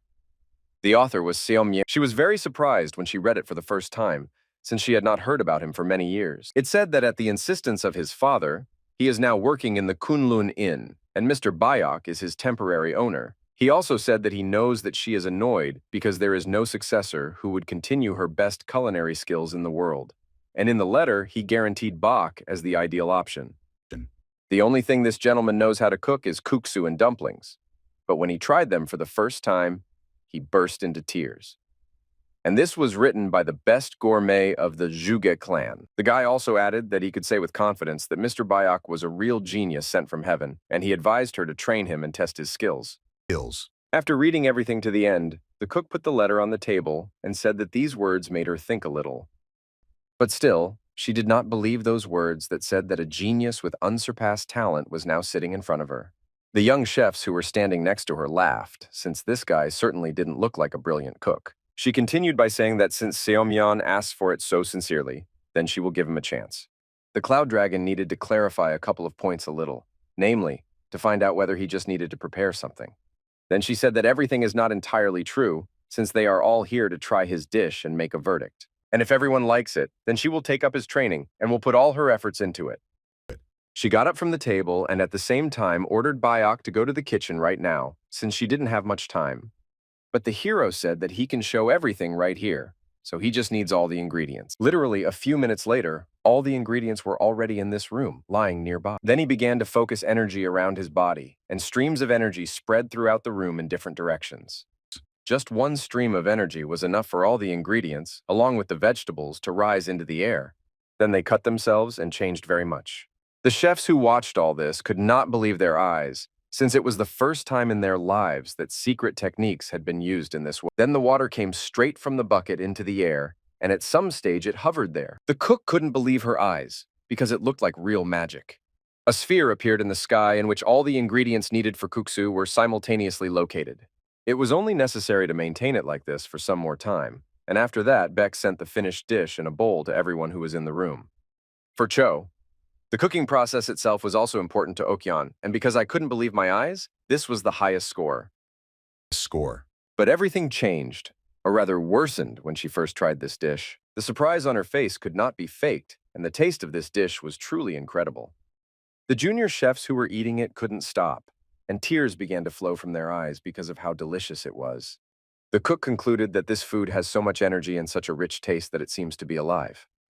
Not even a minute had passed before all the plates of food that had been prepared were empty, and there was not a single gram of food left in them. The cook looked at her subordinates and was also sure that they really liked it. And so it turned out. You could see from their faces that this was the first time they were having such a delicious kuksa. Therefore, she turned to Bayok to ask how long he had been cooking. He thought a little and said that he actually started cooking about a month ago. It seems that this guy had a talent from God, and the cook understood this very well. She didn't really want to come from afar, so she directly told the hero that she didn't know what kind of fighting skills he had. But since he was from Murim, he most likely saw many on his way, and it was clearly not easy for them to surpass him. With the superpowers that Bayok had, almost the whole world could have lay at his feet, but he still chose to be a chef. In fact, for the hero, there was no such thing as noble work. All that mattered to him was how strongly he was attached to his work. In his opinion, the cook's job was simply to provide the hungry with warm food. Okyeon's decision was made, and she turned to her subordinate to give him one order. Namely, she wanted to ask him to take over the duties of the head cook while she was away. Way. It very quickly became clear to her that the person in front of her was truly valued, and she would have to imitate this. There was also an order to prepare the cart. Well, then from the face of the subordinate, one could understand that this would be a small problem. In a trembling voice, he said that now there is only one cart, and the cook didn't really understand what the problem was then. Then he said that there was an old horse there, and another cart would arrive tomorrow, so it was better to wait. But the hero said yes, that there was no need to wait. Beck assured the cook that there would be no problems with this, and she just needed to trust and follow him. For some reason, the cook believed him, and within seconds, the three of them were already on the street. Subordinates who literally offended after the ladies wished the cook a pleasant trip. But when he ran back, they began to rejoice, since now they would not have to experience all this respect again from a very strict teacher. When the hero went out into the street, he realized where the very cart was located on which the cook should ride. She looked very presentable indeed, but the most important part was not there, namely the horse. Then the guy turned to Chusam to ask if he could carry this cart. Without thinking twice, the guy agreed, and moreover, he himself would even like to do it without an order. A few seconds later, the hero approached the cook to ask her to climb inside and said that they would do without a horse this time. Despite the fact that the cook climbed inside, she still asked the hero if this was possible, and he replied that it would be even faster. It was also very strange when he asked her not to be surprised if the cart suddenly took off for no reason. A moment later, the cart really took off, and the cook, who was inside, was very surprised by this. It turned out that the guy was able to lift her into the air without much effort and pull her along with him at great speed. The action moved to the night mountain Kunlun, namely to the valley that was nearby. Here a small area was lit by a fire that had been burning for quite some time. A man was sitting near this fire and was very patiently waiting for someone, from time to time adding firewood to heat the meat. While he was sitting like that, after some time several warriors in the same attire as him jumped up to him. Slowly they landed, and one of them said that he was on reconnaissance in the Kunlun sect, and there was no trace of what they were looking for. These were 5 commanders of the persecution squads of the demonic cult, professionals in their field. Biting off a piece of meat, the man said that the leader is still invincible, even if all the enemies cooperate and attack him at the same time. It was the head of the pursuit squad named Penrock, and he also told his subordinates that the tracks ended in Kunlun, and he was worried about the 11 corpses demolished in one attack. There was a tavern next to all these corpses, and in fact, this did not give much clues to the commander, because people came to that inn in droves, and it was known that it was called the Kunlun Inn. The commander needed to think a little, and after a few seconds, he gave the next order. Namely, the search squad had to search there well and catch everyone who was involved in the known events. The next day came, and she was armed inside the tavern. She was very surprised by the number of people who were in the establishment, which in turn was far from the city center. Seomyeon walked past her, carrying orders at the same time, and said that it looked like he was right about this place. Kuksu would finally be brought to him soon. Then the guy said that it looked like at this rate he would be ordering like a squirrel in a wheel until the evening. And Okyoung told him that today, suddenly, right behind the girl, a voice could be heard asking if she was standing for the reason that she had nowhere to sit. When she turned her head, she saw her grandfather who, while pouring something into his glass, said that he was sitting alone, and she could sit down. The grandfather made the assumption that the yellow crane in front of her was the main cook of the tavern. Sitting down at the table, she decided to ask her grandfather how he knew about this information and whether they knew each other. Then grandfather said that Seomyeon talked about this, and in fact it was he who brought him here, since he had one request to the Juge clan. Then there was a pause, after which grandfather said that the guests would leave only in the evening, so for now they could have a little drink. The cook had not been away from her tavern for a very long time, so she was not particularly thirsty. After she thought for a while, she asked for a glass, and the grandfather realized that he could organize it. And he gave a small glass to the girl and then said that he was also friends with the cook from this tavern. It was very difficult for her to believe that this grandfather was a friend of the brilliant chef whom she had met earlier. The grandfather added that she will be surprised when she finds out how old that guy really is, because he is old enough to be her father. The girl did not change her humor and asked her grandfather to stop making fun of her, but he asked her to calm down. He explained that he didn't want to embarrass her and suggested that they introduce themselves to each other. Realizing that she didn't want to introduce herself first, grandfather said that his name was Nogok and he was from a gang of beggars. After that, Okion's patience ran out, and she said that it's unlikely that he is now talking about the best martial artist in the world. She couldn't stand another joke, and her face was as serious as it could be. And after a few moments, she laughed very loudly, saying that she had not heard such a joke for a long time. After that, her grandfather took her to a very interesting place, which was on one of the rocks of Mount Kunlun. Suddenly, he began to laugh because I remembered the saying that you can admire the Kunlun mountains only on a full stomach, and that's why now the view seems magnificent. Then the girl looked at her grandfather's hand and asked why he needed the bottle in this place. Someone replied that he was going to have a drink here because it would make his soul much calmer. There really was a very good feeling here, as if all the negativity had evaporated somewhere. But someone's presence did not give Nogok peace, and he suddenly froze and looked into emptiness. Then he stood up abruptly and said that judging by the vibration, these are not guys from a gang, but a demonic cult. The girl turned to her feet and noticed something. It looks like we should stop drinking alcohol. At that moment, several bandits came out of the bushes, dressed completely in black clothes. One of them said that apparently this was not an ordinary old man, since he could recognize them so easily. The third commander said that he didn't care, since that grandfather hung around the tavern that was important to them every day, which means he needs to be captured. At this very second, all the wars pushed away from the places where they stood in order to attack Nogok. But it seems that this grandfather still had a few trump cards up his sleeve. There were a considerable number of warriors, and each of them was well trained enough to cope with just one enemy. The only catch was that their opponent was much stronger than all those they had fought with before. So Nogok just told Okion that it wouldn't take much time. He immediately pushed away from the place where he stood, and, armed with an empty bottle of alcoholic drink, moved in. Dedu attacked so quickly that in just a few seconds he had already dealt several blows to one of them who ran up to him closest to all the others. His attacks were very predictable, and for this reason, the grandfather grabbed his body and threw it straight into the rest of the killers, who were grouped in a large heap. The man who commanded this entire unit was surprised that even after the grandfather was quite successful in defeating all the opponents, he also used displacement tactics to move to the side. But at some point in their battle, that old lady who was behind her grandfather suddenly screamed. Cho Okyeon started screaming that she was the head cook of the Yellow and Crane Inn and was closely connected with the imperial family, so she ordered them to leave here. Grandfather listened very carefully to all these words, and only now he realized that this young lady was really a very important person in society, and she had plenty of willpower. But despite Okyeon's rank, the unit's commanders still ordered their subordinates to attack their grandfather and grandmother. Therefore, they all began to flee at the same time, and now some of them even had edged weapons, but for some reason the grandfather did not move at all, right up until the moment when one of these killers jumped up to him with a sword at the ready. In the blink of an eye, he lowered the dry silhouette and found himself directly under his opponent. Having struck one blow with a bottle, the killer flew a long distance to the side and even seemed to lose consciousness. By that time, the second killer had also approached the grandfather from behind and tried to attack his back with his sword. But he blocked this attack with a bottle. Then, turning his body towards the enemy, he said that the killer's sword was slightly dull, since he couldn't even break a bottle. Someone watched everything that was happening very closely and realized that the attacking killers had no chance, since it became obvious to him that their opponent had completely surpassed your master and was a very experienced fighter. Therefore, he decided to use voice vibration in order to immediately convey to all his subordinates what he wanted to tell them. And thanks to this technique, he gave the order for them to leave the mountains as soon as they received this message.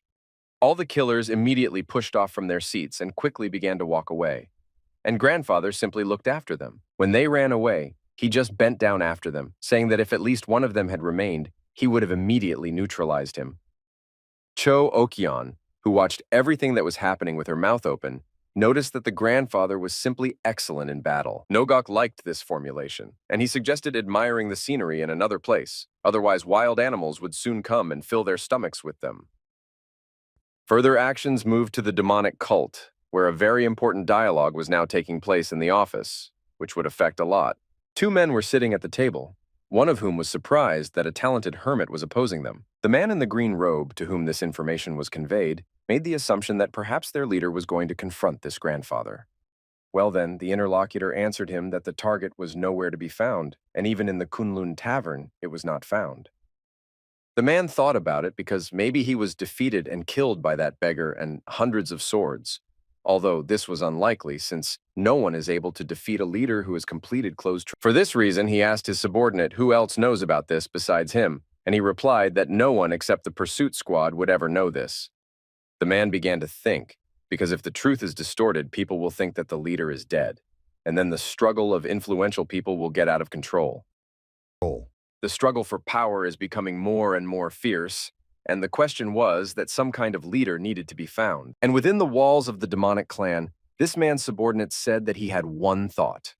To do this, you need to return the pursuit squad and announce to the cult that you have found the leader. Then it will be necessary to say that he gave an order, and the order must be very grandiose and incredible. The subordinate said that the best tactic would be to order the western Murim to subjugate. Murim is not only the central plain. In the west of Marima, relatively close to the borders of the demonic cult, there are such powerful forces as the Temple of the Myriad Blood Curses and the Temple of the Great Thunder. The idea was to transfer the struggle of influential people to the outside world, and even if blood was shed, it would become a fulcrum for all factions. As soon as the sun rose, it was decided to give the leader's order and say that the person who made the greatest contribution to the outbreak of war was the junior leader.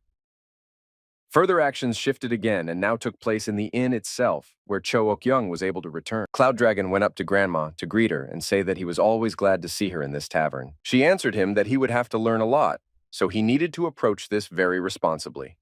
Just a few minutes passed, and the chief cook of the Yellow Crane was already standing on the street, and it was clear from her eyes that she was very surprised. All because there was an incredibly sized boar lying right there on the floor, which had lost consciousness. And right at the top of this boar sat Chung Sam, and it was clear from his face that he was pleased with his work. When he noticed his grandmother's surprised face, he asked her if one boar of that size would be enough for her. But she told the hero in a quiet voice that she had asked for some pork, and that it was the first time she had seen such a huge boar. Meanwhile, something was happening in the Namgong clan that would seem strange to many. There stood a member of the Kunlun clan who told some people that he was very grateful for such a warm welcome. One of these men said that, thanks to him, they were able to improve their abilities and asked them to tell the management that they would visit them in the near future. Young Pun began to leave, and those two men directly felt that there was a smile on his face and that he had achieved his goals. The second and third gentlemen, meanwhile, were thinking that Kunlun was clearly hiding his power, and because of this, they felt an incredibly strong shame. But at the same time, they understood that thanks to this man's visit, they had gained a lot of things. To understand what happened, you need to go back a week, when the same two men met Yong Pun and asked if he was the only one who came from Kunlun. The two of them still did not understand what kind of assistance the clan was going to get by sending just one Taoist, who was also under 20 years old. It seemed to them that this was ridiculing the Namgun clan, but they still allowed the Yong Pun to go inside. The tea was already ready there, and they gathered to discuss all the details. While at this table, those two guys asked the Yunpong to show them the Kunlun hand technique, since this clan was famous for its wushu long fist technique.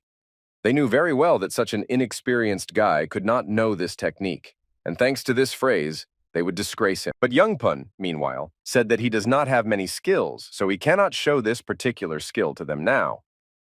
Then the two guys said that in the letter, Kunlun asked for financial support, and all he could offer was just an exchange. They wanted to offer to show Yongpun new Kunlun techniques, and then perhaps they would think about helping the clan financially. The guy understood very well that he should not refuse, because if he returns back without completing the task, then we can consider that he came here in vain. So he agreed, and the two guys informed him that their seventh would be his direct opponent. This opponent was none other than Namgung Hyunwoo, who looked like he already had a lot of combat experience. While at the training ground, Yongpun bowed and prepared for this fight. Two men were surprised that the guy was going to fight with his bare hands against a pole, and the second one noticed that he would really show them the wushu long fist technique, with a mockery. While they were talking, Hyunwoo was probably slowly approaching his target and preparing to hit him with his staff. But when Yongpun got tired of waiting, he pushed away from the place where he was standing and prepared to launch a new attack. He slightly moved his body to the side, and for this reason, Hyunwoo was unable to hit him with his staff. Of course, the warrior was very surprised when this happened, because he did not even notice the moment when Yongpun disappeared. It turned out that this guy was moving so fast that he was already behind his opponent. And just one blow to the back of the head was enough for the enemy to gradually lose consciousness. Although Hyunwoo tried to stay on his feet, his body did not obey at all and began to fall to the ground. He resisted until his forehead hit the very hard surface of the training area. Of course, the members of the Namgung clan could not believe that Yongpun managed to defeat their man in just 5 seconds. I had to think about what to do next. The enemy was defeated with just one move, and from the outside it looked incredibly impressive. Suddenly, when the fight was already over, a stranger approached Yongpun from behind and asked him to fight him. This stranger for Yongpun was a rather famous person whose name was the lightning swordsman Ho Changgun. And of course, the guy didn't even think for a second about accepting this challenge and again demonstrating his skills to the clan. So he bowed and said that he agreed to have another round. A very short amount of time passed, and it became clear to everyone who watched how this round would end. This became clear at that moment when Huo Chang'un could barely hold his sword in his hands, and his entire body was trembling incredibly hard. He tried to resist the feeling of weakness, but when Youngpun kicked him a little more from the side, his body completely collapsed. The two members of the Namgung clan couldn't believe their eyes, as this stranger managed to knock out the lightning-fast swordsman in 7 seconds. And now, sitting at the table, they agreed that a disaster would happen if this incident became known in society. One of them even suggested that perhaps they sent him alone on purpose to catch them. The two men were angry, and when one said that he would have to tell his brother and father about everything when they returned, the second became even angrier. He said that their clan could become an object of ridicule, and for this, they need to compensate for this shame with some other action. They both agreed that the best tactic for this would be to follow Kunlun in order to somehow rectify the situation. It was not clear whether they would be able to carry out this plan, but the action had already moved to the tavern. By that time, 20 days had already passed since the first distribution of leaflets, which was quite a significant time. The girl analyzed everything and realized that after the end of the promotion, the number of guests decreased, but there were still twice as many of them as before. But the positive changes were that Beck began to practice more often and already knew how to cook a large number of dishes. At one point, Seomyeon approached the owner of the establishment to tell her that it was time to try a different method of promotion. This method was that now it would work through people and not through paper leaflets. His idea was good because he thought that a celebrity should always come, and then the effect of attracting ordinary people would work. The method of writing an invitation to a famous person is not important, since the main thing is simply to get a celebrity, and the more famous the person is, the better the effect will be. The grandfather, who was sitting at the table nearby and overheard the conversation, asked if Seomyeon had someone on his mind, and he shook his head positively. This man was associated with the Zhuge clan, and of course Seomyeon was confident that this man would not refuse his invitation. Just a few days later, an invitation came to his own father, who realized that they were going to promote the tavern through him. But when Seomyeon's mother saw this letter, you were very happy, even at the very fact that she received some news. Sonryong told her husband that they had to leave immediately, since they simply had no other option. The father tried to somehow justify himself, and at that time he himself thought that his son knew for sure that his mother would push him to do this. And, of course, his wife started screaming that the father kicked out his son while she was away, and she doesn't sleep at night because she's worried. Therefore, after a few hours, they were in the carriage, heading towards the tavern, the address of which was also well described in the letter. At some point during their movement, one of the subordinates opened the doors to the carriage to say that they would soon arrive at the point. The woman was incredibly happy, and even decided to stick her face out the window in order to see how close they were to the final goal. And looking out of this window, she saw in front of her a tavern, which looked very presentable since it was completely made of stone. Meanwhile, Seomyeon was inside this very taktir and tried to deal with the small documentation that he managed to find here. And a woman ran into the room at high speed, and the son very quickly recognized his own mother. Of course, he was incredibly happy about this meeting, since even before he left his home for a long time, he did not have time to say goodbye to her. They immediately hugged, and both were glad to meet each other, unlike the father of the family. When Songryong asked why he left home so abruptly, the guy replied that his father simply insisted on it. She began to bombard him with questions about how well he eats here, and how many hours he sleeps a day. At one point, she even asked her son whether he often drinks alcoholic beverages, and he, after thinking a little, replied that he had almost completely stopped drinking alcohol. Suddenly, Bayok appeared on the horizon, which I told Seomyeon's mother that he was quite conscientious and monitored his behavior well. The father had become kinder by that time and told his son that since they had not gone such a long way, they wanted to be fed. When the family sat down at the table, Jin So-hee approached them and offered a menu for them to choose a dish for themselves. Mom was very surprised and asked the lovely girl how old she was. Of course, Seomyeon decided to get into this conversation in order to tell his mother that she is the owner of the inn, and sometimes you need to speak to her respectfully. But despite all this, the girl said that she was 19 years old, and her mother noticed that she and Seomyeon were only 2 years apart. And after a short pause, she asked to take care of their son, since he is a good guy, despite the fact that he often plays pranks. Just a few minutes passed, and the food was already on the table, and the family quickly destroyed it. When the father ate his dish, looking at the empty plate, he thought that he had never tried anything like this. Truly, it was the best beef he had ever eaten. Mom also noticed that the kuksu she had just eaten in a few minutes had an indescribable taste, not to mention the broth. Approaching her son, she said that she was impressed by all this. They said that it was not in vain that they were invited, because after such a positive experience, they are obliged to tell so many people about this tavern. Mom was so impressed by the food here that an idea came to her mind that in a second her husband would not really like. The woman said that since the food here is so delicious, then in order to fully understand how things are, they need to stay to try the rest of the dishes too. Meanwhile, a small group that stood near the inn listened to the task for which she would soon go. Their faces were extremely focused and serious, and they listened carefully to every word of their commander.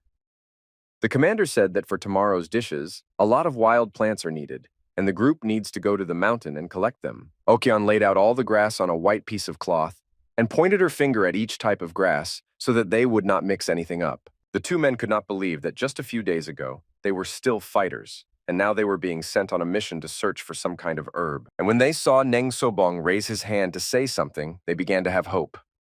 One of them even thought that most likely their friend now wants to say something, and clearly he will not like the layout of these matters.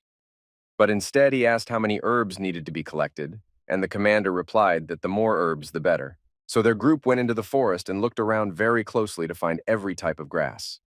To make everything more efficient, Chung Sam approached Nung from behind and told him that no matter how hard he tried, he still wouldn't collect more than that. So Sobong told him that they should split up in different places and see who can collect the most herbs. Meanwhile, the subordinates could not understand at what point in their lives their cold-blooded Neng Sobong disappeared somewhere. In the same forest, only at the other end, there was now a member of the Kunlun clan. After successfully completing the task, he moved and tried to reach his destination. Since the road was long, by this time he had already walked most of the way. Thinking about the consequences of the mission he had successfully completed, he suddenly heard someone screaming for help. This man was screaming louder and louder and begging for help. And of course Youngpun was not one to pass by. He jumped away from the trees from the second map and tried to gain speed more and more in order to save the man. He understood that now some person was in danger and needed his help. But when the guy approached the place where this loud scream was coming from, he was very surprised by what he saw. At a short distance from him, there was a very large insect, which was several times larger in size than a cow, and there was a person on the fangs of this insect. The scream was incredibly loud, but it seemed that the insect ignored the fact that another person had come. For some time, Yongpun couldn't even move from his place, since it was practically the first time in his life that he had seen a cross spider. Once, a long time ago, he spoke with other Kunlun members about a similar spider. Then, one of his comrades said that it was a spider that lives in a deep cave in the Western Valley and has a head like a person's. The spiritual energy of this mountain is so great that sometimes animals eat people and increase their inner strength, turning into monsters. But being here, in front of the enemy, Yongpun thought only that although he could not save that person, he must prevent the death of innocent people in the future. Therefore, they decided to take the fight to this monster and eliminate it here right now. He put the things he was carrying with him along with the ball and put them in a fighting stance and prepared for battle. The thoughts of this animal at that moment only meant that it was going to kill this guy, just like the person he killed before. Despite its enormous size, this insect moved very quickly and quickly pushed away from its place, preparing to attack. The guy, meanwhile, understood that he needed to increase the power of his internal strength, which he trained with the help of the 8 elements of cloud dragons.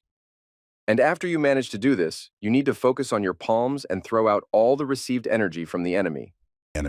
It was quite successful to do this, and the flames began to fly straight to the enemy and became brighter. Moreover, there was even a fiery explosion right next to the body of this insect. But smoke also appeared around, due to which visibility was deteriorated. The guy tried to look through the smoke in order to understand whether the enemy had been eliminated. And when, after a few seconds, he did not see the spider anywhere, he concluded that he was afraid of this fire, and probably took some kind of shelter to attack unexpectedly. Just a second after the guy thought about this, a huge spider with a head the size of a human jumped right onto him. Young Pun quickly realized that the technique into which he had invested a large amount of his strength was enough to significantly harm the spider. Therefore, he ran closer to his ball and prepared to strike in order to somehow distract the enemy. But everything did not go according to plan, as the spider itself struck with one of its paws, and this blow had to be blocked with a sword. It turned out that this insect has more strength than some people, even when they are extremely focused. The guy realized that the sword could break after several similar combinations, since it is already noticeable that its strength has become less. At some point, the insect suddenly loosened its grip, and now the guy had the opportunity to attack. But it looked strange, so Young Pun did not take advantage of this opportunity but dodged the subsequent attack. The attack from one of the paws was so strong that several trees behind the guy were cut and began to fall to the ground. When these trees touched the ground, there was a splash of dust again, and it was difficult for the insect to understand where its enemy was. It looked around and tried to figure out where the boy was who was barely able to block one attack. And at one moment, the spider felt danger behind its back, and because of this, it became very frightened. There were reasons for this, since now Young Pun was behind him, and from the energy around his body, one could understand that he was determined. While still in flight, he understood that if he didn't roll with the ball, he would need to use his fist to attack. For this reason, with one movement of his hand, he created an energy output, which immediately began to spread towards the enemy. The opponent received some amount of damage, but was still able to stand on his paws, and did not seem to have received any serious damage. Young Pun. It was difficult to realize this, since he had just released all his inner energy, and this spider was still enduring. Moreover, the insect still had enough strength to remain conscious and coordinated in space. This creature thought that he had just been very unpleasant from the attack that this person had made, and so she decided to finish him off once and for all. That is why, literally a second later, a portion of poisonous liquid poured out of the insect's mouth and flew straight towards the guy. He bent his body a little, and the liquid flew over his head and stopped on the stone that was hitting behind his back. This liquid was bright green, and this color itself was enough to understand that it was dangerous. The guy turned his head slightly towards that stone, and this allowed him to draw several conclusions at once. He realized that jokes with this insect are bad, since the spider has a lot of stamina, as well as cutting power and poison that can melt stones. But while Young Pun was trying to analyze this, he suddenly saw that the enemy standing right in front of him began to change his shape. This could mean that he was just poisoned, and very dangerous poisons are gradually spreading through his body that could kill him. Therefore, he took a special position, and realized that he needed to splash out the true goal and get rid of the poison as soon as possible. This had to be done until the enemy realized that he had an advantage and launched an attack. But now, for some reason, the spider simply stood still and looked at the victim, trying to listen to something. Yongpun was not afraid of death, but he really wanted to kill this monster, due to the fact that a very large number of people could suffer because of him. For some reason, the insect suddenly turned around and began to walk in the opposite direction, as if it had seen a new target. Very close to us stood a man already familiar to us named Chung Sam, who, looking around, concluded that there were only weeds here, and there were no traces of useful herbs. When Yongpun saw it, he immediately started shouting for it to run away, since this insect is very dangerous.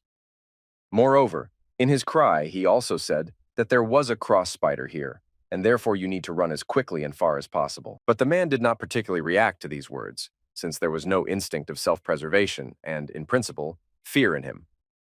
The insect moved closer to this man and began to look at him from the side, because she thought that perhaps at least this man would not order resistance. But Chung Sam, looking at him, only said that this freak has a face like a human and a lab even larger than that of an ordinary spider. Suddenly, the insect began its attack and tried to impale the newly arrived man with its paw. It was simply beyond words how scared Yongpun was at that moment. He really couldn't believe that another person would get hurt. It was even more scary to see that this stranger was doing absolutely nothing but simply continued to stand still and do nothing. The paw could not penetrate his body, and the spider could not believe that there was no cut on the victim's body. Another thing for the country was to watch how this man, as if nothing had happened, raised his hand and swung at the spider. Just one movement of this hand was enough to cut off the paw that tried to harm him. Then the spider jumped into the air in order to attack from above and eliminate the enemy as quickly as possible.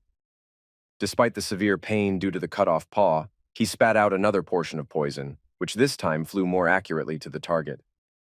But only one kick was enough for Chun-sam to turn this portion of poison into small drops that scattered to the sides. Although it was difficult for the spider to show its emotions, now from the outside it was clearly obvious that it was scared. It was incredible to hear a man speak like such a strong opponent and ask if he was ashamed. In fact, Chung-sam himself said that spitting everywhere is an indicator of poor manners. By that time, the insect no longer rose up with whom it was fighting, a man or some kind of deity. Well, everything was coming to its logical conclusion when the man swung his fist with all his might and prepared to deliver This blow was so strong that they even honestly scattered in different directions, and it landed right on the opponent's forehead. The insect began to fall to the ground, and the man ran up to it in order to deliver the finishing blow. And as he moved, as I approached, he stopped turning more and more purple due to an excess of energy in his body.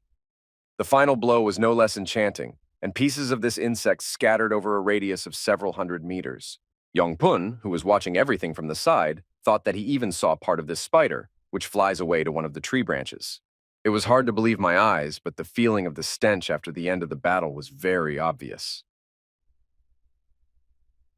Chung-sam. I looked at the defeated. Looking around, he suddenly noticed an object that, along with everything else, remained lying on the ground after the battle. Picking it up, he asked himself what it was and why it looked so interesting. Yongpun came closer to him and said that most likely it was Nedan. Nedan are crystals created by storing energy in the bodies of animals that live for 1,000 years and become spirits. Taking the opportunity, the guy bowed and thanked his savior for what he did for him. He also asked the stranger how to repay him for having just saved his life. Without thinking twice, Chung-sam began to smile. A very interesting plan appeared in his head that would greatly help him. Therefore, he told Yongpun to listen very carefully now, since the next instruction will be very important. Due to the fact that a short pause was being created, Yongpun decided to ask his savior what exactly he should do in order to repay him for everything. And the guy was very surprised when his savior said that now he would list a small amount of the names of herbs. He quickly poured several piles out of his pocket and listed the name of the herbs for each of them and ordered to collect everything he found. At the same time, I'll throw it into the object that he found at the site of the death of the spider. He said that a little knowledge about plants would be enough to find it. The guy caught this artifact in flight before it even touched the earth. And when Chung-sam was already leaving, he asked him if it was possible to throw away Naden just like that, to which he replied that let him deal with this artifact himself. After that, he took a few steps and began to look intently at everything that was left of the spider and thought that the spider's meat looked slightly appetizing. Some time passed and all the action had already moved straight to the tavern, where a small competition was now taking place. The first of the men, who was a member of the Nen team, laid out all the grass that he managed to collect on a special cloth. And then the second man did this. Their captain approached them and said that they were great, and they had indeed collected quite a large amount of herbs. But then he began to pour out all the grass that was in his bag, and the guys noticed that this was quite a large amount. A smile appeared on their faces, and they, like children, were truly sincerely glad that they managed to get such a large amount of grass. They shouted to each other and rejoiced, despite the fact that Nan asked them not to be jealous, because after all, he is the captain. But at some point, Sobong heard a voice behind him that asked if he was kidding, or if he really wanted to brag about it. Chung-sam appeared right next to this group, threw a large bag onto the cloth, and said that this is the number of injuries that a real man should collect. Against this background, for some reason, no argument began, and Nan only said that he was really impressed by the amount of grass that he managed to pick. Only at that moment did Yongpun realize that the one who saved him not so long ago in the forest was most likely an employee of the inn. At that moment, Bayok was also on the street, who was very happy to see the man whom he had seen for the first time in the tavern a long time ago. They headed inside and had a new topic to talk about, so Cloud Dragon made some tea. The guy told him the whole story about the spider, and even the part where the inn employee makes sure that Yongpun remains alive. He repeated several times that he was glad that he ended up there, but still decided to ask where his master and mentor was now. The hero replied that they were entrusted with a task, and therefore they left. And after returning, he would let them go back. Now that Yongpun had all his questions answered, He wanted to ask the hero for one permission. All he wanted now was to ask the hero if he could tell his brothers about the 8 elements of the cloud dragon. It took Bach some time to think about this proposal, and in order not to solve new problems if something happened. Well, just a few seconds later, he told the guy that he still received this knowledge from Kunlun, so he wouldn't mind returning it. The guy was very happy that he received permission, so he bowed and said that in that case, it was time for him to go. When this guy left, Beck felt that he had not done everything he should, looking at this guy's back. And he thought that perhaps he should make up for lost time. In a short time, Young Pun was already right on the road to his goal, smiling constantly due to the fact that he had finally received permission. He thought that if he told about this, then their clan could easily revive Kunlun. And then, without much effort, they will be able to overcome the Namgong. But at some point, the guy felt someone's presence nearby, and he even became a little scared, and he grabbed the hilt of the sword more tightly. An elder appeared in front of him who seriously frightened the guy, but at the same time calmed him down. Beck, once here, said that there was one item that he wanted to give to the guy. He explained that during his rejuvenation, he thought he had forgotten everything about Kunlun martial arts. But over time, memories of the master slowly returned to him. In order to show that he remembered, he asked the guy to give him his sword to demonstrate everything. Heavenly Spirit Mastery, 24-Hand Fallen Flower Mastery, Cloud Mastery, Plum Blossom Sword. All of these arts contain the essence of fencing. He needs to be saved and returned to Kunlun in order to return the former glory to the clan, which once helped the guy a lot. The guy understood that now he needed to listen very carefully to what would happen next, since this knowledge is really worth its weight in gold. Meanwhile, Beck began training and said that the beginning of the world is a cherished desire. There is a meaning and an image, a way to understand each other's thoughts and feel each other without words. Well, everything important exists in the invisible, and this is called deep meaning, and the path of any weapon follows it. The air follows the sword of the elder and obeys all the actions that the elder does, for everything that is in this world must be subject to it. It was incredible, wonderful, and scary at the same time. Young Pun once again caught himself thinking that he needed to concentrate so as not to lose sight of the master. The master said that the center of a huge typhoon is calm. It does not move, since in the depths of the ocean there is not the slightest movement either. There is an invisible force in the movement of the sun and moon, and it is truly limitless. This is where you should draw your energy. Holding back is the path of non-existence. A real master must pass energy through his body and not let it linger even for a moment. After all these words, the hero made countless more movements, which the guy watched. And when it was all over, Beck simply silently looked at his student to see what his reaction would be. Initially, he looked at his hands and saw and also felt how much they were trembling at this moment. Young Pun literally had tears running from his eyes from what he just saw. It was truly beautiful. The Cloud Dragon asked his student if he remembered everything, and then added that anyone can awaken this sword. They just need to reinforce all the knowledge with hard work. Hard work. Having received his sword back, the guy replied that he remembered everything, but still did not understand what this technique was called. Beck hesitated a little, and then said that the technique is called the Great Dragon Blade of Infinity. This name was created by combining with the name of one Cloud Dragon Master. The art of swordsmanship has become famous as the best ascending sword art in the Kunlun Sect. It is also one of the 3 main techniques of the sect. It was revived when the student remembered the image of his teacher. Meanwhile, the action had shifted, and Seomyeon was seeing off his mother, who was about to leave after trying almost all the food. While she was talking with her son, her husband suddenly shouted directly from the carriage that she needed to quickly go inside so that they could leave. But mom still needed a little time, so she wished her son good luck for a few seconds and went home. Seomyeon told the administrator that his parents would definitely tell everyone about the inn. They clearly enjoyed all the food, so the feedback will definitely be. Everything was going exactly according to plan, but there were still people who should be paid attention to in Seomyeon's opinion. His parents gossip with people their own age, therefore they need to promote themselves among the youth. When the girl asked how to do this, he replied that this time he would have to use someone famous. There was a short pause, and then the grandfather asked who could stand up, and the guy answered him that it would be the Soman clan. It was one of the 5 great clans, and in fact it was quite popular among all people. Seomyeon also added that the head of the family will have a birthday soon, and they will take advantage of this very day. The girl decided to ask what the youth have to do with it, since it is obvious that people of the same age will come to the head of such a great clan. The guy explained that the Soman clan has an only daughter, and there are many who want to become her husband. The idea was that you need to be more attentive to the chief's daughter, and it also became known that she was accustomed to food, so after she tried all the food in the inn, rumors would fly away in an instant. Grandfather said that since he is free, he can bring Madam here, since he has several tricks.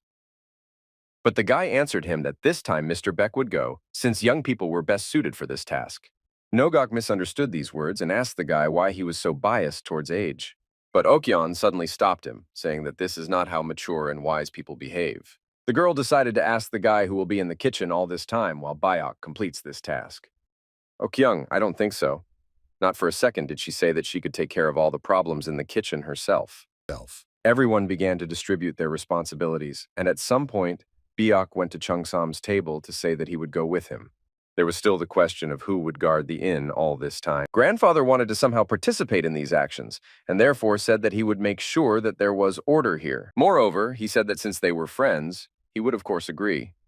Okyeong couldn't get used to the fact that they were friends.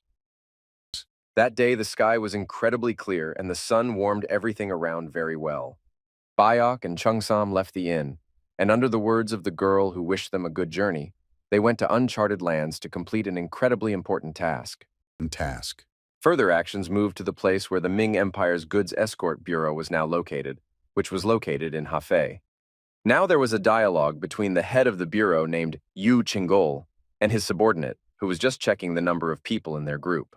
After all the checks were completed, the person who was responsible for moving the group gave a signal. And when they began their movement, the subordinates asked the head of the bureau whether he really wanted to present all the herbs and silk to the Soman clan. The head of the bureau had his own reasons for this, and moreover, he said that the main reason was his son, who was also a candidate for husband. This man was his only son, and even though he had a little trouble, he still loved him and wanted him to marry Soman's daughter. But in fact, it wasn't even about the wedding negotiations, since the problem was that a clan like the Soman clan might not like the gifts. But this reason was voiced by the assistant, and therefore the head of which was the head of the bureau ordered him not to worry and just follow orders. There was some truth in this phrase, and the head of the bureau realized that he had not thought about the assistant's words initially, since hope was still lurking. Since he had in his hands the tyrant's sword, which was one of the 10 treasures of Murim, it is unlikely that the leader of the Somun clan will refuse such a gift on his birthday. The bureau chief did not need this sword, since it was bad at martial arts anyway, and therefore there was no reason to keep it, and it would be better to sell it. At some point during these reflections, the head heard a characteristic whistle in the sky that was getting closer and closer. A few moments later, a small portion of arrows pierced the bodies of the guards who were supposed to accompany the group. Another group of guards at the same second took their shields into their hands to protect themselves from the arrows, and it became obvious to them that they were being attacked by the robbers. The commander of all these troops shouted, asking about the attackers, who dared to attack the escort bureau. Then, all the attackers came out of their hiding places and were now at a completely insignificant distance from their... These opponents also had their own commander, who ordered the bureau to leave everything here and leave if life was dear to them.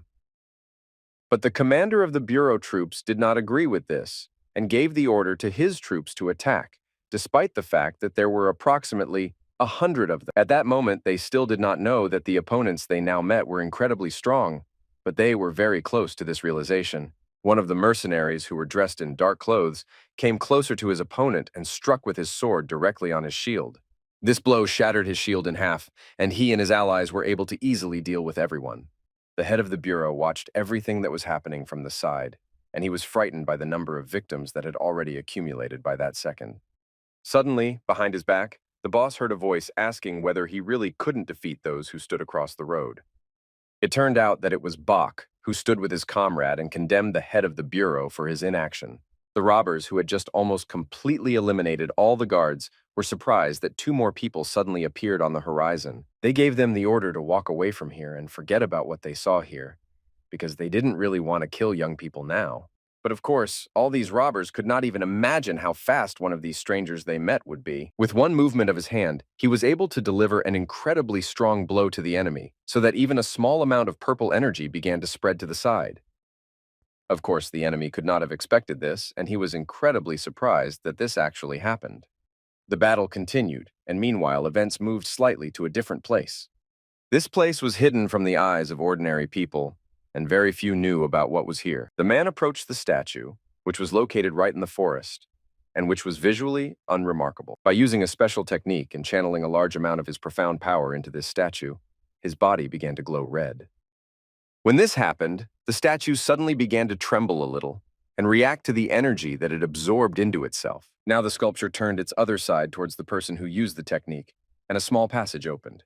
The man, without thinking twice, began to go down the steps that were now in front of him, and it became clear that this was not the first time he had done this. When he finally overcame all the steps, a man appeared in front of him who was there to see the guest. These men were none other than the white monster named Yun Jongbo, and I met him in this secret hideout, Chan Ligan, a mysterious man who coveted the 10 treasures of Marim, behind which stands a powerful organization. And when Chan heard the information that the Dark Sword was dead, he was incredibly surprised, since this was not the news he wanted to hear about. Moreover, with the very next sentence, Yun Jongbo said that the escort bureau was the easiest target, according to the information he had. Of Ligan's subordinates, the 5th monster, the 7th bouncer, and the 10th sword, the weakest was the last one, but he thought that they could go out into the world and become great masters. It was hard for him to believe that the wars of the escort bureau were so strong, but all that the white monster could say now was that the investigation was ongoing. In addition, he managed to get a response from observers who had been watching the Namgong clan for a long time. Namely, he learned that the eldest son of the Namgun family would come to the banquet of the Sunmun clan. And moreover, information also appeared that the royal sword belongs to the eldest son of this clan. This meant that the royal sword, which is considered the most difficult to remove, ended up in the hands of the eldest son of the head of the Namgong clan, and he wants to give it to the daughter of the Soman clan, which was interesting in its own way. All this leads to information that 3 great treasures, namely the Tyrant's Sword, Dragon Scales, and the Royal Sword, will be collected together. And of course, Ligan considered this an incredible and excellent chance for himself. He needed to entrust this important mission to someone, but in fact, he had already decided in advance who would be responsible for this task. A moment later, as he said this, the old man jumped from the ceiling and nimbly landed on his feet. He then told his commander that he would do his best if the task was assigned to him. It was a poisonous monster named Sokchun. He has mastered thousands of poisons, including a poisonous substance that destroys internal energy. It was rumored that he had never failed a task. Therefore, without thinking twice, Chan gave this mission to him, and the subordinate replied that he would not. A moment later, with the help of his technique and a very long rope, he climbed onto the ceiling of the shelter and began to move further along it. Yun Jongbo watched this in silence, and when he was already tired, he asked Zhang why he was walking around like that, as if it was his hobby. But now, Ligan was ready to listen to any nonsense from anyone, since in his head there was the thought that he would very soon have 8 bloods, and he would receive those 3 more. Meanwhile, all the most interesting things began to happen in the Soman clan. There was now an incredibly large number of people who had come for the birthday party and were treated to the food that was set on the table. They were all discussing something, and some of them were even starting to eat, despite the fact that it all started not so long ago. A little girl suddenly appeared on the horizon, ran closer to the man who had the same birthday, and wished her dad happiness and health. The father responded by telling her that he wanted her to find a worthy groom, and the girl only ran away to the side as she was incredibly hungry. She ran up to the table, on which there were very appetizing seafood, and began to examine why I should try them first. What she liked most was the plate with large shrimp on it, and she immediately reached out to take them with her chopsticks. But at the very last moment, some unknown man took the shrimp with his chopsticks, and the girl could not eat because of this. She didn't say anything to this stranger, but in her head she thought that this guest was incredibly rude if he acted like that. The girl once again reached for the shrimp, despite the fact that she was a little offended by this man. She felt even worse at the moment, when for the second time he grabbed exactly the same shrimp that the girl was reaching for. Chung Sam was approached by Bayok, who informed him that giant shrimp are caught from the ocean, so it is good to eat them if possible. At that moment, the girl did not yet understand what these 2 men were and why they acted this way, but she was very interested. Chung Sam admitted that these shrimps were very tasty, but he did this at the moment when he had already eaten an unpleasantly large amount of this food. The girl, meanwhile, had already realized that this guy was incredibly disgusting, and she didn't like him at all. Then she turned her gaze to the plate and noticed that there was only 1 shrimp left, which she had just planned to eat. But at the very last moment, the guy took this shrimp too, without leaving even one thing for the girl. She was incredibly angry when this happened, because after she congratulated her father on the holiday, she never tried a single shrimp. So she shouted to the stranger about why he was constantly grabbing what the girl herself was going to eat. After thinking a little, Chung Sam only told her that in order to eat the food you want, you need to eat it faster. This girl seemed strange to him, and he turned away after saying what he had planned to say from the very beginning. And after walking a short distance, he again began to eat all the food he could see on the table. Well, by that time, the girl was already incredibly angry and raised her fist to hit this guy hard. Well, of course, Chung Sam was not one of those who would allow himself to be hit so easily, so with the movement of his wooden sticks, he stopped her palm. Looking her straight in the eyes, he remained silent. But because of that look, the girl understood that the guy was serious, and there was no point in making him angry just like that. She felt scared, and she already regretted that she had even planned to hit this man. But the situation was resolved at the moment when Bach, who had been standing a short distance from the scene all this time, ordered his employee to calm down. The guy immediately began to move away and told the girl that he would go and look for something else tasty on another table. The girl felt bad when this happened, and her body began to tremble for some unknown reason. After a few more moments, she began to cry and felt really bad, despite the fact that she simply could not eat the shrimp she was thinking about. Further actions moved to a special training camp, where training was now in full swing. Or rather, it was more like the stronger opponent was showing his superiority over the weaker one. The participants in this training were none other than a man named So Moonbyuk, whom everyone who was nearby knew very well, all due to the fact that he was the head of the Soman clan, and with just one blow of his hand, he was able to neutralize the enemy. And when the person with whom he trained lost, he simply stood in an even position and waited for what would happen next.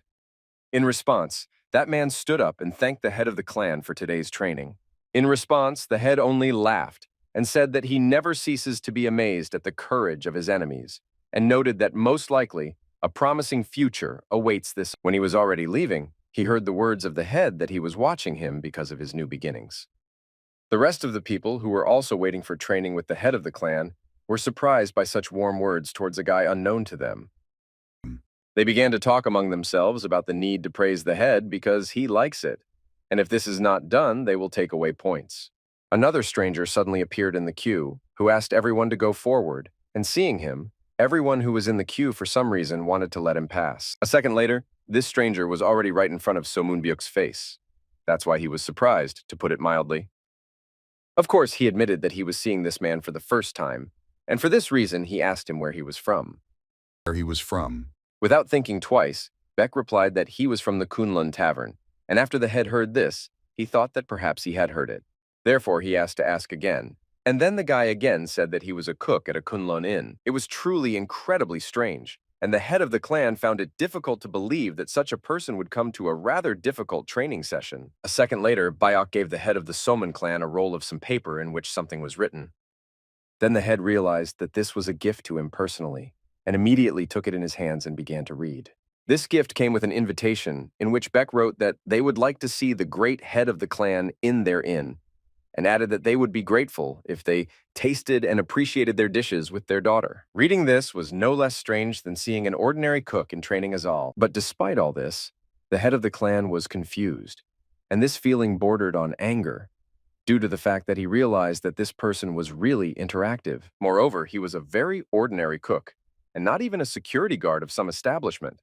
Another person appeared behind Bayok and said that he was an employee whose name was Chung Sam. The kind of obscenity that was now radiating from Bayok was difficult to put into words, and the head of the Soman clan absorbed all the disrespect. But still, he tried to keep a calm face, especially when Bayok said that they promised to treat the head of the clan with various dishes. Well then, an idea came to Moonbyuk's head, and he asked the guys if they wanted to learn something since they came to this training ground. Beg said that he did not mind, and it was at that moment that the head of the Soman clan thought that he was not a tenant after making this decision.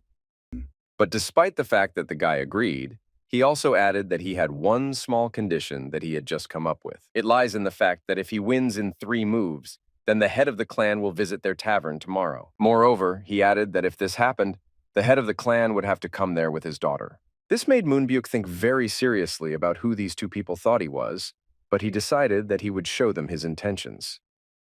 Therefore, they took a few steps forward, and the battle could already be called begun. Since today was a holiday, the head of the clan decided that he should allocate as much as 20% of his internal energy to carry out the attack. He swung his fist and prepared to deliver a crushing blow to the body of Bayok, who at that moment was simply standing motionless. And when the fist had almost reached his body, he simply put his right hand in front of him, thereby grabbing his enemy's fist with his palm. Moonbyuk was very surprised when this happened because despite the fact that he allocated only 20%, it is still a very impressive. This was already the first technique, and the cook from the Kunlun Inn was able to withstand this attack without much effort. Having retreated a little, the head of the Soman clan said that it seems that his opponent is learning quickly, but he will also find counteraction to this action. Energy began to focus around his body, and the people standing around realized that at that moment, he was going to use 40% of his internal energy. This blow was also an enhanced punch, which Beck was able to block by putting his hand forward. The people standing around couldn't believe their eyes as they saw the amount of energy Moonbyuk put into this attack. He became angrier and prepared to say something to his opponent in order to somehow turn the situation in his favor. And a moment later, he said that he was simply giving in to Bayok, and now both of them should add more power to their attacks and to their block. With so much of the enemy, Bayok became more confident, and the amount of energy around his body was like some kind of shield that is filled with energy every second. After a short period of time, all this energy began to focus on Moonbyuk's fist, which was moving in space at a very high speed. The people who watched realized that what they were now seeing was incredibly dangerous, but at the same time very interesting. This man used as much as 50% of all his internal energy because he realized that there was no time to retreat. The force that his fist inflicted now was so great that it could surprise absolutely any opponent. But Beck was not like any of the opponents this man had before, so all he had to do was simply put his hand forward. At this very moment, all the energy from the blow evaporated somewhere, and it seemed to be sucked somewhere. Now this was the third, and therefore the concluding reception that was to be performed by the head of the Soman clan. All he wanted to know now was who Bayok was, and where he was able to learn such an effective method of blocking and parrying. What was even stranger was that the people standing around began to clap and were surprised at how strong Moonbyuk was, since he deliberately turned off his internal energy at the very last moment. Despite the fact that an excuse was found for him, the head of the clan still could not understand how what had just happened. But he, keeping his confident face, said that it looks like the cook has really good skills, and so be it, he will come to the Kunlun Tavern. In addition, there were still thoughts in his head that did not want to leave him. In order to somehow rise in the eyes of the public and in his own eyes, he decided that he needed to at least beat that tavern employee. Approaching him, he invited him to fight, since he had just fought with the head of the inn. The task was that the Chungs had to withstand 3 attacks, and then they could disperse. Well, the guy, in turn, for some reason was glad that he would also be able to use his fists in this fight. After thinking a little, Moonbyuk said that of course Chung-sam could also use his fists in order to somehow balance their chances. A second later, he warned his opponent and told him to be ready, because he would have a hard time. Now he was preparing to show him the most powerful blow that was in his arsenal. His movements were incredible, and the amount of energy that was now coursing around his body was greater than when he struck Bayok. Every limb of his body was now tense as he prepared himself for a very powerful blow indeed. This was the Divine Phoenix Punch technique, and Moonbyuk was 100% confident that he could eliminate this employee from the inn with one blow. But is this really so? Everyone present immediately fell into shock after what they saw with their own eyes and what they felt. Namely, a very large number of people witnessed how some stranger was easily able to block this blow. In addition, lightning also appeared around the old man's body, which was supposed to help him, but in fact it did not help. Instead, he began to experience pain, and the lightning that should have been his ally ended up becoming his enemy. His hand immediately began to hurt very much, and he took it, trying to look and understand whether it was too damaged. Meanwhile, people were examining the scene of the incident and trying to understand what would happen next. At this moment, Nam Gunmu, who was the eldest son of the Nangun clan, arrived right at the place where everything was happening. And if you look very closely at everything he had with him, you could see that there was a royal sword, Chung Sam.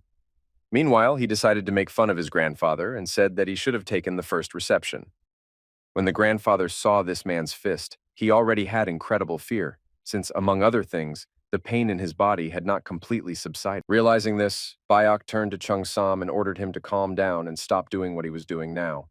But for some reason, this young guy struck his grandfather with a weak blow with his hand, causing his nose to bleed. He grabbed his nose and even jumped a little because it was incredibly unexpected. And everyone who was around now and did not understand why this was done and what goal he set for himself when he performed the action. Even the girl was surprised, and it was not clear why her father was being treated this way and what kind of behavior this was all about. But when she took a closer look, she realized that the person who became the aggressor in this situation was exactly the same person with whom she had contact not so long ago. Meanwhile, the grandfather was trying to stop the bleeding from his nose, and at the same time he thought that everything that had just happened was a real failure. At some point during these thoughts, he also felt some kind of unpleasant energy around his legs, which quickly surprised him. This was a little familiar to him, and so he decided to raise his head and look around in order to draw a conclusion. But even before he raised his head, he saw that a man had fallen to the ground and froze in one position. Raising his head, he finally saw a very large number of spectators who either ran to the side and fell, or fell immediately on the spot.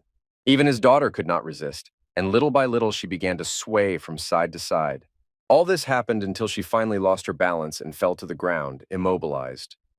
The grandfather realized that he too could not move, although he had enough strength to stay on his feet and not fall to the ground. Suddenly, on the horizon, a small group of people appeared who were similar and were to blame for what was happening here. Among them was a very ugly and bald old man who said that not a single person struck by such a poison could stand on his feet, no matter how skilled he was. But there are complications in poisoning, and 2 hours after consuming the poison of mental pain, you need to inhale the Makian poison. This is grandfather. Together with his people, he began to approach Namgunmu and said that he was surprised that he was holding on, and said that most likely he succeeded only thanks to his luck. Feeling an advantage in this situation, he began to touch the face of the immobilized guy and added that it was immediately clear that he was lucky, just like his father. The grandfather had a plan prepared in advance, and he prepared to carry it out in life and grabbed the precious sword that was on the young guy's belt. Examining it from all sides, he added that he did not expect the royal sword to look like this, and in his memory, it was a little different. It was at this moment that the young guy gained strength and screamed because he understood that he could not give this precious artifact to anyone. That ugly villain looked at the guy as if he were his victim, and at that moment his eyes glowed bright red. Immediately, the guy realized that perhaps he shouldn't have shouted about it since he instantly felt even worse. A second later, he spat out a very large amount of blood from his mouth, and the ugly villain watched this with pleasure. The guy fell to the ground because after this happened, his body lost absolutely all internal energy. This villain began to walk around the square until he finally approached So Moonbyuk. When this happened, the grandfather did not answer him, despite the fact that he had the opportunity and he wanted to stop the pain that he was now feeling. One of the subordinate villains asked why his nose was bleeding, since poisoning with Makian poison should not have such a side effect. Of course, there were no answers to this. One thing, and the villain did not have time to answer this, and he said that this man looks like he has some kind of armor under his clothes. Grandfather did not want this to happen, and this could be seen from his face, which was half scared and the other half surprised. When the villain made a sharp movement with his hand, the grandfather tensed even more, as he realized what consequences this would most likely lead to. The villain began to examine this armor and admitted that it was quite a good catch, and indeed, from the outside, the armor looked very good. While examining it, he also simultaneously ordered his subordinates to find dragon scales while he removed this armor. But suddenly all these guys heard a strange voice behind them, which asked what they had done here. The subordinates realized that there was some stranger there, who I had not absorbed into my body, and therefore could easily stand still. Then one of them began to run towards him in order to eliminate him, since according to their plan, this is the only correct decision. At that moment, this attacker did not yet know that this would be a rather big mistake, and without even moving, Beck made him fly to the side. Besides this, he didn't even have to move his body, and the enemy was already lying on the floor and could not get up for some time. The rest of the subordinate atrocities could understand how this happened, since they did not even see one of Bayok's movements. Then, the Cloud Dragon analyzed the situation, and when he remembered that a similar strange smell emanated from the food, he realized that it was the poison of mental pain.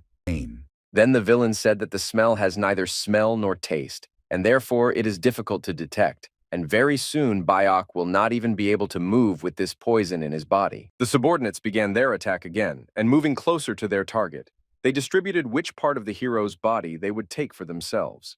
but they could not have expected that the cloud dragon would make a dash with the help of its internal energy, and thanks to this, it would escape the attack.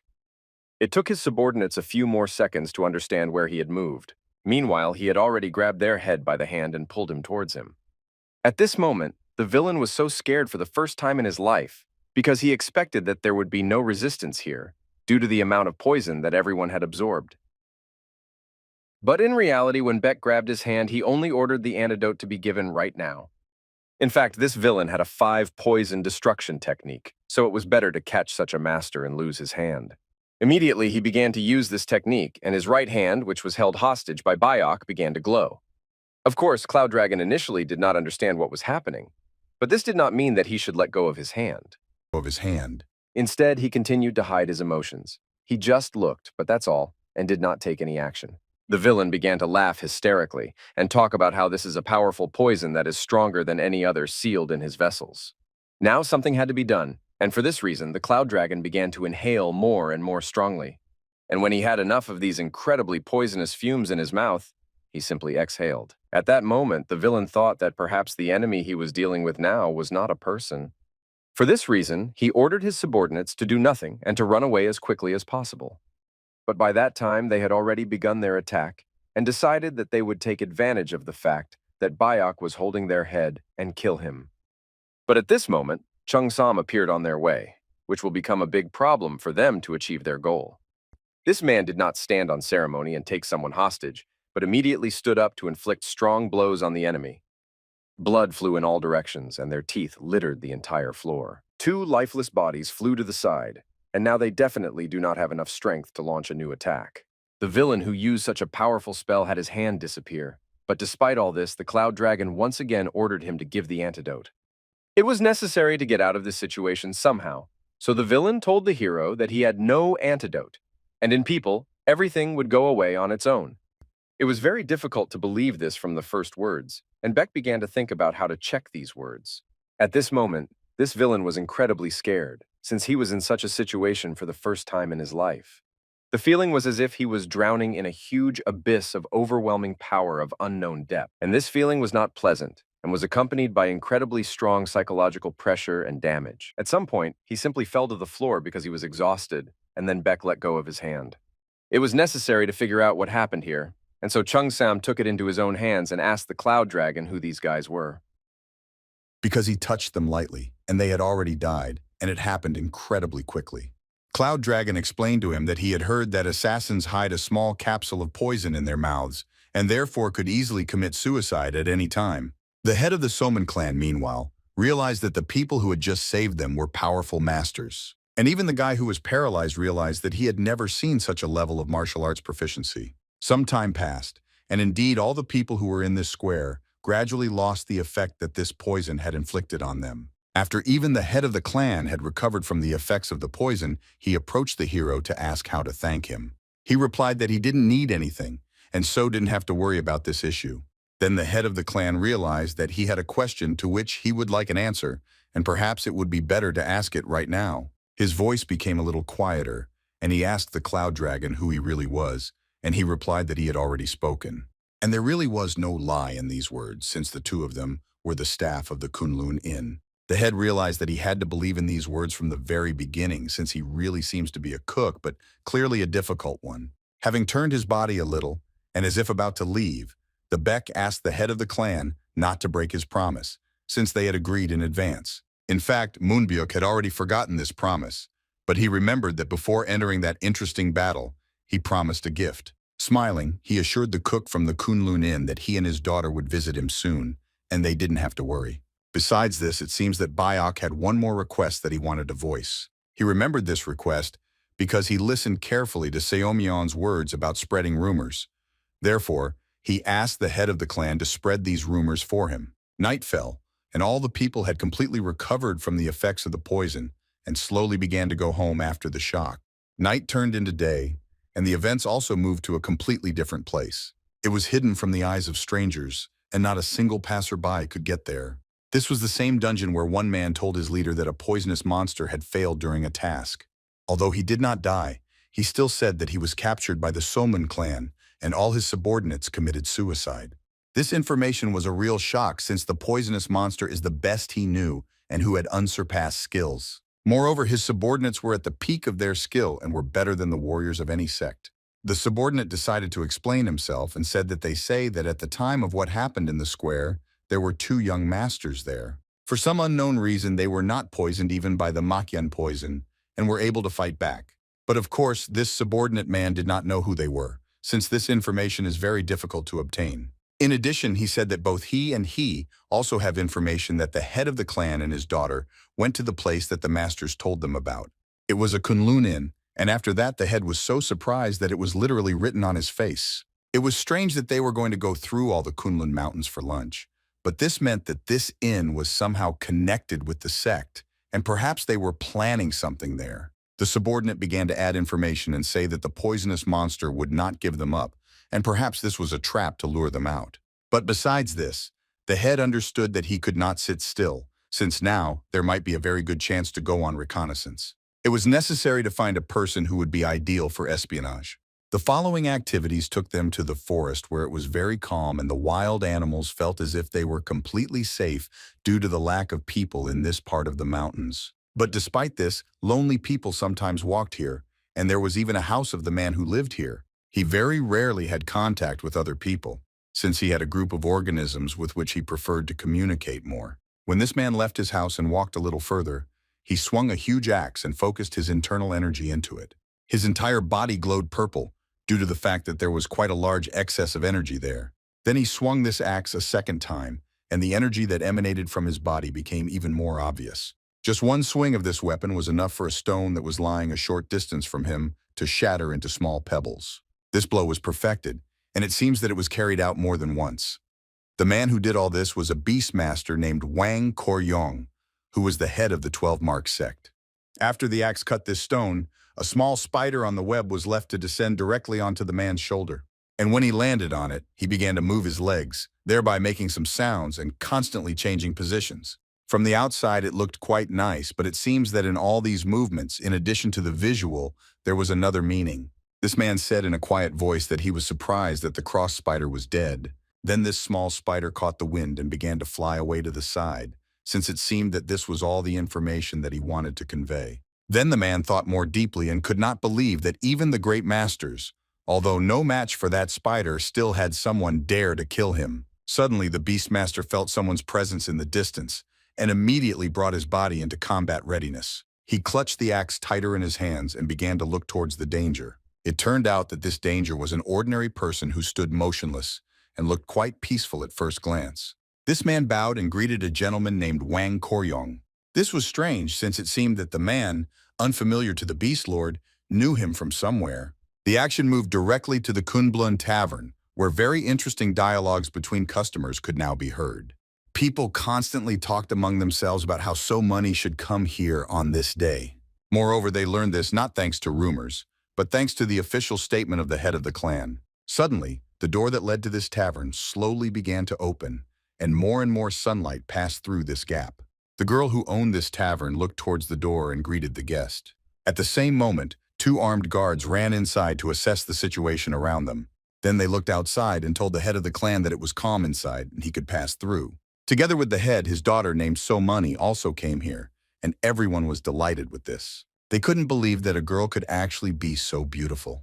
The head of the clan also did not go unnoticed, and even he was able to hear the legitimate voice within these walls. When he looked around, he saw his godmother there and immediately asked how she even ended up here. Yes, she answered that she works here as a cook, which of course shocked the man. But considering what kind of martial artists were working here, he realized that it seemed like they had brought the great chef here and forced him to work for them. Another familiar voice could be heard, and at the same time, the source of this voice grabbed Moonbyuk by the outer clothing. Then this man panicked and began to look around until he realized who it was. It was an old man named Nogok, and smiling, he also welcomed the head of the Soman clan to this inn. The head of the clan bowed to the elder, and he replied that they had not seen each other for a very long time. At that moment, when Moonbyuk asked the elder what he was doing here, he replied that he was a regular guest and also a friend of the cook.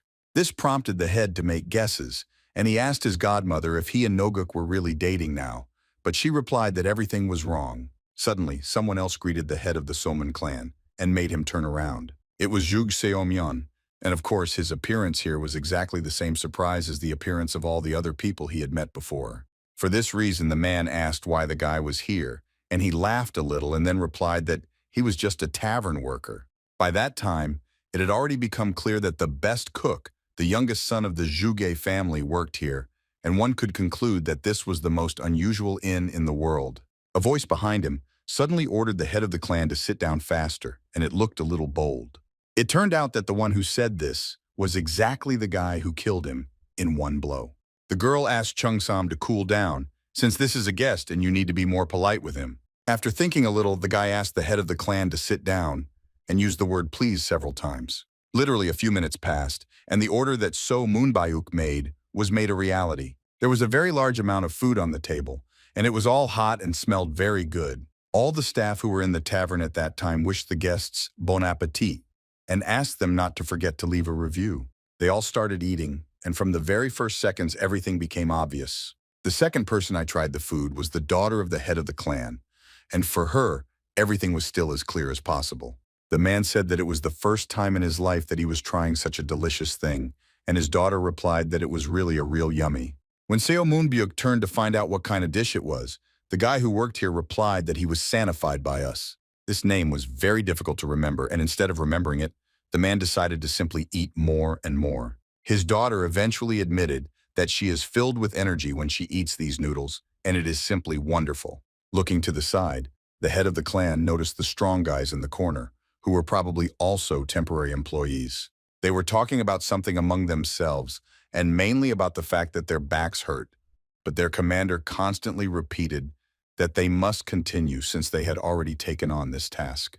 Nogak kept repeating to their commander that they needed to think of this as training, and thanks to this, improve their skills. Now everything became more clear to the man, and he realized that that young cook and the rest of the guys were the elder students, and apparently it was hard for them because of their eternal training. The elder clearly really wanted to raise worthy students, and Moonbyuk liked this idea. At some point, he noticed that the guy from whom he had recently lost was sitting next to him and eating some dumplings. He thought that he was ideally suited to become his daughter's betrothed, and therefore he needed to take action. He stood up from the table and thought that perhaps he could get a good master who would also be his son-in-law.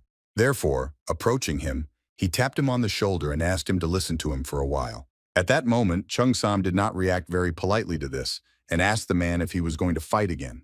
But in reality, Moonbyuk only asked him to stop eating this dish called nimi and talk for a while. But a second later, he received a slight blow to his nose, which was quite unpleasant. It was a Korean game 100, as nimi also means pretend or simulation in Korean. This attempt was unsuccessful, and the subsequent action was transferred to the 12-sign sect. Important business was now being conducted there, as some stranger put a box on the table containing a lot of money. The master of the beasts understood that most likely the task that we would need to complete would be incredibly difficult, since they pay a lot for it. The down payment was quite large, and now he wanted to know what the request was in the end. The man who brought all this money admitted that he just needed to find out everything about one tavern. When he clarified, he said that he wanted to know everything, from information about who comes there and what they do there. In addition to this, it was necessary to add that if there is not enough information, then he will not pay more than the deposit, but if there is valuable information, then the Beastmaster will receive 10 times more. It was just a lot of money, and it's strange that they used it to dig under some tavern. This is clearly an unusual place. Suddenly a voice on the street shouted that he had come to the Lord of the Beasts, which was already strange. The man thought that there was no selection from the guests today, and closed the box in which all this money was located and pushed it aside. When he opened the doors and went outside, he asked who was looking for him. Directly in front of this building was a small carriage with several guards standing next to it. Just a few seconds later, someone came out of this carriage, and it looked like it was a very important person. And this man greeted the head of the sect and said that his name was Sama Zhongyi, and he was from the heavenly cult. They talked a little, and the master realized that for that kind of money, he must begin completing the task as soon as possible. Therefore, after a short time, he was jumping from side to side with an axe in his hand and thus moved further and further. At some point, he flew into the ground at very high speed, and at that moment he gathered himself and blocked his body with his hands. When his body touched the ground, a small energy explosion occurred. The guy flew at very high speed through the ground and fell into some cave that was located underneath it. The lighting here was very poor and made it extremely difficult to see anything. But if you looked into the darkness for a few seconds, you could see a large number of red eyes there. He grabbed his axe very hard, and over time it began to slightly change its appearance. Namely, it began to glow and illuminate the entire cave, which was strewn with rats. Now that this lighting was sufficient, it could be seen that there were countless of them here. Then the man asked where Sovan was, but the rats did not answer him. Instead, another pair of red eyes could be seen in the darkness, moving closer and closer to the man. When we now made a leap forward, she became visible, and she began to growl very loudly. At that moment, the Beast Lord did not like this very much, and he took a few steps towards this mouse. Having accelerated, he hit her in the face with his fist and asked what those rat sounds were. The blow was not very strong, but it was very painful, and Sovan even began to cry a little. The Lord explained that he came here to give the mouse a very important task. The place where you need to complete this task is an inn, and in fact, this task is not very difficult. It consists in the fact that you need to track everyone who comes and leaves there for 5 days. Then Sovan screamed even louder, but this time it didn't sound like a roar. Just a second later, a huge number of mice began to scatter in different directions, and the speed of their movement was truly impressive. The Beastmaster jumped off the ground and flew out through the hole through which he had flown in.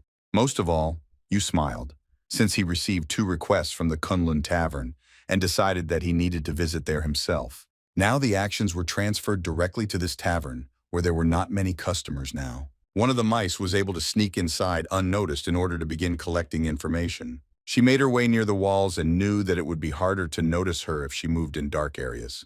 In addition, she also used open doors and flew when they were opened in order to get deeper. Thus, she was quickly able to enter the kitchen where the most famous chef was now. This grandmother, Beck commanded, said that green onions should be added to the dish. But it was not reliably clear whether the villains, thanks to information from this mouse, would be able to eliminate the cloud dragon. But the problem was that this rat did not manage to collect information for very long, since it was very quickly noticed by the owner of the inn. Of course, the process of eliminating the rat was very loud and was able to attract Beck's attention. When he went into the kitchen and asked what was going on, the girl replied that this was the 3rd rat today, and in general this was a bit too much, since usually there weren't any here at all. You have employees who were not even official employees in this tavern. They said that their owner is poor and is trying very hard to ensure that there are no rats in the establishment. Then their leader appeared on the horizon and said that right now they must destroy all the rats. And of course they listened to Sobong. They began to run after these rats, and armed with small sticks, they eliminated them left and right every minute.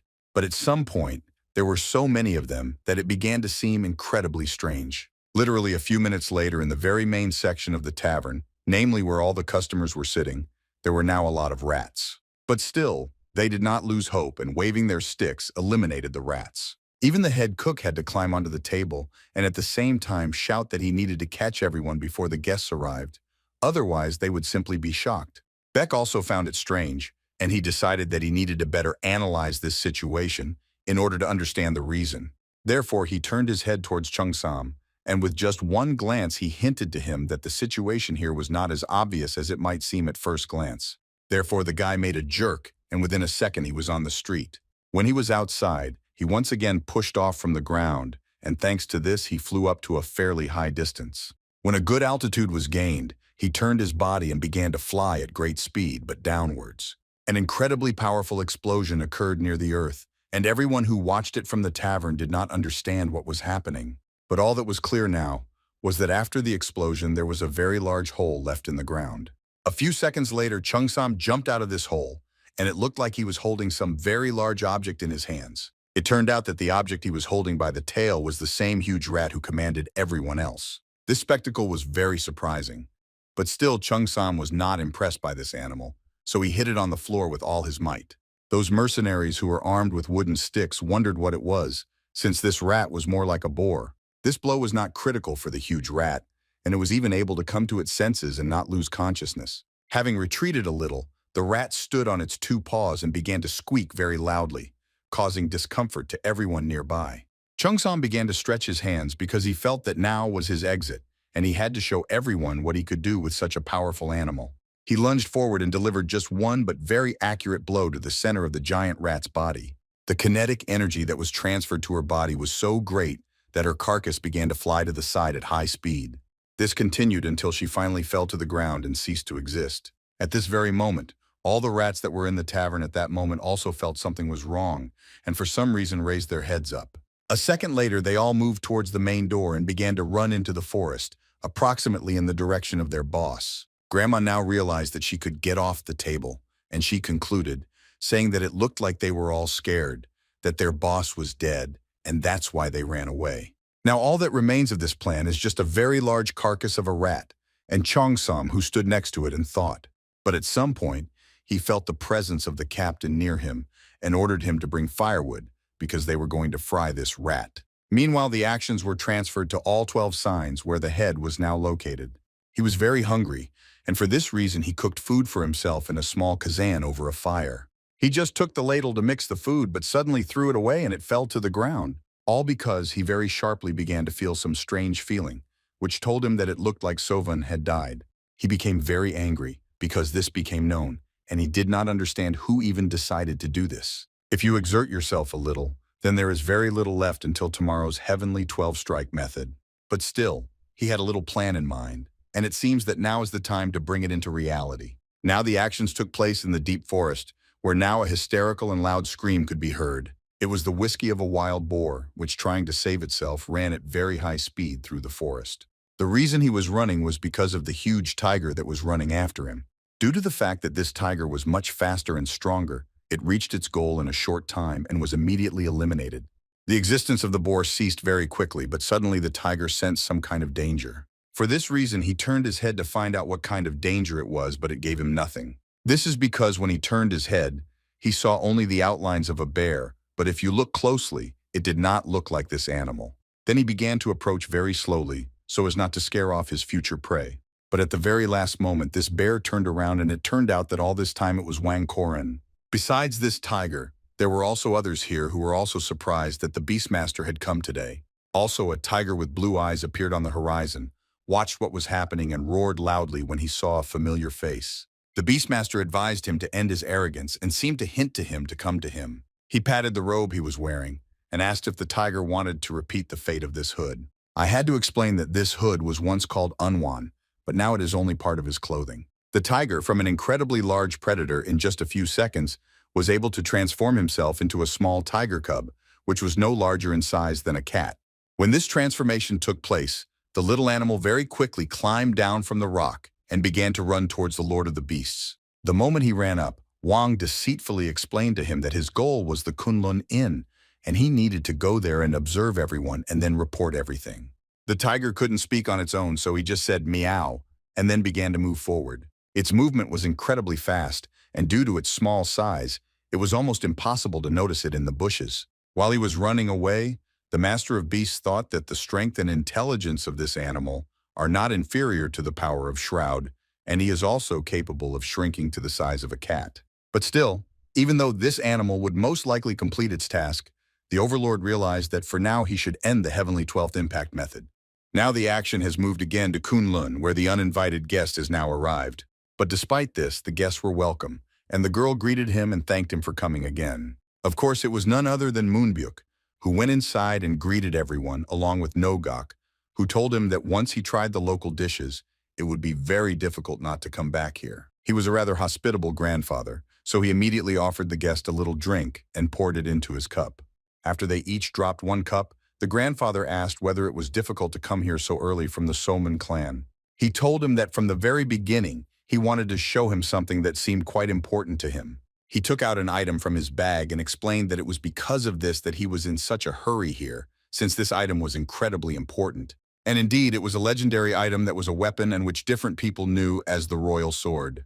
It was a gift from the Goods Escort Bureau, and the other day he met a thief, and the sword was in danger. But thanks to those two warriors, he was able to return to his rightful owner, and everything worked out. And in general, he thought about the fact that now he has two great treasures, the Royal Sword and the Dragon Scales. They captured the man who attacked him on his birthday, but he did not say a word, even after being brutally tortured.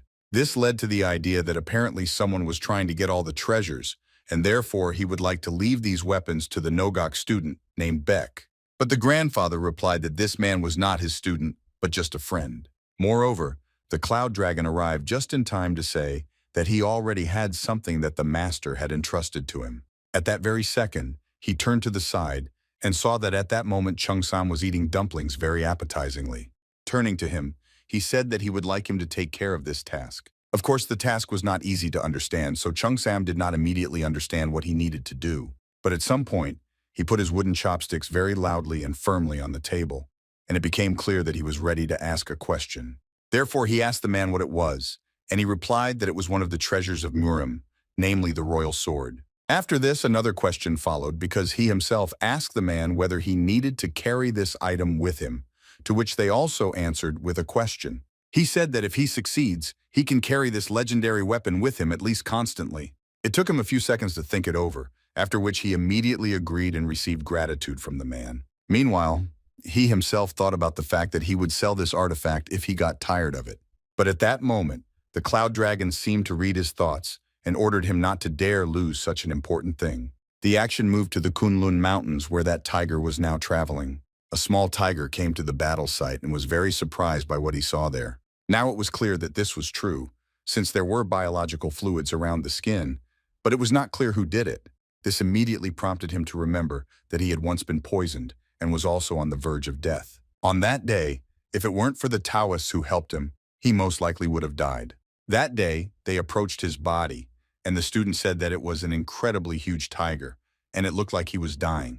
The student's master said that he had been poisoned, and at the same time he took out a small vial from his inner pocket. He explained to him that this is a kind of antidote, but it's not yet known whether it can help in this situation. All that could be done in that situation was to rely on luck and do what was possible. Fortunately, the antidote actually saved the tiger's life, and he wanted to repay them for their help, but he never met them during all this time. And looking at the bloody body of the spider, he realized that it looked like that Taoist had also died, like his master. But still, now there was no time to remember the past. So the tiger jumped away from the place where it was standing and began to move deeper and deeper through the forest towards the inn. That day it was a day off at the tavern, and because of this there were not a very large number of people. Some came, but when they noticed the sign, they immediately turned around and went to their home. The mercenaries, meanwhile, were very happy because they now had internal energy. This was completely different from how they fought before, and because of this they were happy. Their captain thought that they were very lucky that Nidan really existed. This story began when they roasted the body of a rat and began to talk near this fire. They said that this stew tasted better than the previous wild boar and tasted completely different from rat. But when they were dismantling the body, the Chukansam suddenly noticed some kind of bead, which he decided to show to the rest of the mercenaries. Those guys were incredibly surprised when they saw her, and the captain shouted that this was the same Nidan who improves internal energy. They advised him to try it because it was interesting, and he wondered how it would affect his body. But he replied that he did not want to eat something that looked like something inedible, so he gave the artifact to them. And after they divided it into 3, their internal energy really increased. Chung-sam, I just had time to think that these are some funny guys who don't look ordinary. He then said that now they should try the monster spider, which had a human head. This was completely unbelievable, since it was difficult to believe that such a monster had ever existed. But at that moment, when the remains of this spider appeared near their feet, they changed their minds about the fact that it was just a myth. One of them asked where the head of this monster was, and the second was wondering how they managed to catch it in general. He answered them that he beat this opponent so hard that there was nothing left of his head, and he simply threw it aside. After that, he gave them permission to eat him, since there were already 3 of them. It turned out that all this time this dialogue was being watched by a little tiger cub, who got scared when he felt the power of Chung-sam and heard how he hit that spider hard. Therefore, he slowly began to move back and think about the need to run away from here as quickly as possible. But the guy who had just allowed the mercenaries to eat the spider suddenly heard danger. The mercenaries at that very second could not understand why he was looking in that direction, and in general why he looked so suspicious. Well, of course, Chung-sam was not one to explain his actions and therefore made a dash toward the little tiger. Today, with a movement of his hand, he grabbed it, and it was not clear what he would do with this animal next. Now, when the action arrived at the tavern, the grandmother could be heard saying that she could not stand rats and that she hated them more than snakes. She told the owner a story about what she experienced during the procession of these animals, and only from this did she begin to tremble. While this story was being told, suddenly someone came inside, and it was clear that it was Chung-sam. Entering here, he asked if it was possible to leave this animal here, and when the owner asked what kind of animal it was, he replied that it was a cat. Although they initially really thought that it was a cat, the girl immediately asked why he had so many spots in that case. At that moment, the animal had only one thought in his head, and that was whether it was worth killing the girl in order to try to get out of this trap. But all he could do now was just constantly meow and try to get out of Chung Sam's hands. The guy handed the tiger cub to the girl, who was very happy with such a gift and said that he was incredibly cute. When they started petting him, she also said that now not a single rat would get to them after this. The tiger cub was petted and he felt calm until he felt a very familiar smell approaching from the side. This smell was exactly the person who saved him from death several years ago by giving him an antidote. And by an incredible coincidence, of course, this person was the Cloud Dragon. But Won Koryong's training was now in full swing, and from his scream one could understand that he was as serious as possible about the result. He moved his hand forward, and the energy that passed from his weapon forward was able to destroy a huge stone that was a short distance from his body. After this, an incredible explosion occurred, which with its energy was able to scatter small pieces of stone in different directions. At the place where the explosion occurred, there was a very large crater, which was created here in literally 1 second. Looking at the result, the Beastmaster thought that after performing the Heavenly 12-strike method, he had completed the hellish mineral category, and it seemed that his body was so ingenious. He laughed and inquired about how soon he would be named the King of Sichuan, since this is an incredibly great majesty. Well, at some point, his lust suddenly stopped and his face became more serious, all because the thought came to his mind about where Hovan was now and why he had not yet appeared. Now further actions took place in the tavern, where it was now very peaceful and some guests passed by. They were immediately greeted by a girl who greeted them and asked how she could be of assistance. The father of the family replied that he had recently learned about this place and asked if they provided free food here. The girls were uncomfortable saying this, but she had to say that the free period was over and now the food was paid. But then Baek appeared behind her and I told Mupyeong that he could sit down, and in the meantime he began to come closer. The boy was incredibly happy to see a familiar face and even began to laugh. At that moment, when the Cloud Dragon approached the boy, he explained to him that she feeds everyone for free, as promised. But the father did not agree with this and explained that since the free period was over, he, as the father of the family, would pay for the food. Moreover, he added that he came to thank Baek since his son told him everything. Somehow there was no point in contradicting this, so the area, not the dragon, agreed. But suddenly something very terrible happened and someone came into the tavern and who looked quite angry. It was the Lord of the Beasts, who, having gone inside, asked the first person he came across if this was a Kunlun inn. Of course, there was no answer, so the man asked again if this was the Kunlun inn. He didn't like it all very much, and he began to more closely examine everyone who was here. Besides this, it seemed strange to him that no one even deigned to answer him, and everyone was actually very surprised. But the peak of strangeness came at the moment when he saw Kovan in the arms of a girl who was also stroking him. It was very difficult to understand why this animal was here now, but obviously Hovan didn't want to know, and turned his head towards the wall. A second later, he jumped to the ground and the owner of the inn greeted the new guest. She said that he could sit at any table he wanted, but he immediately asked the girl if she really thought that he came to this provincial tavern for the sake of food. He explained this by saying that he was here for the sake of a showdown, and that as he saw, they only treat guests well. It was strange that there were both masters and ordinary people in this place, but since he considered himself the king of beasts, he understood that he did not have time for all this garbage. So he shouted, ordering absolutely everyone to kneel before the great beast lord right now. The family who came here to eat for free was very scared. Most of all, of course, they were scared for their own son.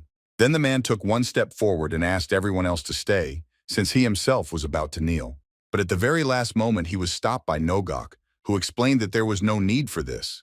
And when he said this, the master of the beasts immediately shouted and said that he had already counted and shouted very loudly, 1. A second later, at an incredibly high speed, he knocked out the doors to the tavern with him and flew out into the street. The blow was so strong that despite the fact that this man clearly weighed more than 150 kilograms, he still flew away from here like a small pebble. In addition, it almost seemed to him that he had lost consciousness as his head began to spin. Cheong-sam appeared on the horizon, who was precisely the person who dealt this strong blow. The Beastmaster immediately jumped to his feet, and his eyes showed how angry he was that he had just been practically mocked. Cheong-sam said that he was surprised that his opponent had quite good stamina and that he was able to stand up. By this point, a small number of people had gone out into the street, and the mercenaries even thought about the possibility of getting involved, but agreed that they would simply be on guard for now. And looking at his body, the Master of Beasts realized that he had initially not noticed one very important detail. Namely, that after he received this blow, a mark remained on his body, despite the fact that it was hardened in countless trials. While he was examining his body, Cheongsam caught him by the neck with his hand and began to squeeze him harder and harder every second. And then he began to lift it until he raised it several centimeters above ground level. He used this moment to ask what the Beastmaster was muttering there, since it was just the beginning. But of course, Wang Koryong is not the easiest opponent, so even in this position, he was still able to use the celestial 20-hit method technique. This technique was quite powerful and could eliminate anyone who was at such a distance from the enemy. He even forced Cheongsam to step back, and the attacker himself also jumped back in the opposite direction. He understood that after he used this technique, the enemy would have no chance of survival. But what was his surprise at that moment when Cheongsam raised his hand and asked not to do this again, since it hurt him a little. In order to convey what was now on the face of the Master of Beasts, no words are enough. Moreover, after a few seconds, Cheongsam began to wave his hand so that this pain would become even weaker. The animals nearby knew that during this technique, an internal rupture occurs, and the bones are crushed, and this person only has numbness. A few seconds passed, and Cheongsam completely came to his senses and explained that now he would deal with the enemy in 3 blows. Something had to be done, because so far the situation looked as if there was no way out of it. It was clear that maximum tactics needed to be used, and he decided to use the hellish minerals method. But still, even though Cheongsam was scared, he still remained on alert. The enemy focused a very large amount of energy in his body and prepared to strike. All this indicated that the Kanga's energy would now be used, but the captain was not sure of this. And the villain shouted that they were all non-entities who were not able to understand why this power was called the achievement of harmony. So he decided that he would first destroy this enemy and then kill everyone else. A very powerful explosion immediately occurred, and a directed flow of energy began to move towards Cheongsam. But he stood calmly, and with his whole appearance showed that he absolutely did not care about this energy.